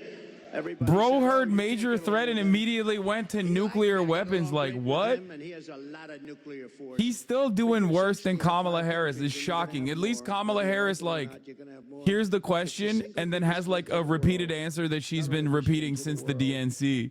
This guy, here's the question. The last part of the question, and he goes, threat? Oh, you mean nuclear weapons? Are not good at negotiation.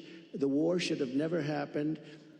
President Biden, I want to be nice. Yeah, he was so nice to me yesterday, but, you know, in one way, I sort of wish... Bro, the question was, what's the major threat to auto workers in this country? So nice. I'm so sorry about what happened and all that, but I have to lay it out. We have very important, and the same with Kamala today. She could not have been nicer. But the fact is, we have to have... He could have talked about immigrants, dude. He could have been like, immigrants are a major threat to the auto industry or some shit. By other countries that have this. Even Pakistan has nuclear weapons. We have countries, India has a lot of nuclear force. We have countries that have tremendous nuclear power.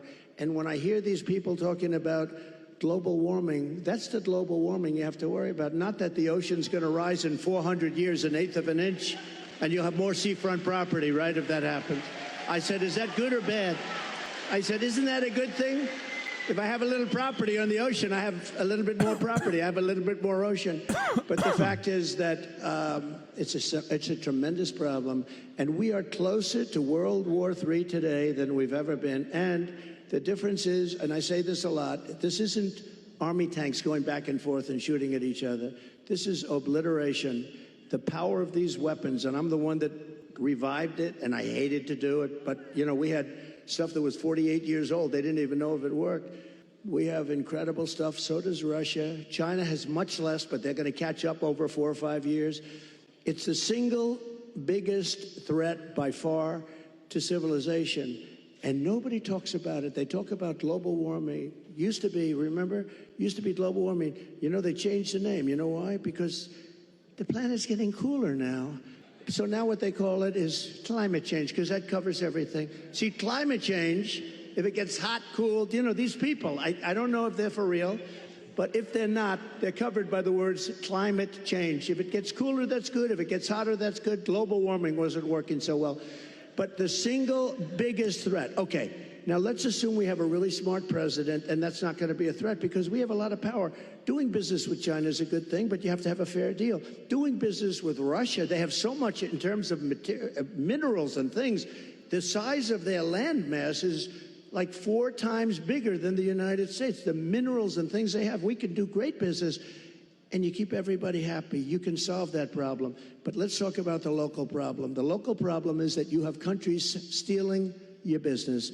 Mexico is a very big one. Mexico, this year, we have a deficit with Mexico of $250 billion. Think of this. With Mexico, little Mexico, you think of it as a little innocent place. We're losing our ass to Mexico. China, you don't even have to talk about. We have over $1 trillion this year. I was charging them numbers that were unbelievable, and now he's just totally given up the ghost. And we're going to lose $1 trillion in deficits to China. $1 trillion. That's not sustainable. We're going to turn it all around, and we're going to do it through taxation and tariffs. It will be done in 24 hours, and it'll change the whole planet. Just so you know, Sarah, China became powerful because they charge. They don't call them tariffs. They call it a tax. They don't call it tariffs. The word tariff is a beautiful word to me, but to a lot of people that don't understand, it's not a beautiful word, because you have a lot of people that are paid off by these countries. They're taking care of these countries, and they don't care about destroying the United States. They want millions of dollars in fees and consultation, but we will, literally in a period of 24 hours, We can change the whole trading of the whole world. They've taken advantage of our country for years. I stopped it. I stopped so much of it. And then we had a focus on COVID, which a lot of people said was put in there for a reason. You know, it came out of the Wuhan lab, which I said right from the beginning, all of you know. It didn't come out of a cave. They said a cave. It didn't come from France. They blamed France. They blamed, I call it the China virus because I like to be accurate, you know? They call it the Spanish flu. They call it all different names when something comes from a country, except for China. We have to call it COVID. What the hell does COVID mean? The China virus. He's busting out the old classics, He dude. did that because they were not happy with me as president. I actually had a great relationship with President He's Xi. busting out the old classics. This is gonna do real numbers. Oh wait, he fucking lost in 2020 when this shit was more relevant. The other day endorsed Kamala, and you have to gotta get understand, new material at this point, big dog. You gotta get new material.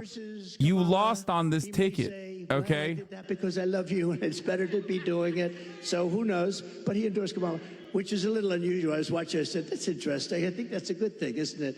It really is. But look, we have to turn it around, and we can. We're going to have a reciprocal. The question was about what are the biggest threats for the American auto industry, which was approximately 46 minutes ago. I repeat, the question was, Mr. President, what do you perceive are the biggest threats to the auto industry? To which he started with nukes. Like China is going to nuke Michigan. But they say to him, we don't want your car unless you build your plant in China. And there's nothing wrong with saying that. That's smart people say that. We haven't said it for many years. I said it. We have a lot of plants going up with Apple and other things. I said, you got to build plants. You don't build plants here, we're going to put the tariffs on your products coming in from China. So Hassan unable to connect the dots. There is no dot to be connected about the auto industry in Michigan and nukes, okay? Unless he's like, we're going to make the nukes in Michigan. I want to take the reciprocal trade. If they charge us 100%, we charge them 100%. He said, you mean they charge us, we charge them? You got me. How simple could it be? It was sort of cool because he doesn't care. He's a senator, doesn't care about trade, but you know. So we're going to call it the Trump Reciprocal Trade Act, or I'll leave the name Trump off as long as we do it. So when India, which is a very big abuser, he happens to be coming to meet me next week, and Modi, he's fantastic. I mean, fantastic man. A lot of these leaders are fantastic. You have to understand one thing. They're 100%. These people are the sharpest people. They're not a little bit backward. They are at the top. You know the expression, they're at the top of their game, and they use it against us. But India is very tough. Brazil's very tough. There are certain countries, I can tell you every one. I can give you from top to bottom. China's the toughest of all, but we were taking care of China with the tariffs. So we're going to do a reciprocal trade. If anybody charges us 10 cents, if they charge us $2, if they charge us 100%, 250, we charge them the same thing. And you know what's going to happen? Everything's going to disappear, and we're going to end up having free trade again. And if it doesn't disappear, we're going to take in a lot of money. Okay? But you know, the biggest beneficiary, I believe, is going to be your state. And I won't say that to other states, I promise. About your state, you are going to have plants built at a level that you haven't seen in 50 years. Okay? Great question. Thank you. Thank you. Wow, he tied it back. He tied it back. I was too small-brained to understand the genius of Trump. Protect the American worker as much as anything else, and also make our country and our communities safer, was you actually did something about the border. Just this month, there was a woman in my home state of Arkansas who was killed by an illegal immigrant who was drunk driving, that was deported during your administration and came back under this administration because they have failed to protect our country. It's one of the great threats that we face that you actually did something about. Tell us what you will do on day one to help protect our country. So we're going to be, day one, we're doing two things. Closing the border and baby drill. Two things. We're going to get down the prices. Why are people in Michigan like this excited for oil drilling? There's like, you're in Michigan, dog. What the fuck? Nice people. I like this crowd. I like this crowd. No, this, you know what? You're smart people. So, Sarah, thank you. So, over the last couple of years, I've been talking about the border. I got elected in 2016 because of the border. But that border was peanuts compared to what this border is. That border was like a safe border compared. And I did it. I did a great job. And it also includes drugs, came to much lower. Look, unless you have the death penalty for drug dealers, you'll never get rid of the drug problem. Put that through your head, okay? Put that through your head. And I don't know if our country's ready for it. When I was with President Xi, and again, until COVID, I had a great relationship. Once that happened, I really didn't want a relationship because $60 trillion, millions of dead people all over the world. I was not exactly thrilled with him. But before that, I had a great relationship. And I said, do you have a drug problem? No, we have no drug problem. Oh, how come? Death penalty, immediate. I said, what does that mean, immediate? Immediate. We have what's called a quick trial. You know what a quick trial is? Like in one day, the trial is over. Over here, it'll be 25 years. They'll get some nice liberal lawyer, and they'll have it tied up for 25 years. The guy dies of old age. So, but they have a death penalty. In Singapore, they have a death penalty. In a lot of countries, they have a death penalty. You sell drugs because the average drug dealer kills during his or her life 500 people. The average one. The big ones, much more. But when you hear that, when people start to hear that, and I set up blue ribbon committees, I put, nice people, dilettantes from New York and from Los Angeles, people that know nothing about drugs, and they're dealing with very smart people. These dealers are smart as hell, they're tough as hell, and they make a fortune. They make a fortune. And if you don't have the death penalty for drug dealers, you're just wasting your time. Now, we can keep it down, and we can do better than we're doing now, and a lot better than we're doing now, because what's happening now is out of control. But we had the lowest human trafficking, mostly in women, I hate to say, mostly in women, but we had the lowest human trafficking in 32 years. You know my favorite chart, the chart I put down. When I look to the right, that'll be my all-time favorite chart in history. That was basically a chart showing what a good job I did on immigration. But even if it showed I did a bad job on immigration, it will be my all-time favorite chart, because I wouldn't be here right now if I didn't look over. Let me see that. That was not good. My all-time favorite chart. Blue, yellow, red. It was beautiful. Oh, there it is. There it is. There, that was good. These guys are very good back. I didn't expect. That's the good. The interesting thing, it's always on my left. It's at rallies. It's always on my list. I only do it about 15, maybe 20% of the time, so I don't do it much. And it's always at the end of a speech. But it's always here. For some reason, they dropped it here. It was at the beginning of the speech, the very beginning couple of sentences. And I turned like a deer bolting, I guess, right? They say good hunters say this. Every once in a while, a deer will bolt prior to the shot. And I don't know, I guess mine was a form of, but I turned around to look at it. It was right here, behind me, actually. And my head was at a perfect angle. It got me. But if you got to be hit, that's the best place. Although it's blood. The doctor, I said, how come so much blood? He said, the ear bleeds more than it. I said, I'll take it. I'll take it. But it was an amazing thing. And I have to say, because I have to, while we're on the subject, because people do like to talk about it.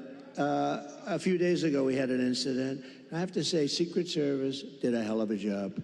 They really did. They caught one of the gentlemen one of the agents was walking a couple of holes in front, and he saw a rifle, AK-47. That's serious stuff, right? You know more about that. My sons know more about this stuff. But AK-47, that's a bad one.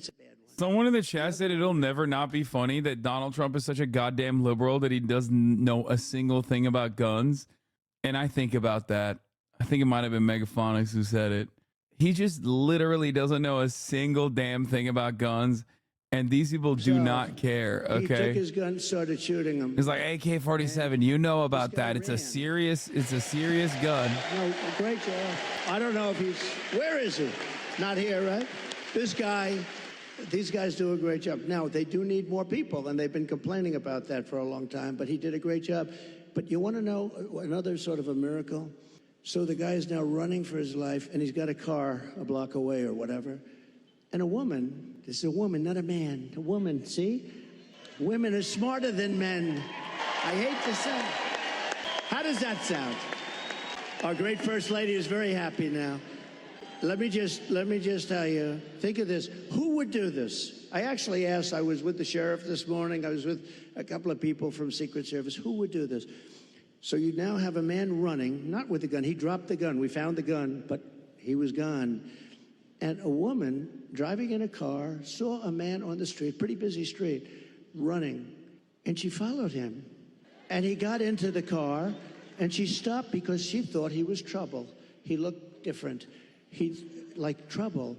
She followed him, it wasn't very far, and parked the car behind his car and started taking pictures of his license plate. Now think of it. And Sarah, think of it.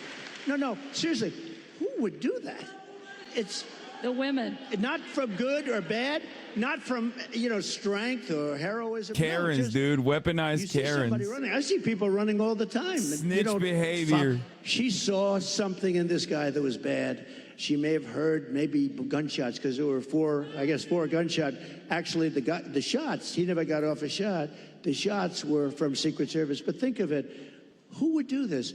If you took 1,000 of these incidents, would even one person have done it? This woman was, I haven't met her, but I'd like to meet her. I'm going to meet her, I hope. But think of this. She goes in, she takes pictures of the plate, and then she sends the pictures into the sheriff's office. And the sheriffs are saying, wow, this is pretty amazing. And they were able to get this guy within 10 minutes. They had a high-speed chase on the highway. They got him. Otherwise, we'd probably have an AK-47. They had the camera. He had the whole thing. He was a sophisticated guy. He even had the serial number taken off the rifle, the gun. But think of this. So we'd have all the stuff. But I'd be walking around saying, I wonder where this guy is. Is he in this audience? We would have a maniac out there. This woman was unbelievable. Because I actually asked the sheriff, if it happened 1,000 times, would anybody have done that? He said, maybe, but not much, not much. So she did she was really amazing job. We're glad she did. I think there are a couple takeaways there. One, the women of this country love Donald Trump and are going to make sure we do our part. What was the question? Immigration. And I think one of the other question was immigration, Chad. Another one of his major, this is like his thing. And he has big plans. Sarah, I just want to say one thing. So when I heard about this tonight, I said, so where am I speaking? Michigan, good. I like Michigan. I want to talk about cars. I love talking about the cars because it's so simple. It's so ridiculous that this is happening. You don't want the electric. You do want electric cars, 7%, 8%. Elon makes a great product. But you know what? And I've driven. His car is incredible. Other cars are incredible. But you have a little thing. But you want to have gasoline-propelled cars. You want to have hybrids. You want to have all sorts. They say a new one is going to be hydrogen. Who the hell knows? They said it has a slight problem. It blows up. And if you're in the car, that could be a little problem. But you want to be able to have whatever it is, whatever the market is and all that stuff. But they said, sir, you're having a town hall tonight. And I said, a town hall? What the hell? They want a rally. They don't want a town hall. Town hall? And I said, so who is the host? Because host or hostess. And they said, Sarah Huckabee Sanders. And I said, whoa, that's good. I like that. But I figured, Sarah. I refuse to believe this many people are excited to see Sarah Huckabee Sanders in the state of Michigan, let alone in her own state. Okay? There's something so deeply wrong. There is a lot of psychic damage in this room. If you ever find yourself clapping for Sarah Huckabee Sanders, understand that there's something very wrong has occurred in your life. Something very wrong has occurred in the planet. In the country, harder than being president of the United States is being a mom, especially under this administration, because they're making everything harder. And tonight we have a mom here in the audience, Barbara, that's behind us, that has a question for you. Hi, Barbara. Hello back there. Good evening. Good evening, President Trump. Thank you for taking our question. Thank you. My name is Barbara. I'm a mom of 3, a grandmother of 7, and 3 great-grands, a registered nurse, retired, retired nurse, so I know the cost that goes into raising children and running a household. Yeah. People just can't survive now. How are you going to bring down the cost of food and groceries? Good. Very good. Thank you. He's not going to answer it. He's going to be like, nukes are coming, We have to start China tariffs, always with energy. Bagram Always, I Air don't wanna be boring Base. about it, but there's no bigger subject. It covers everything. If you make donuts, if you make cars, whatever you make, energy is a big deal, and we're going to get that. It's my ambition to get your energy bill within 12 months down 50%. If I can do that, we've done a hell of a job. 5-0, not 15, 50. Interest rates are going to follow, and actually they're going to follow for another reason. The economy is now not good, and interest rates, you'll see they'll do the rate cut and all the political stuff tomorrow. Bro, I she think. literally And, said, you know, will he do a half what are a you point? going to Will do he to a lower quarter grocery prices? He's like, reason is because the economy oil! Otherwise, you wouldn't be able to do it. But we're going to get interest rates down, and we got to work with our farmers. Our farmers are being decimated right now. They're being absolutely decimated. And, you know, one of the reasons is we allow a lot of farm product into our country, and we're going to have to be a little bit like other countries. We're not going to allow so much come. We're going to let our farmers go to work. And I don't know if you remember, I love the farmers because, you know, I had many meetings as president. I have this gorgeous room with this beautiful table that seats about 35 people. And I was with the farmers. Usually everybody wants something. They all want subsidy. But I was with the farmers, and I think you might have been there actually, Sarah. I said, look, fellas, we're going to get you such a beautiful subsidy, meaning I'm going to do things. And one of the people raises and, sir, honestly, we don't want a subsidy. This is the first time this ever happened to me. Everyone wants, they want money, they want to build windmills. We want money with these windmills. Anyway, but you know what? It was amazing. He said, almost tears in his eyes, they were getting decimated. We don't want a subsidy. We just want to play, you know, a fair, level playing field. And I said, that's a lie. I said, nobody's ever said that. And I have many because no one ever said that. different things, you know, they do all different things.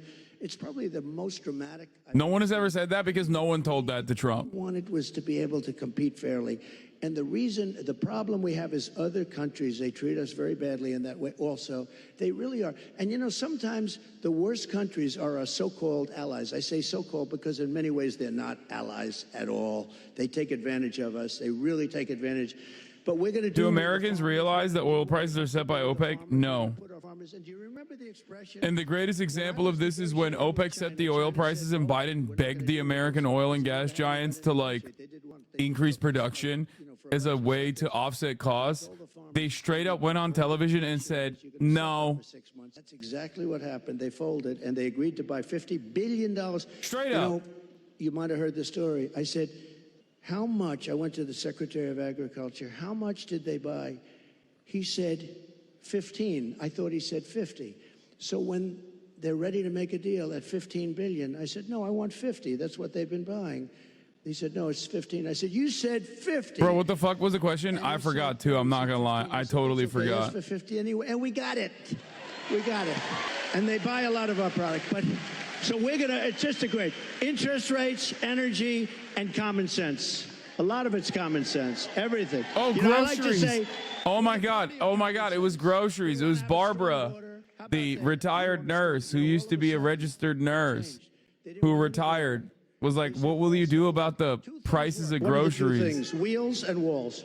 You know, if I do, there's a gorgeous computer down here. In about How 2 will he weeks, it's lower gonna be prices? up. He won't. A friend of mine is in that business. He hates it. He said, we come up with a new model, and it's the greatest. About 3.5 weeks later, the damn thing's totally obsolete. The only thing that never gets obsolete is a wall and a wheel. And the wall is what we're talking about now. And, you know, we built hundreds of miles of wall. We then added more than I ever said I was going to do. And then we had that bad election result, that disgusting result. And they never put it up. You know what they did with it? They sold it for 5 cents, and it was expensive wall. It was exactly what the Border Patrol wanted, with the anti-climb plate on top, which I always hated because I didn't like the look of it. But, you know, they demonstrated it. We had mountain climbers and a couple of drug climbers, too. These guys are amazing. They put 100 pounds of drugs on the back, and they go up the wall like it's nothing. but they couldn't get over the plate. So all of a sudden I said, okay, I'll put the plate on. I didn't like it. I liked it better without the plate, but it didn't work quite as well. So this is what we did. We had it. Bro, he's still talking about grocery prices. You don't have to be a genius to know Remain in Mexico is a very good thing. And you think that was easy to get. I think Tijuana, Mexico was probably the fastest growing city in the history of the world. Okay, they had hundreds of thousands. They couldn't come in. When they got in, they let everybody pour into our country. The border, just to finish with the border, when I talk about energy, to me it's exciting, but to a lot of people it's not. But it gets exciting because we'll bring down your costs, all that. But what people want to hear, and I believe when I got elected, I believe it was the border that was the biggest thing, and I fixed it, and I did a great job. And I wanted to mention it in 2020, and my people would say, sir, nobody cares about the border. They don't care because I had it fixed. Now I got to fix it again. I believe the border is of the greatest interest. When you look at what's happening in Aurora, okay? Take a look at Aurora. When you look at what's happening in Ohio, the great state of Ohio, I love it. I'm way the hell up. I wish I was up 18 points in your state, but we are up. We are up. I think when people hear what I have to say, I don't know how you can possibly lose it. I'll tell you this, and I'll say this for Michigan. If I don't win, you will have no auto industry within 2 to 3 years. It'll all be gone. And I know you got a little bit of an increase. It doesn't mean that's the small stuff because it's just a temporary thing because you will not have any manufacturing plants. China's going to take over all of your business because of the electric car and because they have the material we don't. What we have is a thing called gasoline. We have gasoline. We have so much gasoline we don't know what to do. They don't have gasoline. So why are we making a product that they dominate? They're going to dominate. You will not have a car industry left, not even a little bit of a car industry. So, and you're going to have electric cars, but you're going to have 7%, you're going to have 9%, whatever it may be. And maybe someday the technology becomes so good that you can do more. I mean, you know, it's fine. But right now, the battery technology isn't there for long term. I always say, I love the electric car, but they don't go far enough. And they don't do well. You know, in Iowa, it was 20 degrees below zero when we had our great success in Iowa. We had a great, and there were cars all over the place. I said, what's wrong with those cars? They don't work well in cold, and they don't work very well in heat. But Elon's going to figure it out because he's great. He gave me the greatest endorsement. He figures everything out. Right now he's got other things to think. He's got to get a rocket up to get those two people out of there. I said, Elon, let's get going. No, they're relying on Elon. I'm transitioning from fucking your dad to fucking your mom. I'm gonna fuck both now. I'm also transitioning to the top of the hour ad break, baby. After I'm done topping your dad and topping your mom, I'm going to serve the top of the hour ad break, which comes at the top of the hour. If you no longer want to see those ads, all you need to do is subscribe for $6 or for free. Here's the 3-minute ad break now, bitch. I'm a local contractor in this town. He's a cool looking guy too. He's better looking than you. I'm a local contractor in this town, and I live here my whole life. And I'm going to tell you, I'm kind of concerned about crucial Kamala's tax increase. Can you outline for the people what you plan on doing about taxes? Great. It's a great question. Look, she's going to double up your taxes. She wants to terminate the Trump tax cut. Just that is going to lift up your taxes. He finally answers the question directly. That's weird. Just that one move. I mean, he's lying, but still. I have it so that, like, if you're a farmer or a small business, and that's how you fucking set the expectations low. They're going to give everything. You know, a lot of people don't realize.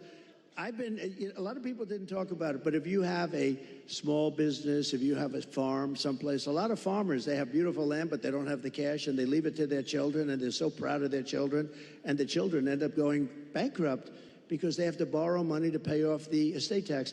There is no estate tax. And that's something that nobody even talks about, but that's helped. That's saved a lot of families from having to sell their farm or losing their farm. But she's got one thing that's incredible, an unrealized capital gain tax. That will drive every business out of the United States. So what that is I don't know how they can possibly administer. The only ones that are going to make money are appraisers and accountants. So they're taking a business, might have not a lot of money, but it might have great land, and they're valuing it. And what was it this year compared to next year? You got to put down a value, and then you got to go out and you have to pay tax, even though you haven't sold anything. It's the craziest thing I've ever heard. And I don't know how any rich person or any person that's in business can even think of supporting her. It's the craziest thing I've ever heard. So, and they're going to raise the capital gains tax, Willie, a lot. Now, as far as regular, people are going to have to pay a lot more tax. Your taxes, she said, 70 to 80%. Some people will pay 70, 80%. You have to understand, a lot of these people are international business people. A lot of these companies are international. They don't care if they're here or someplace else. They go for the best deal. They go for their shareholders. If they raise the taxes like that, they go to other countries. You know, You don't understand. Every auto worker has $13.6 million saved up by the time they die, which is why the estate tax is really a big deal for them. These are all regular auto workers. It's funny because, like, they're obviously not regular old auto workers. Maybe some of them are like jet ski dealership owners or whatever, but like most of those people are still abso-fucking-lutely not hitting the tax brackets that Trump is talking about. But they're over here going crazy. They're like, hell yeah, brother. Thank you. Please give more tax breaks to fucking Elon Musk and Jeffrey Bezos. I love them. And mark my words, if for some reason some tragedy happens, because it would be a tragedy beyond the auto business for the whole country, I really believe that. If a tragedy happens and we don't win, there will be 0 car jobs, manufacturing jobs. It will all be out of here. And that includes South Carolina. That includes other places that are competitors of yours. You won't be making cars here anymore. You won't be making anything in our country anymore. We're going to bring it all back. And if I say you have to pay 100%, you know China pays a big, but I didn't do the big number yet. But if I say you have to pay 100 or 200%, it doesn't matter, because I'm going to say, second sense, I hope you don't mind this. However, if you build your plant in Detroit, or if you build it in Michigan, or if you build it anywhere in the United States for that matter, it seems to be the right location, but we're going to have more fun. So I'm telling them about Michigan, and I'm saying, you know, the story's getting a little bit long because I'm talking about Michigan. I happen to be in another state, but everybody loved it because they know you. You're recognized for this. We're going to get, now, they go from paying 100% tariff to paying nothing. All they have to do is build their factory and spend their hundreds of millions of dollars in your state. This will be like taking candy from a baby. It'll happen first, and you get the credit. I'm going to give you the credit. Well, I don't think there's any question that America was better off under Donald Trump. And we know that it's going to be even better the second time around. Before tonight, I knew you were going to win the presidency. I had no doubt. Arkansas is going to come in huge. But now I know you're going to win Michigan by epic margin. I think they're down by 10 in Michigan or some shit. Ladies and gentlemen, we need you to show up. We need They should be down by 30, but like, the future of my kids, your kids, our grandkids depends on whether or not it's only 2 or Donald 3. Trump goes Oh back God, into it's the White House. And I okay. know Maybe you're not gonna let us 10. down. They're gonna win Michigan. Unironically, if they win Michigan, it is entirely because of the Democratic Party's open incompetence on Gaza policy. Okay, like entirely. But I don't think the Republican Party will win Michigan. Thank you, everybody. Thank you, man. I'll see you. We'll see you. That's what I mean. I'm a student, and Muslims and students are not voting Dem. You're wrong. Isn't his tariff point and capital gains point in direct contradiction? His tariffs. Wait, what do you mean? Have you talked about the pagers? What do you fucking think? Of course, dude. I covered it. Did you see what happened in Lebanon? No, what happened in Lebanon? What are the conversations happening about Harris's largest lead to date in our tracker? 4.4 points. Wait, but this is not in Michigan. It's just in general. That's a national poll aggregate. Oh my God. Michigan is 48 to 47. Holy shit. It's still too soon to judge the fallout from the presidential debate, but the polls suggest that Kamala Harris might be poised again. The initial surveys of people who watched the debate found that most viewers thought she beat Donald Trump, and candidates deemed winner in post-debate surveys usually tend to gain in the polls. That seems likely to be the case again. The first few polls taken entirely since the debate show her faring a bit better than the polls taken beforehand. That black nurse is not going to vote for Trump. He didn't answer her question. Damn, I thought Michigan was in better. I thought that Michigan was definitely better than 50-50, dude. I was wrong. no, stop fucking sending me dumb shit like Benjamin. Like, I don't care about dudes like this that are fucking cracking jokes with the Ukrainian flag in the bio. Oh, talk to a Yahya Sinwar. That's funny, man. I love the talk to a memes. Please keep it coming. Listen, I've been saying Michigan doesn't like Whitmer. You're wrong about that. Michigan does like Whitmer. Yes, I saw that 11. Michigan Attorney General charges 11 pro-Palestinian protesters at University of Michigan. All the protesters charged by the state's Attorney General were pro-Palestinian. Nessel issued a stern warning to protesters not to engage in what she called illegal activity. Demonstrating... Dude, look at the dire situation that we're in. Look at the horrifying situation that we're in. Michigan Attorney General Dana Nessel has filed criminal charges against 11 pro-Palestinian protesters at the University of Michigan, alleging that several of them used physical force to counter police officers clearing a tent encampment in Ann Arbor. One of the protesters was charged with ethnic intimidation after he allegedly attacked a pro-Israel rally. The charges brought by Nessel's office were filed Wednesday in 15th District Court in Washtenaw County, where there have been a number of protests on campus over the last year demonstrating against Israel's military actions in Gaza. Nessel issued a stern warning to protesters not to engage in what she called illegal activity. Yeah, illegal activity, as in hurting Israel's feelings. You cannot hurt Israel's feelings. Read previous comment about the Lebanon situation. Yeah, dude, I know. We covered it already. Yes, it was a Taiwanese shipment. Kamala's best swing state right now is Wisconsin, where she's up 3 points. Good news for Kamala elsewhere is that PA new poll came out showing her up 3 over Trump post debate. Did you see Billie Eilish is supporting Kamala? Yeah. And also fan of the show, HasanAbi had Phineas, as well as Billie Eilish, her and her brother, both. Have you covered 9/11 yet? They just hit the second tower? No. Michigander here. I think people underestimate how significant the Muslim Arab population is in Michigan. It's a massive constituency. They can absolutely swing the state. I mean, I've been saying that. I still think that like the gains made with the UAW, and also the fact that the gains made with the UAW and the fact that Gretchen Whitmer is like a relatively popular governor in the state makes it so that Michigan should be a lock. I mean, Michigan should be a lock in general. It's massive, but Dearborn will not make or break the election. You're so wrong. You're so wrong. That's like 200,000 direct voters that have post 9/11 historically voted overwhelmingly for the Democratic Party. No, I'm not even talking about just Dearborn. Like I'm talking about like you're talking about a state that Biden won by 100,000 votes. And there are significantly more voters that have openly said they're not fucking voting for Biden or for Kamala Harris. Now that Kamala Harris is like latched on to Biden's objectively unpopular Israel policies. I rewatched that VOD so many times and the health bar did in fact hit 0 and even change graphics, but the the grab animation took precedence instead of ending the fight. Yeah. Oh, you're talking about Wukong. I know, I did. I killed him. Nope, they know that they could win the Arab vote in Michigan. They're choosing not to, and they're wrong. Calculus, they think they can win without Michigan. They're trying to claw some back, but it won't work. I mean, I remember seeing articles written about internal polling showing that Michigan is doing much better. Like, Michigan is doing well from their calculations. Michigan native here, they're running pro-Israel's ads on TV on top of everything to make it even worse.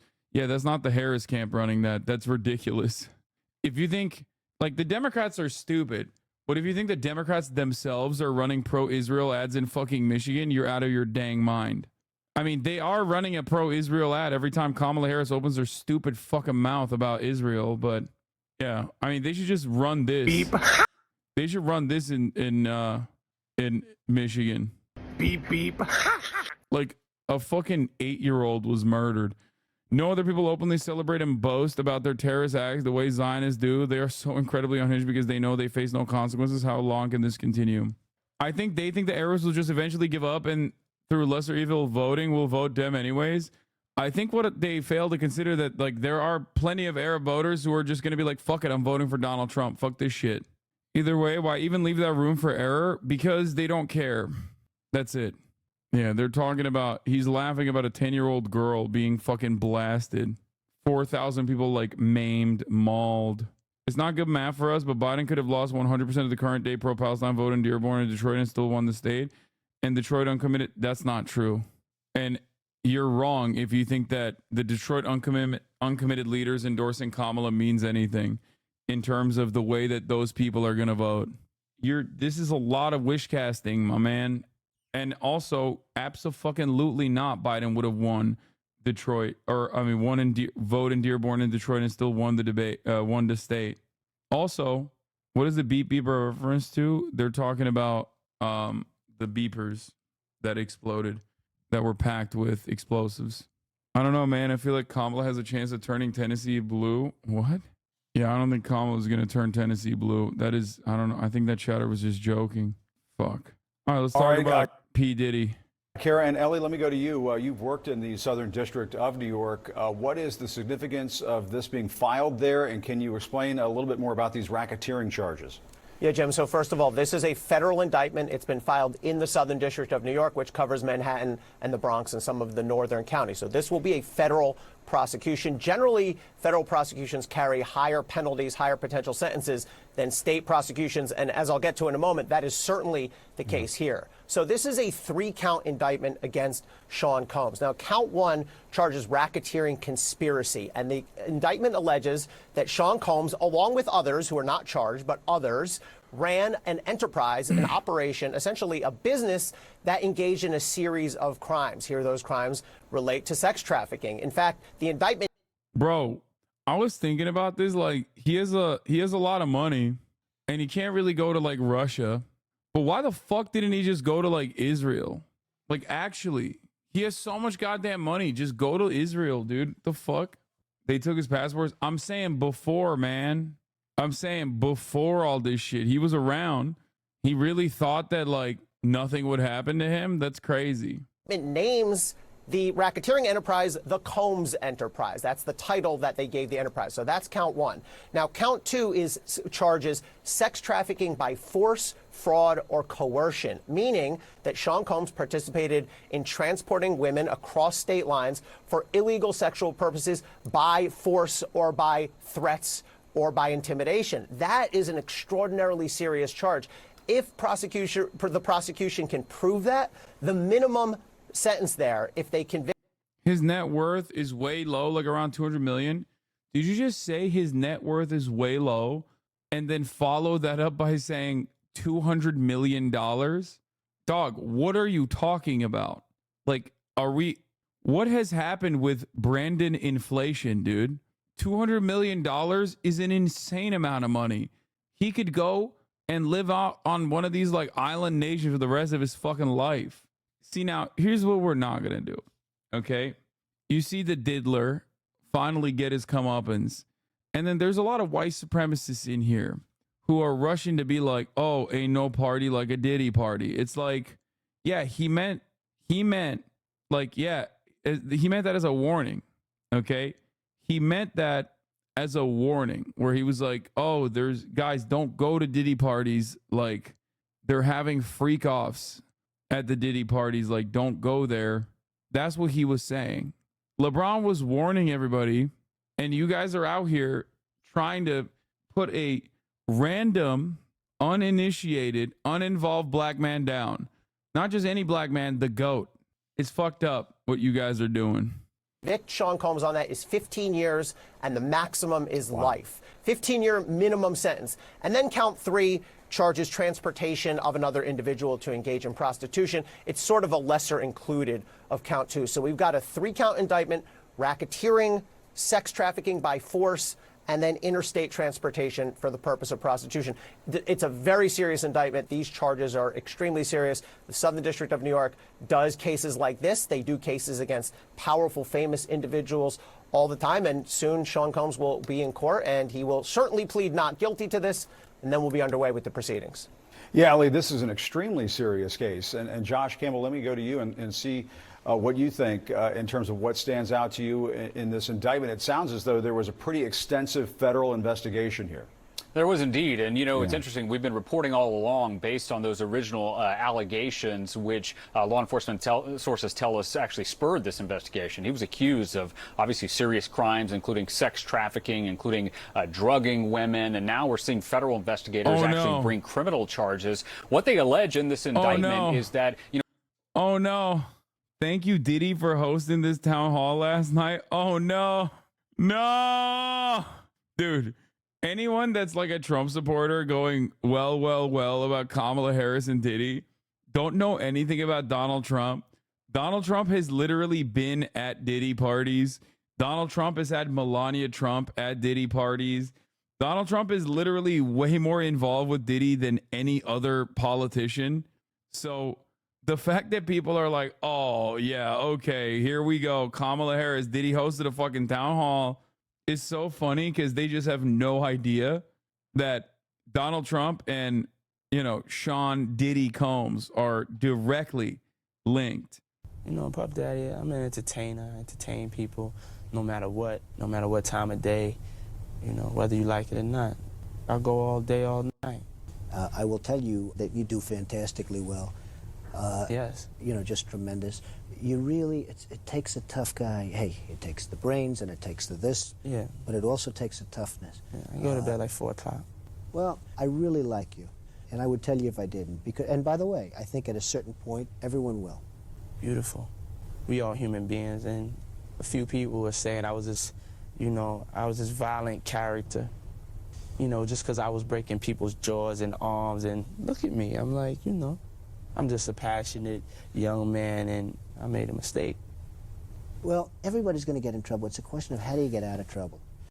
Oh, shit. Mm-hmm. And I did it by working smart. More importantly than anything else is by using my own brain.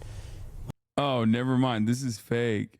The talk, conversation that never took place between people who never met, created using existing interviews, but these people have met. What the fuck? Why are they making it seem like these people have never met? They've hung out a lot. I got fake news, dude.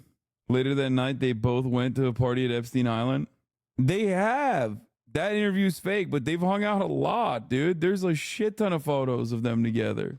Like, look at this. Look at this. Brian Grazer, Donald Trump, Brett Ratner, Melania Trump, and Sean Diddy Combs attend the premiere of Tower Heist. This is real? And focused businesswoman, because working for Diddy for 6 years trained me to have to be perfect. Working for Diddy. Absolutely. I love Diddy. Don's never been wider. I love Diddy. My nizzle. You know, he's a good friend of mine. He's a Oh my God, dude. People were so comfy. White people were so goddamn comfortable, dude. good guy. He expects. Is he a good guy? I don't want to answer that Oh, question. wow. I think he's a good guy. I'm going to stick up for him. All right. Whoa, I think he's a good guy. Oh my God. What? Do you remember this 2012 ad featuring Trump, Swift, Martha Stewart, and Diddy? No. And we're back, and it's time for the news nightcap. You each have 30 seconds to say your piece. Ellie, you're up. My big story this weekend was the New York Times' excellent reporting on John Roberts and how he's been putting the thumb on the scale. Roberts and his Supreme Court. Love today, and had an interesting headline about Democratic lawmakers. Was arrested in Sag Harbor after drinking a martini. Count. This is business as long as I did. Before we go, Kristen, 30 seconds. Well, politicians come and go, but celebrity rules everything around me. And tonight, we've talked about a couple different celebrities. Turns out they were all in an ad together. They're trying to do NPR Can't Let It Go so bad, by the way. It's CNN. And yes, I'm a ginormous fucking nerd for that reference, but that's literally what they're doing. What can't you let go this week? In 2012, Macy's, I believe leading up to the holiday season, had an ad featuring a number of bright stars: Martha Stewart, Sean Diddy Combs, Taylor Swift, and Donald Trump, all in the same commercial. The amount of legal.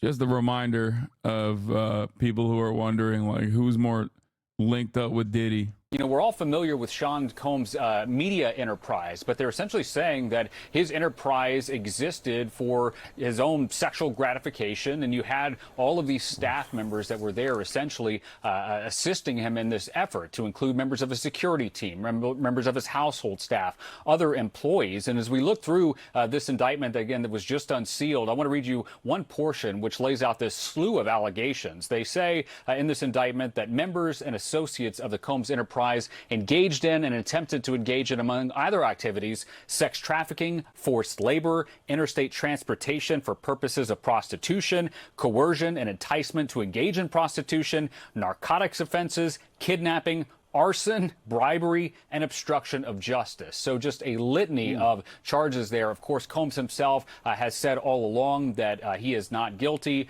His attorney indicated that he is planning to fight these charges. But you go back and look, this is really interesting, Jim, at how Sean Combs originally responded to these civil suits whenever they came out. They essentially went after the women who were making these allegations. At one point saying, you know, at least one of them was someone who was just looking for a quick payday. That all changed when CNN broke exclusively that footage of Sean Combs in a hotel here in Los Angeles. It is genuinely fucking nuts that he just didn't try to escape. Like, how stupid. How incredibly dumb. But did he do it? Yes, he did. He did. Physically assaulting his former girlfriend, and then we saw his tone start to change a little bit. He came out with, you know, an apology. Again, that stands in stark contrast to how aggressive his team was towards these women. And all behind the scenes, finally, it's important to note that there's this agency that may not be a household name, but it's HSI, Homeland Security Investigations. It's an arm of the Department of Homeland Security. They specialize in human trafficking. They looked at these allegations and indicated there is a federal crime that's been committed here, and now we're seeing this indictment. They allege multiple crimes. Yeah, it sounds like the feds are just throwing the book at him. All right, guys. Kara, Josh, and Ellie, thank you so much for your time this morning. We appreciate it. Good morning, everyone. My name is Damian Williams, and I'm the U.S. Attorney here in the Southern District of New York. Today, I'm announcing the unsealing of a 3-count indictment charging Sean Combs with racketeering conspiracy, sex trafficking, interstate transportation for prostitution. The indictment alleges that between at least 2008 and the present, Combs abused, threatened, and coerced victims to fulfill his sexual desires, protect his reputation, and conceal his conduct. As alleged in the indictment, to carry out this conduct, Sean Combs led and participated in a racketeering conspiracy that used the business empire he controlled to carry out criminal activity, including sex trafficking, forced labor, kidnapping, arson, bribery, and the obstruction of justice. Let me say a little bit more about the charges. The indictment alleges that Combs abused and exploited women and other people for years, and in a variety of ways. As alleged, Combs used... No, Diddy will not get Epsteined, dude. Why the fuck would he get Epstein? He's not like... I think he was just a real freak. He was doing it for his own, like, freakish desires. And not because, like, he was working with the motherfucking CIA and possibly Mossad. He was just the diddler. Have they confirmed who was at Diddy's party? I hate to say it, but wasn't Braun known to party? He was just the diddler. Have they confirmed who was at Diddy's party? I hate to say it, but wasn't Braun known to party with them? Okay, everybody, this is not about LeBron, okay? He was blackmailing people like Epstein did, though. Yeah, but I think the people that he was blackmailing were, you know, they were... Guys, Jeffrey Epstein was hanging out with princes. Jeffrey Epstein was hanging out with Ehud Barak in like 2016. Okay, former Prime Minister of Israel, Ehud Barak. Like, there are levels to this shit. Like, he wasn't blackmailing people that are weapons contractors and people who have the capacity to say yes and no to legal affairs involving the state. He was probably fucking blackmailing, I don't know, like celebrities and shit for his own freak off. He blackmailed sex workers against their will to do his trafficking, not governments. Yeah. Like, it's like thinking Andrew Tate is like Jeffrey Epstein. You know what I mean? What? Hassan actually couldn't be more wrong about this. Extremely naive about the people connected to Diddy. Fucking Lucian. Like, come on. This is not about LeBron James. Okay? Can we just stop repeating the lie that LeBron James hung out with Diddy? He never did. And even if you show me the AI footage of supposedly AI LeBron James saying ain't no party like a Diddy party, I'm going to ban you. He would never. He probably was there as a white hat to save the kids if he was there, which I maintain the position that he wasn't. Yeah. Why are you defending him? LeBron James? Because he's an honest man and he was probably wearing a wire. You guys are going to feel really silly when you find out that this investigation only happened because LeBron James, one, precogged it, okay, as he always has that capacity. He knew ahead of time that, you know, something was wrong before even ever entering a Diddy party. Then he did go to a Diddy party to like investigate and then immediately alerted the authorities. And for years, the authorities did not move, okay? And then finally, the authorities are like, all right, LeBron, we'll listen to you. Okay, that's Captain Lamerica, by the way. Remember, you're unpatriotic. You're unpatriotic. You hate America if you hate LeBron James. Remember that. You're white supremacist and you hate America. Okay?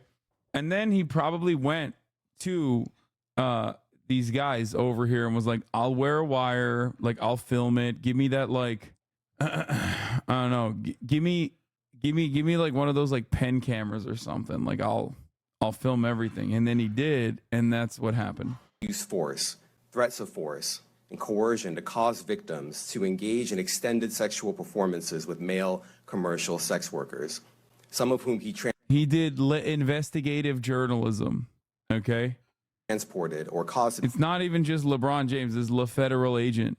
Be transported over state lines. Combs allegedly planned and controlled the sex performances, which he called freak-offs, and he often electronically recorded them. The freak-offs sometimes lasted days at a time, involved multiple commercial sex workers. Bro, that's crazy to have like a serious, like a district attorney saying the term freak-off. What has happened? We have devolved as a society. I keep repeating this over and over again, but America is in a weird place, man. We as a nation are in a weird fucking place, dog. Like, and often involved a variety of narcotics, such as ketamine, ecstasy, and GHB, which Combs distributed to the victims to keep them obedient and compliant. As alleged, when Combs didn't get his way, he was violent, and he subjected victims to physical, emotional, and verbal abuse so that they would participate in the freak-offs, and that Combs hit, kicked, threw objects at, and dragged victims, at times by their hair. On one occasion in March of 2016, that conduct was captured on video and later reported in the media. Specifically, Combs kicked, dragged, and threw a vase at a victim in a Los Angeles hotel when the victim was attempting to flee. As alleged, these assaults often resulted in injuries to the victims, which took days or weeks to heal. In addition to the violence, the indictment alleges that Combs threatened and coerced victims to get them to participate in the freak-offs. Stop. This is like, stop. Just, bro, like, this is like detailing harrowing incidents of abuse, like sexual violence. And then he says freak off. And it's like, I can't. Like, this makes it so unserious. These are such serious crimes. No. What the fuck? Bro, that is crazy. It's like shocking my brain every time I just say their orgies or something. Please stop saying freak offs. Like, don't these guys have a term? Like, I feel like they usually use such clinical language when they talk about stuff like this, or they'll be like, an incident occurred of a large gathering intended to do sexual events or something. You know what I mean? Like, just say other things, please. Like an erotic event or something. Group sexual encounters. Freak-offs. He used the embarrassing and sensitive recordings he made of the freak-offs as collateral against the victims. And the indictment alleges that he maintained control over the victims in several ways, including by giving them drugs, by giving and threatening to take away financial support or housing, by promising them career opportunities, by monitoring their whereabouts, and even by dictating their physical appearance. Because of all of this, the indictment alleges that the victims did not believe they could refuse Combs without risking their security or facing more abuse. The indictment also alleges other acts of violence undertaken by Combs and others, including violence against witnesses to his abuse, kidnapping, and arson. The indictment alleges that on more than one occasion, Combs carried or brandished firearms to intimidate and threaten victims and witnesses. Now, Combs did not do this all on his own. As I mentioned, Combs has been charged with RICO conspiracy. He used his business and employees of that business and other close associates to get his way. Those individuals allegedly included high-ranking supervisors in the business, personal assistants, security staff, and household staff. The indictment alleges that those individuals facilitated the freak-offs. They booked the hotel rooms and stocked them with the supplies, including drugs, baby oil, personal lubricant, extra linens, and lighting. When the hotel rooms got damaged, they helped clean it up. They arranged for victims and commercial sex workers to travel for the freak-offs, and they delivered large quantities of cash to Combs to pay for the commercial sex workers. The indictment also alleges that they helped Combs cover up his crimes. During the March 2016 incident at the LA hotel that I mentioned earlier, a member of the hotel security staff intervened, and Combs attempted to bribe the staff member with a stack of cash to make sure that what happened was kept quiet.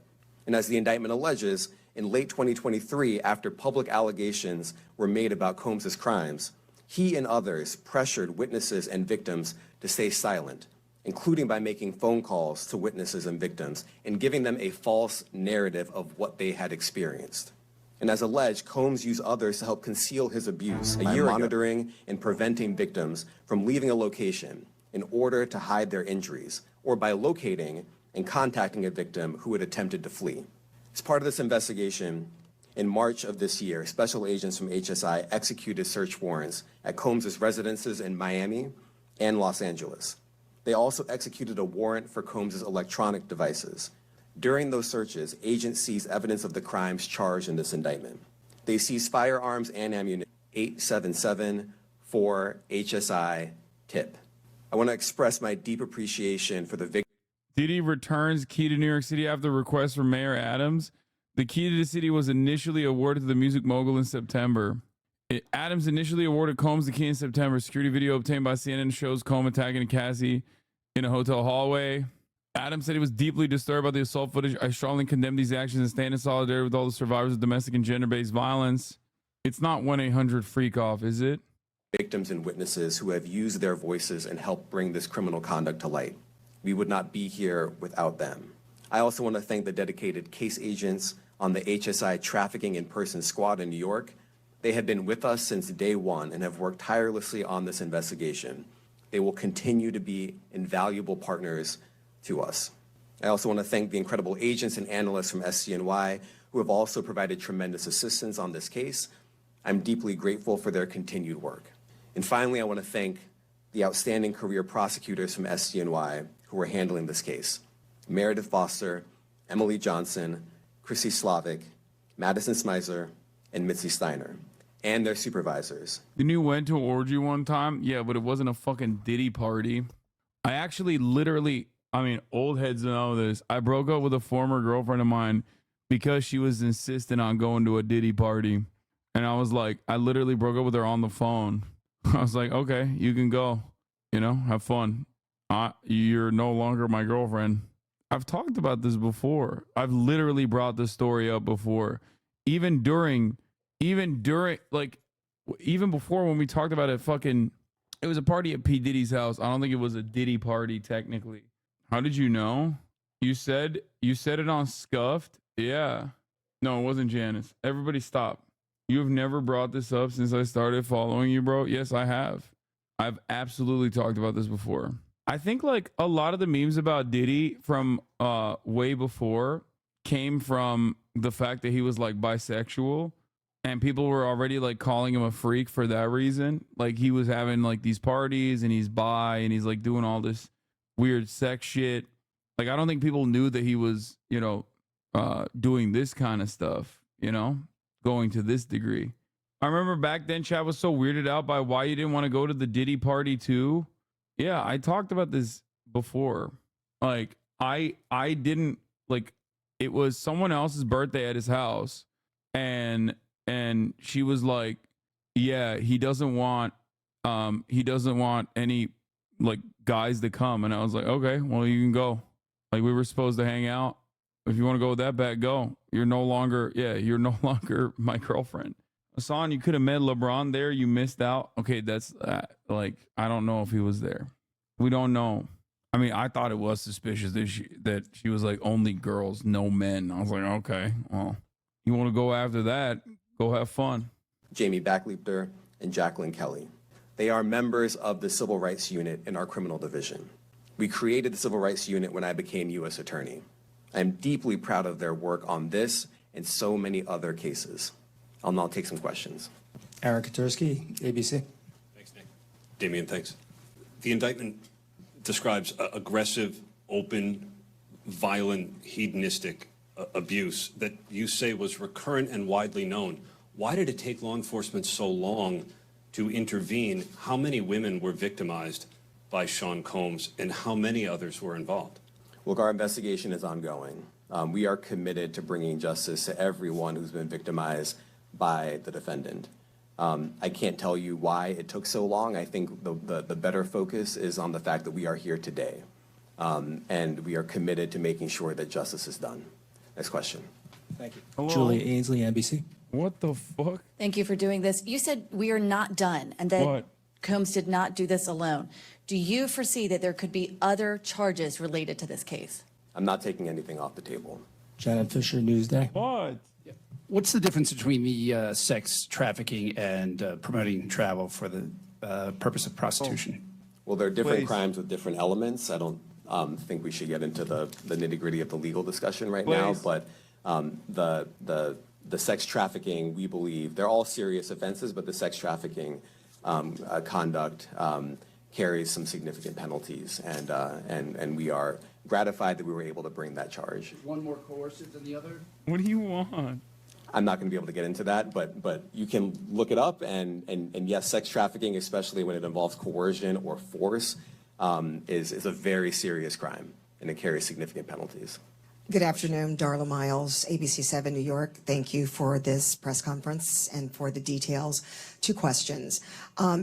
In context of this indictment and the information that was presented to the grand jury, are you able to clarify the number of victims? It's mentioned plural in the indictment, but can you specify the number of victims just for this particular indictment? And secondly, can you provide details about the alleged arson? Unfortunately, I'm not able to provide either. The number of victims, you are correct. We are intentional in saying multiple. The details of the arson incident are limited to what we have in the indictment and also the detention letter that we filed, which contains more details than the indictment does at various points, but we don't have anything more beyond that. Next question. Lynn Tran, CNN. Are any of his accomplices or associates under investigation? And additionally, could he face any more charges? This is my moodang. So the investigation is ongoing. That means both as to him and to anyone else who we believe committed the crime with him. Next question. Juliette Papa. Hi, good morning from 1010 Wins. Any indication that some of the women or victims here were imprisoned in his residences, and did he have locations where he kept them, and were not allowed to leave? And also, he's indicted here, although there were searches and raids in LA, Miami. Why in New York? Well, I'm biased. I'm the U.S. Attorney in the Southern District of New York. I think that we have an outstanding track record of bringing some of the most impactful, sprawling, complex, difficult sex trafficking, human trafficking, labor trafficking, you name it. The Southern District of New York can do it, and so we're very proud of that. And so the scope and complexity of this investigation isn't something that we ran from. It's something that we embrace, and we will continue to do that. As to your question about whether he imprisoned anyone, all I can say is that, I mentioned this March 2016 incident where something was caught on video where a victim was attempting to flee, and there was violence that was associated with it. That was at a hotel. Matthew Lee, Inner City Press. Thanks a lot. Does your office intend to seek remand, or are you reaching a bail package? And if you're willing, how would you contrast this with the R. Kelly case in EDNY in terms of the elements? Thanks. So we will be seeking detention. We have filed a letter laying out our reasoning for seeking pretrial detention. I'm not going to be able to expand beyond what's in the letter, but it contains all of the reasoning, and it contains the law as well. There is a presumption of detention in a case like this, and we think that's warranted. John Anise, New York Daily News. Thank you. I was hoping to get some more detail about the searches of his residence, the guns, the cases of lubricant, and the videos. Where were they found amongst his residence? Were they all scattered around the houses in one place? I kind of wanted to just get a better picture of how that stuff was found. Well, look, I think that some of the details that you're seeking are in the detention letter. So, for instance, some of the That's a weird question. AR-15s, 2 of the 3 defaced AR-15s were found in his bedroom closet in Miami, broken down into parts along with magazines with ammunition loaded in them. So, being in some of Hollywood, some of were that there detail is rumors in the about this? detention letter. Beyond that, I'm not going to be able. Bitch, you think I would know? Bro's not a reporter. He's just a gooner. Yeah, he was like, exactly where were they found? How the fuck would I know, dude? Come on, bro. Don't lie. Yeah, I was definitely Hollywood elite fucking in like 2016 too, or even earlier than that. Mr. Hollywood elite me. I'm not even a Hollywood elite now, dude. Your ex-girlfriend was invited to one? Yeah, she was a model. That's a little different, don't you think? Be able to get into where other items were stored. Ben Kochman, Post. Hey, thanks for doing this. Your office was the office that had been prosecuting Jeffrey Epstein before. All this channel is yapping 24/7. I mean, yeah, I'm a political commentator. That's all I do. And I serve 3-minute ad breaks at the top of the hour in between. Because at the top of the hour, there's a 3-minute ad break. If you no longer want to see those ads, all you need to do is subscribe, which you can do for $6 or free with a Twitch Prime. Here's the 3-minute ad break now. He died in custody. I have not read your detention memo yet. It's the first thing I'm going to do after this ends. But does the memo address, or is your office concerned with Combs's safety in custody, given what happened with Epstein? So we are concerned with anyone's safety whenever they are detained prior to trial. It's part of our obligations to keep people safe as well. It's part of the criminal justice system. So, but I do not draw any sort of connection between Jeffrey Epstein's suicide and what may or may not happen to any other defendant while they are detained pre-trial. And of course, the decision whether to detain the defendant will be up to a judge. Our position is that pretrial detention is warranted under the law and based on the facts of this case, and I'll leave it at that. Are some of the prosecutors on this case some of the same prosecutors that had been handling that, or that worked on the Maxwell case? So I'm not going to get into the staffing. I will say that this team, this group of AUSAs, this incredible group has been working on this case around the clock, and they've had their hands full. Next question. Gus Rosendale, NBC News. Good morning, sir. Combs' attorney said that his client has been cooperative with investigators. He said that this morning. I was wondering if you would have a reaction to that. Let me just say this. I think that generally and with increasing frequency, the word cooperative or cooperating has taken on tremendous elasticity and no longer really bears any relation to what yeah, his bail was denied. The word means when we use it in a very specific context. So responding to lawful process. All of you refusing to take this seriously disgusts me. It isn't an orgy. It isn't diddling. This is rape and not a funny or joking topic. Please educate yourself. You're making it unsafe for victims in this chat. No, that's why I was saying, like, calling it a freak off is insane. Like, because it's a serious case with serious victims, which is why it was wild to me that they literally fucking called it a freak off, which is objectively an unserious thing, approximately 25 times. And the like does not qualify as cooperation when we use that term here. That one friend that's too Mike woke. Sisak, AP. Thanks. To that end, was there any discussion of Mr. Combs surrendering? I understand he was taken into custody at a hotel in Manhattan last night, and maybe that wasn't the plan. Can you elaborate on how that came about and why that was? I'm not going to be able to get into any sort of operational details as to how he was taken into custody and when. He is in custody right now. He will be appearing in court later today. Was there any discussion of him surrendering, given, they claim he's cooperating? I'm not going to be able to get into law enforcement tactics or operations. Well, I can't get into the charging decision. It is very meaningful to us that weapons were possessed, as we allege in the indictment. Part of the reason why this conduct was so pervasive and harmful was because victims and others didn't necessarily feel comfortable denying him his wishes, as we allege, because of the presence of firearms. I should leave it there. Thanks. Last question, Jacob Shamison. Jacob Shamsian, Business Insider. Thank you. Given that he's the sole defendant in this case and that you allege he's part of a conspiracy that involves members of his companies, do you anticipate a superseding indictment that bring allegations against other members of his companies or other co-conspirators as well? I can't take anything off the table. Anything is possible. Our investigation is very active and ongoing.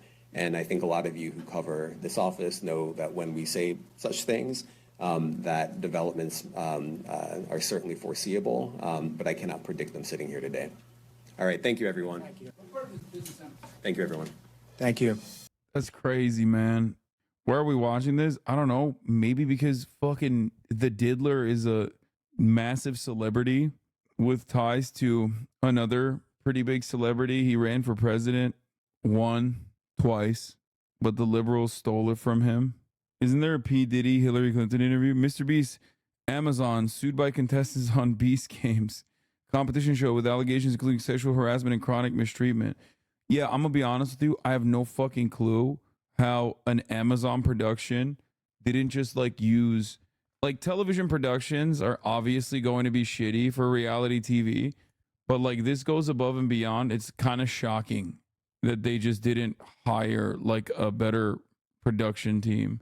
This one makes no sense. It's bro, you are not shooting a YouTube video. Okay? This is a multi-billion-dollar company's studio branch that you're working with. Trump has officially run as a candidate for president 4 times in 2000, 2016, 2020, and 2024. He also unofficially campaigned in 2012 and mauled a run in 2004. Thanks. What is this? This is so vile. Roast of Kamala Harris with Milo and Gavin. Dude, what is wrong with these people, man? By the way, it's pretty funny to have that allowed on campus, but God forbid you say anything but Am Israel High, okay? If you say anything but Am Israel High, you will get arrested on an American college campus. Oh, here's another JD Vance drop, by the way, as always. Okay, look, here's the situation. Let's say Roe versus Wade is overruled. Ohio bans abortion, in 2022 or 2024. And then, every day, George Soros sends a 747 to Columbus to load up disproportionately black women to get them to go have abortions in California. And of course, the left will celebrate this as a victory for diversity. That's kind of creepy. Health justice is whom we exterminate working class black people. Something like that could, that would be a really weird turn of events that could happen. Yes. And it's if that happens, do you need some federal response to prevent it from happening? Because it's really. This is old. Is that Amy? I don't fucking know, dude. I don't know what that freak sounds like. Baba Duck. Really creepy. And, I'm pretty sympathetic to that, actually. Okay, look, here's the situation. Let's say Roe versus Wade is over. Dude, it's kind of crazy that he's just like this motherfucker went on every podcast, bro. Yeah, here it is. Diddy's Miami house had over 1,000 bottles of baby oil and lubricant among various freak off supplies. What a crazy fucking turn of affairs, dude. Anyway, it's monkey time. I don't know why I'm so goddamn tired by the end of the day by this point. P. Diddy shops at Costco for his baby oil. Lock in, please. Okay, ladies and gentlemen, it's monkey time. Monkey D. Luffy. Last time I got robbed. Does anyone have the clip? I literally beat the first 2 phases of the boss battle, and then the game wouldn't let me have it. and it locked me into an animation sequence, so I rage quit. Will we gamble on the stone monkey again? Sure. That shit was crazy. Do you have the clip? The game does not want to see me thrive, bro. You work hard, man. Curse your tired. I work harder at my construction job, but I still get it. Nah, dude, my job's harder. Jubaijay's son or Mudang daughter? I don't know. I feel like both is great. This one? Look, I used up like all my potions too. Look at this. Got a pluck of mini off. Yes! No! No! He's dead! He's dead! Please die! He died. No, he's dead! He's technically dead! He died, and it still went through the fucking animation. Like his life ended there, and the game still wouldn't let me have it because it's fucking bullshit. Straight up. That was the second time the game was against me too. Like when I beat Erlong's ass, the game tried to brick, which I thought was crazy. The game literally broke when I broke Erlong. All right, get your bets in. We're going into the stone. We're going into the fucking Stone King. What's the Stone Monkey? It's the final boss. It has 4 phases. The first 2 phases are the Stone Monkey. The second 2 phases are Sun King Wukong. Anyway, I got P2. Fuck. Hold on. Shirts off. Packing a fucking Zinni. Okay. Packing a fresh Zin. Cracking a new cold one. Going to the fucking village. Getting some goddamn pots. Getting some goddamn medicine. And I'm locking the fuck in. Cracking a fresh soda. May Lord Lao illuminate your path. My pills are reliable, but be wiser than relying solely. Technically, this took you 3 days to beat, and I'll never let you forget that. Shut up. Shut the fuck up. For a short duration, all actions cost no stamina. I want health, man. Oh, fuck. It doesn't have any of the big ones, huh? It doesn't have any of the good shit. Massively increases attack, critical hit, critical chance. Let's get all 3 of those. Maximum stamina, maximum health. Oh my god, I thought you were real yesterday. You said you won't touch the game anymore. You need the life-saving pill. I don't have it. And I don't have this one either. Were it not for you, brave one. How do I fucking make that? This profitless deal. A formula from Toshita. Impeccable. There's no way to make it. The world is a furnace, and we are its... I can farm that guy for random pellets until you get it? No. It's time. What is the current Gamba? Let's look at it. 55% doubters, 45% yeppers, Stone Monkey in 2 tries. What is this? I googled and apparently you can only get the Revive Med formula for crafting in New Game Plus. God, so much of this shit is New Game Plus. You said Chinese ass mobile game. It's not false.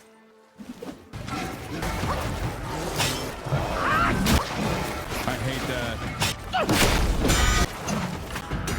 This is not the hard part. The hard part is now, chat. Chill. Oh, shit. Oh.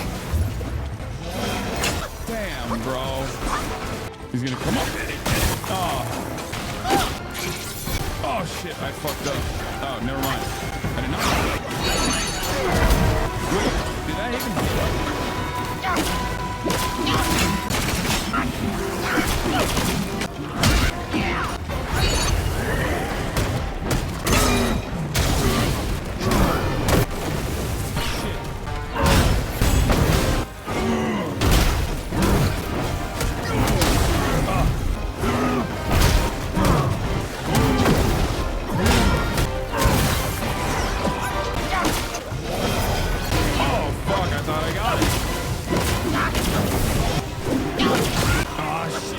Back in the fire.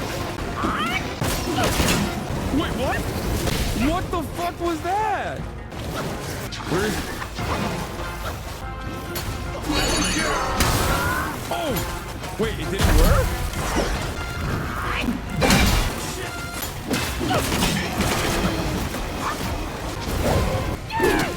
Fuck! I hate that. Oh, I thought I dodged that. Oh, I did not. Cooking his ass, too. His fucking iframes, dude. God damn. He fucked me. That wasn't a choke at all. That wasn't a choke at all. That was a really good fight. I think you guys are delusional if you think that that was a choke. I did everything right, and they indicted me. That was a throw, not a choke. Not even. I also literally had heals too. I still had heals and shit. I fucking whooped his ass, dude.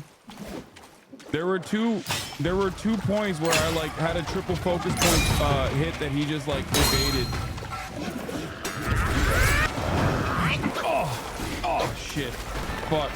Oh, those are tough, dude. Oh. Wait, where am I? Why am I stuck? Okay, enough. What are you doing? Just cheese him? I am doing stupid things.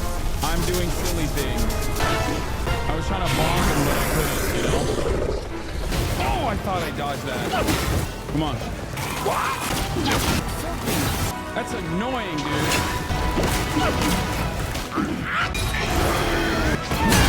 Yes! Oh, thank God. Where's your second? Come on.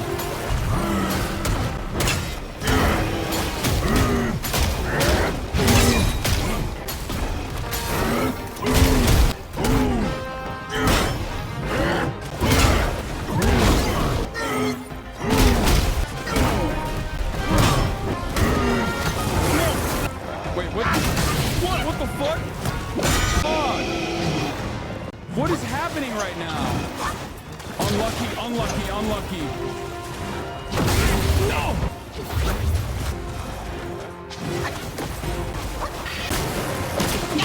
Me again. No, again. No! I fucking cloud stepped, dude. Didn't heal. So at that phase, you can cheese 3 focus charge and it will avoid most of his AoEs. You can stop him from doing clones if you hit him with full charge or with baby. Wait, really? You saw the ground freezing and just watched it? Oh my God. Everyone is a fucking critic, dude. Everyone's a goddamn expert at this fucking game. You watch me cook this motherfucker and you still complain and you act like you know better. Oh, fuck you.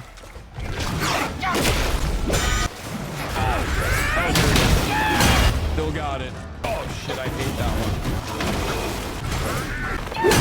Bitch. Oh my God. Dude, come on, dude. Oh, he blew me up. What? That's nuts, dude. Stop him. You can stop his clone. That was a lot.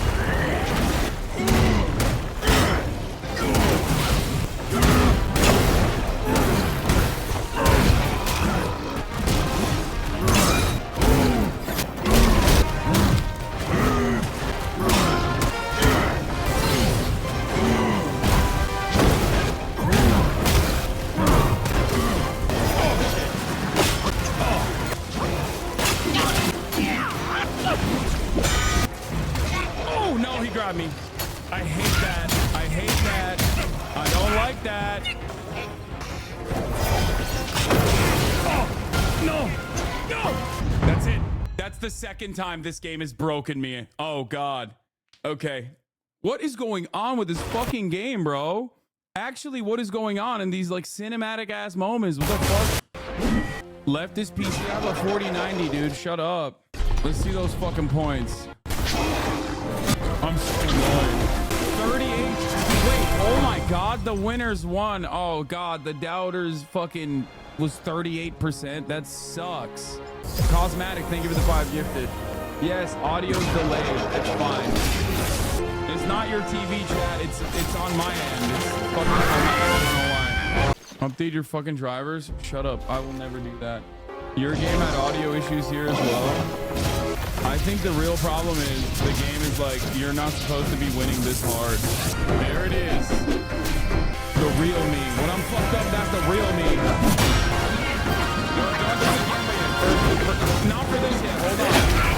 Hold on. I forgot that this motherfucker has me. My shit. Oh my God, bro. Chill. Oh shit.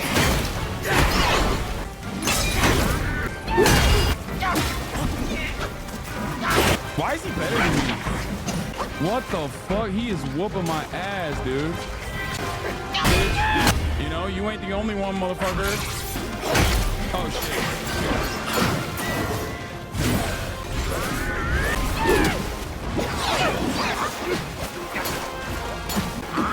Oh, shit. What? Why does he do that? How does he do that every time? Is he going to do it again? There we go.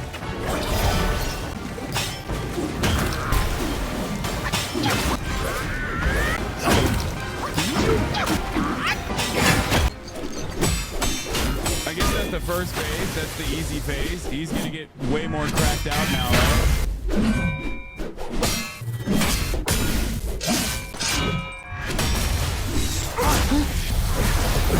Yo, he's sucking my hip right now. Oh, chill. He's sucking my shit. Yo! He just sucked me harder than fucking Larry Sinclair sucked Barack Obama in Duluth in a limousine after doing crack cocaine. What the fuck? Oh god. Oh god. He's sucking on my hard, bro. What the fuck? So what do I do now? Am I just fucking cooked?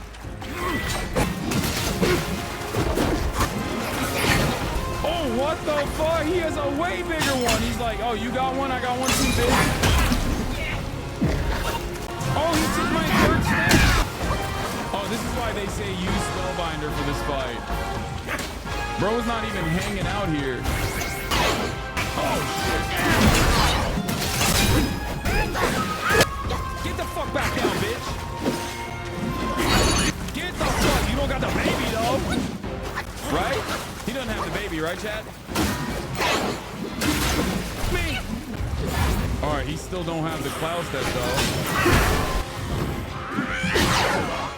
Oh, fuck. What a dodge. What does he do if I do this?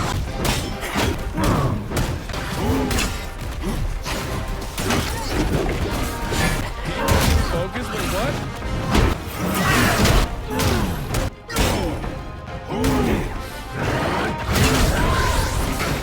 Get the fuck out of there, dude.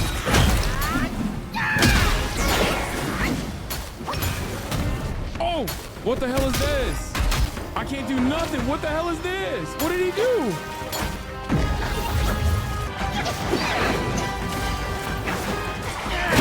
Oh, these are my moves. I should be able to fucking get him off, you know? He's got the Nimbus. He's using the Nimbus in boss. He's using the Nimbus in the fight.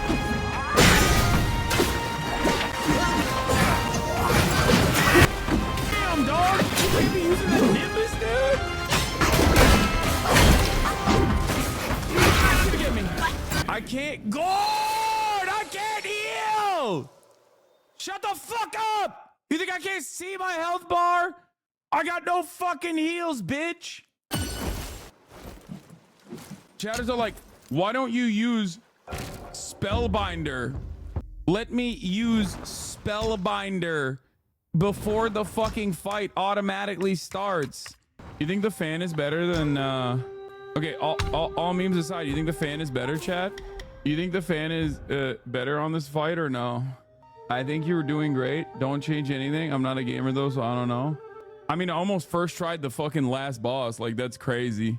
I can't use non-void helped me. I can't. Yeah, I almost first tried the Erlong is the true last boss. You beat him, so you got this one. I think something I would have played in my gaming days for sure. Non-void is so broken. Try it. For Spellbinder, Needle is best because it crits. Oh yeah, you're right. Is there something else? Should I respec out of Cloud Step too? Because like if I do Spellbinder, I can't use Cloud Step anyway, right? Does take out all spells if you're using Spellbinder? Yeah. I mean, I'm gonna try. I haven't done a Spellbinder run in a minute, and I do hate respecking like this. It's fucking annoying, but I think I'm gonna max out on my maximum mana because it uses mana. Just put the points in the attack and crit. Mana also works with Spellbinder, right? Non-void gives you an extra dodge and it recharges so quickly. Yeah, the more max mana it converts, the more stats you get. Let's see. I mean, I don't know how it's gonna work. I'm gonna be honest with you. Wait, what is non-void? Is it this? Is it one of these? Recovers a moderate amount of stamina when being hit? Bro. Might as well use Pilgrim since you lose Wukong stance. Non-able, not non-void. Slightly increases attack, critical hit chance, and critical damage, but massively reduces maximum. Yeah, I'm not using fucking that one when I'm using Spellbinder. Are you cooking me? Spellbinder operates off of your maximum mana. Spellbinder on, Cloud Step, fine. Not using that anyway. You don't need high mana for Spellbinder. Dude, look. An offensive spell activated by slapping the character written on the palm against the chest and considerably increases attack. I'm pretty sure it scales off of the maximum mana you have. Where is it? I'm gonna Google it. Deep dive into Spellbind. For those not familiar, Spellbind, here's a small intro. The name hints it locks your spell casting until you die or rest of the shrine. This lockout not only covers your spells, but also spirits and vessel active abilities. Vessels and spirits will grant passive bonuses. As a trade-off, this huge lockout gives a massive buff to your attack and later on crit chance. The spell is available for side quest line in Act 3. Yeah. This guy made a fucking PowerPoint, dude. Spellbind will snapshot your current maximum mana and the stamina the moment you cast it. It allows pre-buffing and item swapping for min-maxing. Below is a list of items and spirits and buffs that are best for this. It scales off of your maximum mana that you have. For chatters who are fucking doubting me, dude, I do reading on this shit. I'm a goddamn gamer, dude. You cast Spellbinder when non-able isn't selected, then you go into Shrine and change the spell to non-able one? What? That's insane. That's the strat? Well, then how can you even use non-able? Reading Reddit about Wukong is nothing during parasocial segment. Oh, so now you trust Reddit? I do. It's ironic because, like, this is the only thing Reddit is good for. Like, the only thing Reddit is good for is this. Like, random, incredibly well thought out, like, insanely well thought out random shit. Like, people who are deeply invested in this. So I do Spellbinder first, and then I change it. Is that what you're saying? I don't care. I'm just gonna Spellbind it. I don't need to, like, max out. I don't need to min-max that much. You can Spellbind after using Key, right? And even your transformation, I think, right? But you can't spend mana. Wait, did it not work? Oh, it did work. Thank God. Oh my God. Okay, I'm dying though. I will like watching him suck my shit off for real. Duluth Dyson style. He giving me that freak shit. He giving me that freak suck. He gave me that Nancy Reagan, dude. That guac. He gave me that Hawk Tua. It's a freak off. Oh, stop. Oh, hell no. Stop.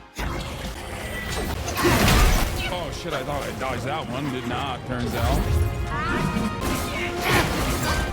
He's not doing damage. Shit. Bro learned how to cloud step and just everything changed. I mean, Ring of Fire and everything changed. This motherfucker is doing cloud. Don't talk shit. Oh, shit. He doubled that.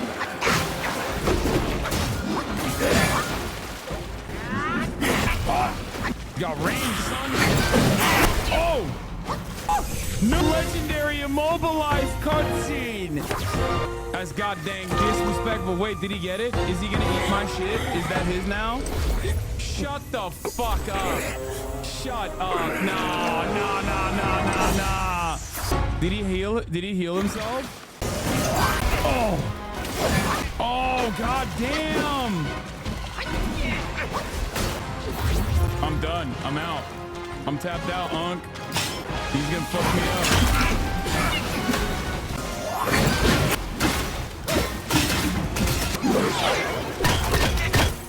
Okay, well, that's a multifaceted ass whooping. I'm at 0 health. What the fuck's going on? Change your gourd soak and drink combos. Bounce you around like a bitch. Yeah, if you hit him when he's in that, when he's rock stanced up, it's just like a major deflect. It's kind of crazy because like he gets to fuck me up way harder than I can ever fuck him up. You know what I mean? That's 2, yes. I think I did better without the Spellbinder, by the way, but I'm not gonna switch it again. Should I go with the damage? 4 Banes is like pretty OP, but fuck that. Monkey brew time. And then instead of unveiling, I guess damage reduction. 4 Banes is still good, right? Does he do Does he do any fucking Bane damage? No, right? Does he? I don't remember. I don't think he... No. Massively increases health recovery from using the gore when at critical health. You should use the Tri-Goblin. What is that? Purple Veined is the move? No, it's not. Isn't Purple Vein the... Wait, what do you mean? Isn't Purple Vein the fucking... Oh, no, that's death. Oh, critical health one. Yeah, I have that one. The damage one is big, though. Should I just use that one? Nah. Okay, we got the brew. I got potions, but I never use them. I'm waiting for next game. I hope he doesn't finish tonight. That's crazy. I wouldn't wish that on my fucking enemy, dude. I wish you a 3-minute ad break right now at the top of the fucking hour without an acceptable way to avoid it. How about that? Yeah, fucking got him. Hebrew and drop the Spellbinder. Wait, what? What do you mean drop the Spellbinder? I wish you'd show your armpits every time you died. What curios you have equipped? I've literally had the same curio since the beginning of the game, I think. It's Cat-Eyed Bees, which increases slightly crit chance, considerably increases maximum stamina. I guess I could do a maximum mana one instead of the maximum stamina. Ooh, we could do considerably increases defense when in water. You keep serving me the ad break, and one of these days I'll join the Navy, dog. Don't do it, chatter. Should I do defense in water? I am in water. And then instead I could do ignores the enemy's 4 Bane's resistance. Is water not, is that the water defense not good? Defense has diminishing returns. And then maximum mana instead of the light attack increases. Successful light attack increases attack. His Ring of Fire heals you too? No, it doesn't. Why are you lying? Slightly increases damage reduction. This effect is enhanced when equipped with the Gold Sun Crow. This sucks. Though this too sucks.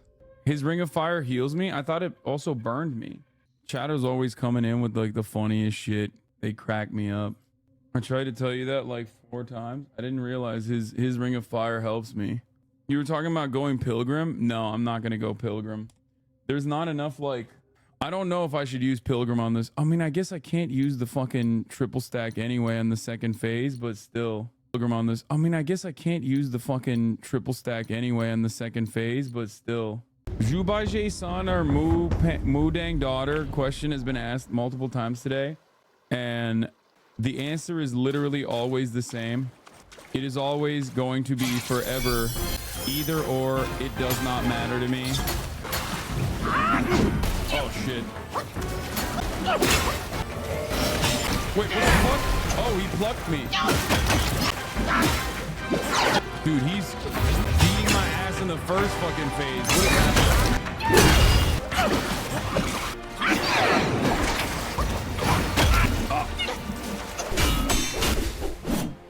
I've never seen him do a pluck before in the first phase, right? That's not normal. Is it? Wait. Oh, it does heal me. And it gives me the bonuses. What the fuck?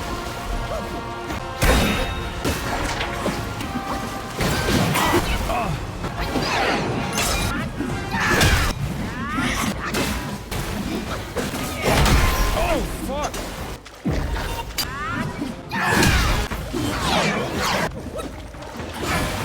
I hate when he does that.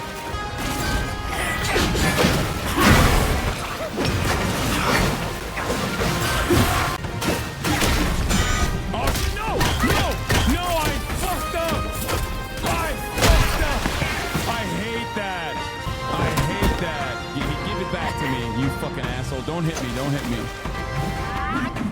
Why does he eat it? Damn.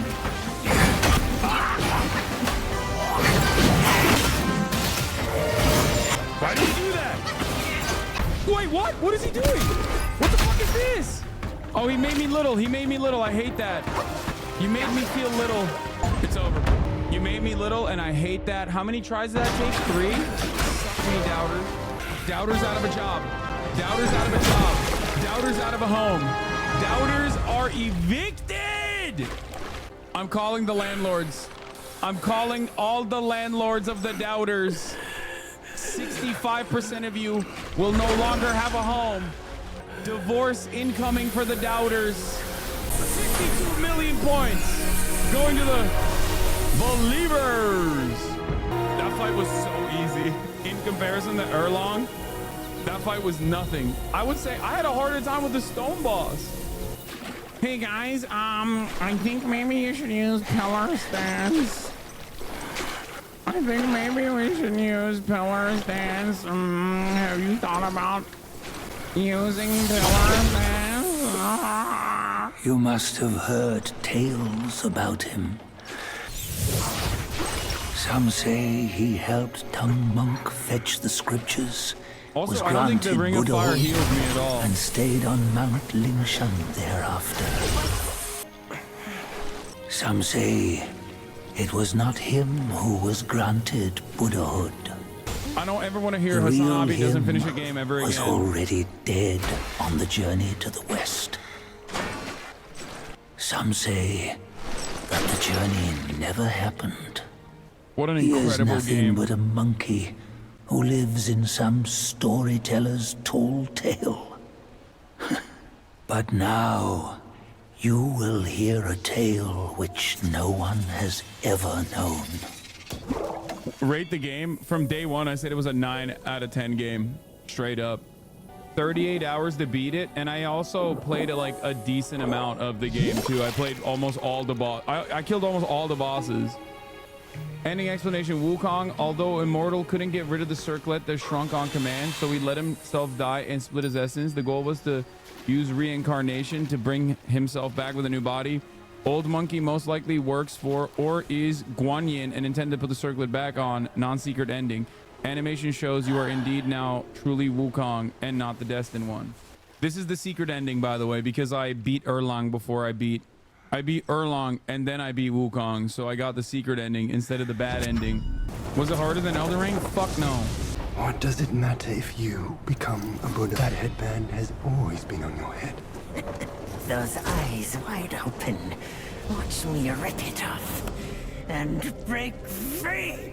Sun Wukong, when you defied the Celestial Court, I had to seal you beneath the mountains with my immense power. Yet, after enduring punishment, you embraced the dark, uplifted good against evil, and subdued Yaoguais throughout the journey. For your contribution, I now bestow upon you the title of Victorious Fighting Buddha. I'll fuck those Yaoguais up, dude. He defied the Celestial Court, and the Jade Emperor imposed 3 ordeals. Only when the chicken finishes pecking the rice, the dog laps up the flowers, and the lamp burns through the key, the rain will fall. That's right. That's right, baby. He fucking games and he's got this. The animation is out of order. This is a gaming channel. Let everyone know. This is a gaming channel first and foremost, primarily, and sometimes we do politics.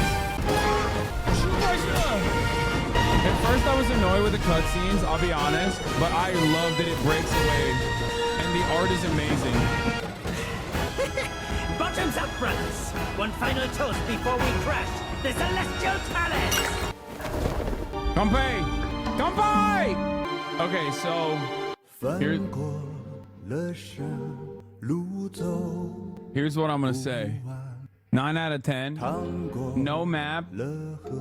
Obviously, no map is a little frustrating. Invisible walls a little frustrating, and I wish there was a little bit more in between, like the boss rushes. Maybe a little bit more variety. But overall, excellent game. Incredibly fun. It was an incredibly fun game. So fun. They took out a lot of, like, I wouldn't say bloat necessarily, but they took out like some of the annoying parts of From Software games. And it made it was more fluid.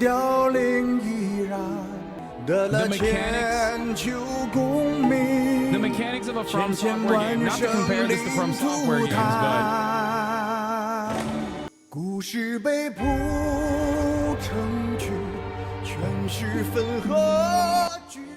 I will say, like, the fight animations were more fluid, more dynamic, and more fun to look at than From Software games. But overall, obviously, From Software games are, I think, more complete, larger, much more expansive. It's not even comparable.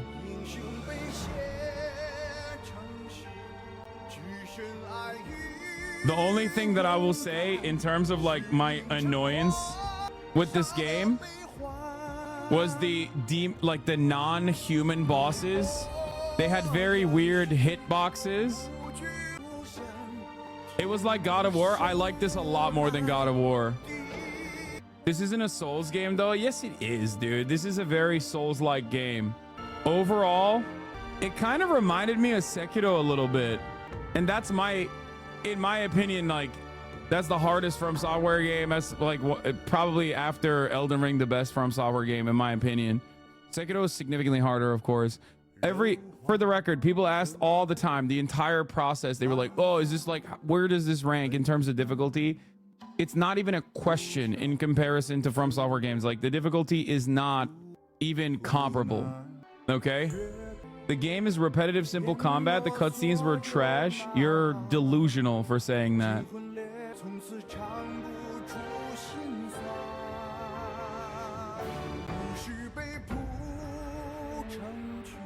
I actually love the animation.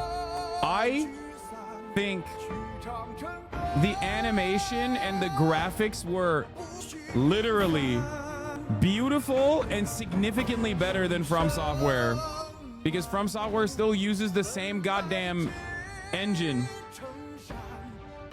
Like, the fight sequences, the choreography, excellent. The cutscenes, excellent. A little bit hard to understand the story for sure, but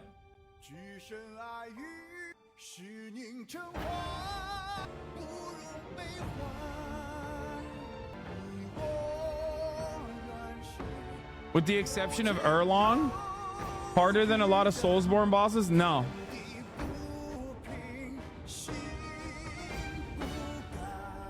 No, Erlong is a Souls boss difficulty and not one of the harder Souls bosses.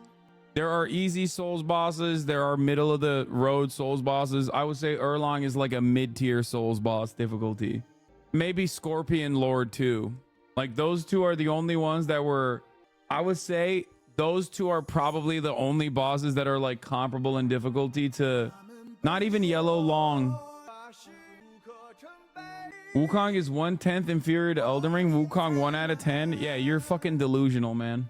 Yin Tiger, Yellow Long, and Erlong and Scorpion Lord are the 4 hardest bosses in the game. I can't even think of any other boss that's like that difficult. I cooked most of the bosses, including like even the Mad Tiger or whatever. Not the Mad Tiger, the tiger in the second chapter.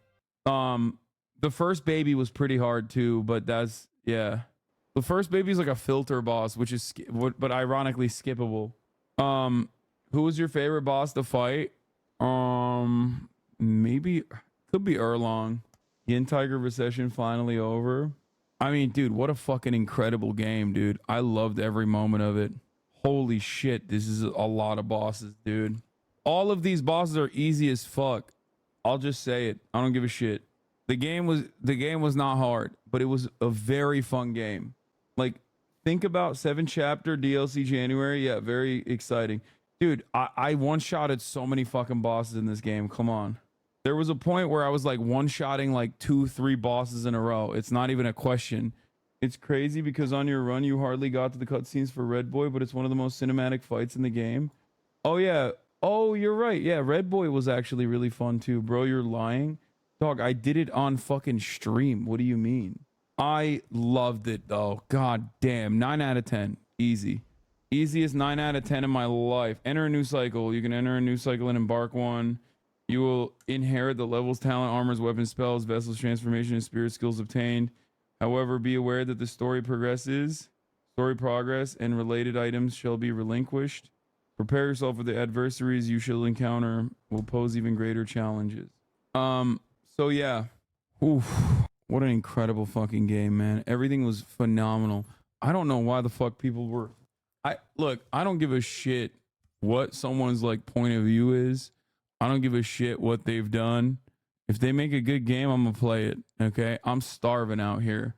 It was one of the most enjoyable experiences I've had gaming, and you can tell when I really enjoy a game because I don't give a fuck when I go from 30K to 15K and I'm still fucking pushing through it, you know?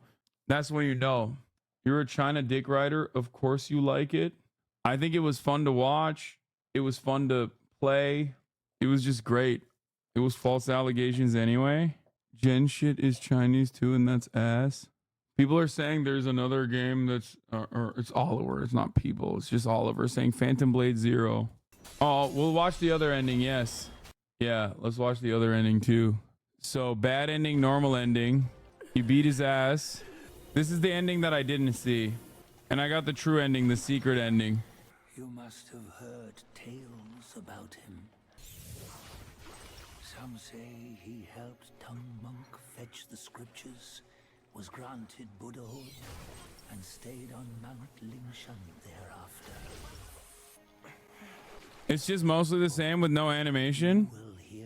Why do chatters make me do shit that is like annoying and repetitive? Now you're trapped by the headband because you did not secure the memories of Wukong. And it's the, I guess it's the bad ending because you become a slave to the gods again, right? And then the cycle repeats itself. Oh, you're just trapped in the stone and the same cycle repeats itself? That's fucking sad as shit. Damn. That's crazy that you just do all of that and then the game is like, yep, repeat time. One must imagine Wukong happy. That was fucking sick, dude. Elden Ring DLC next, Unc. Yeah, I might dive back into it. 90-day fiance talks of champagne bourgeoisie.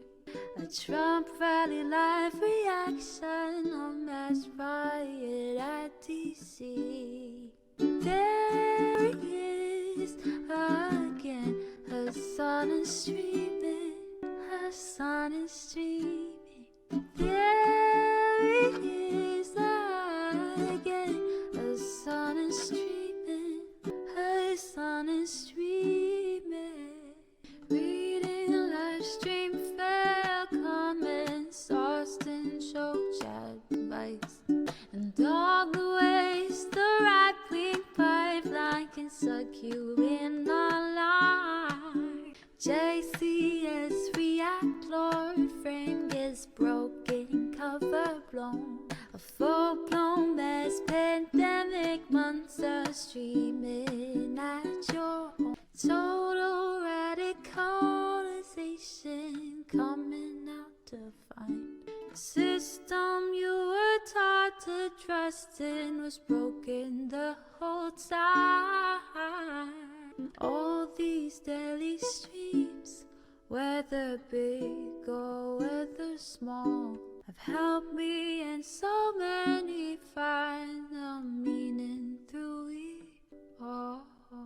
There he is again. Her son is streaming. Her son is streaming. There he is again. Her son is streaming. Her son is streaming.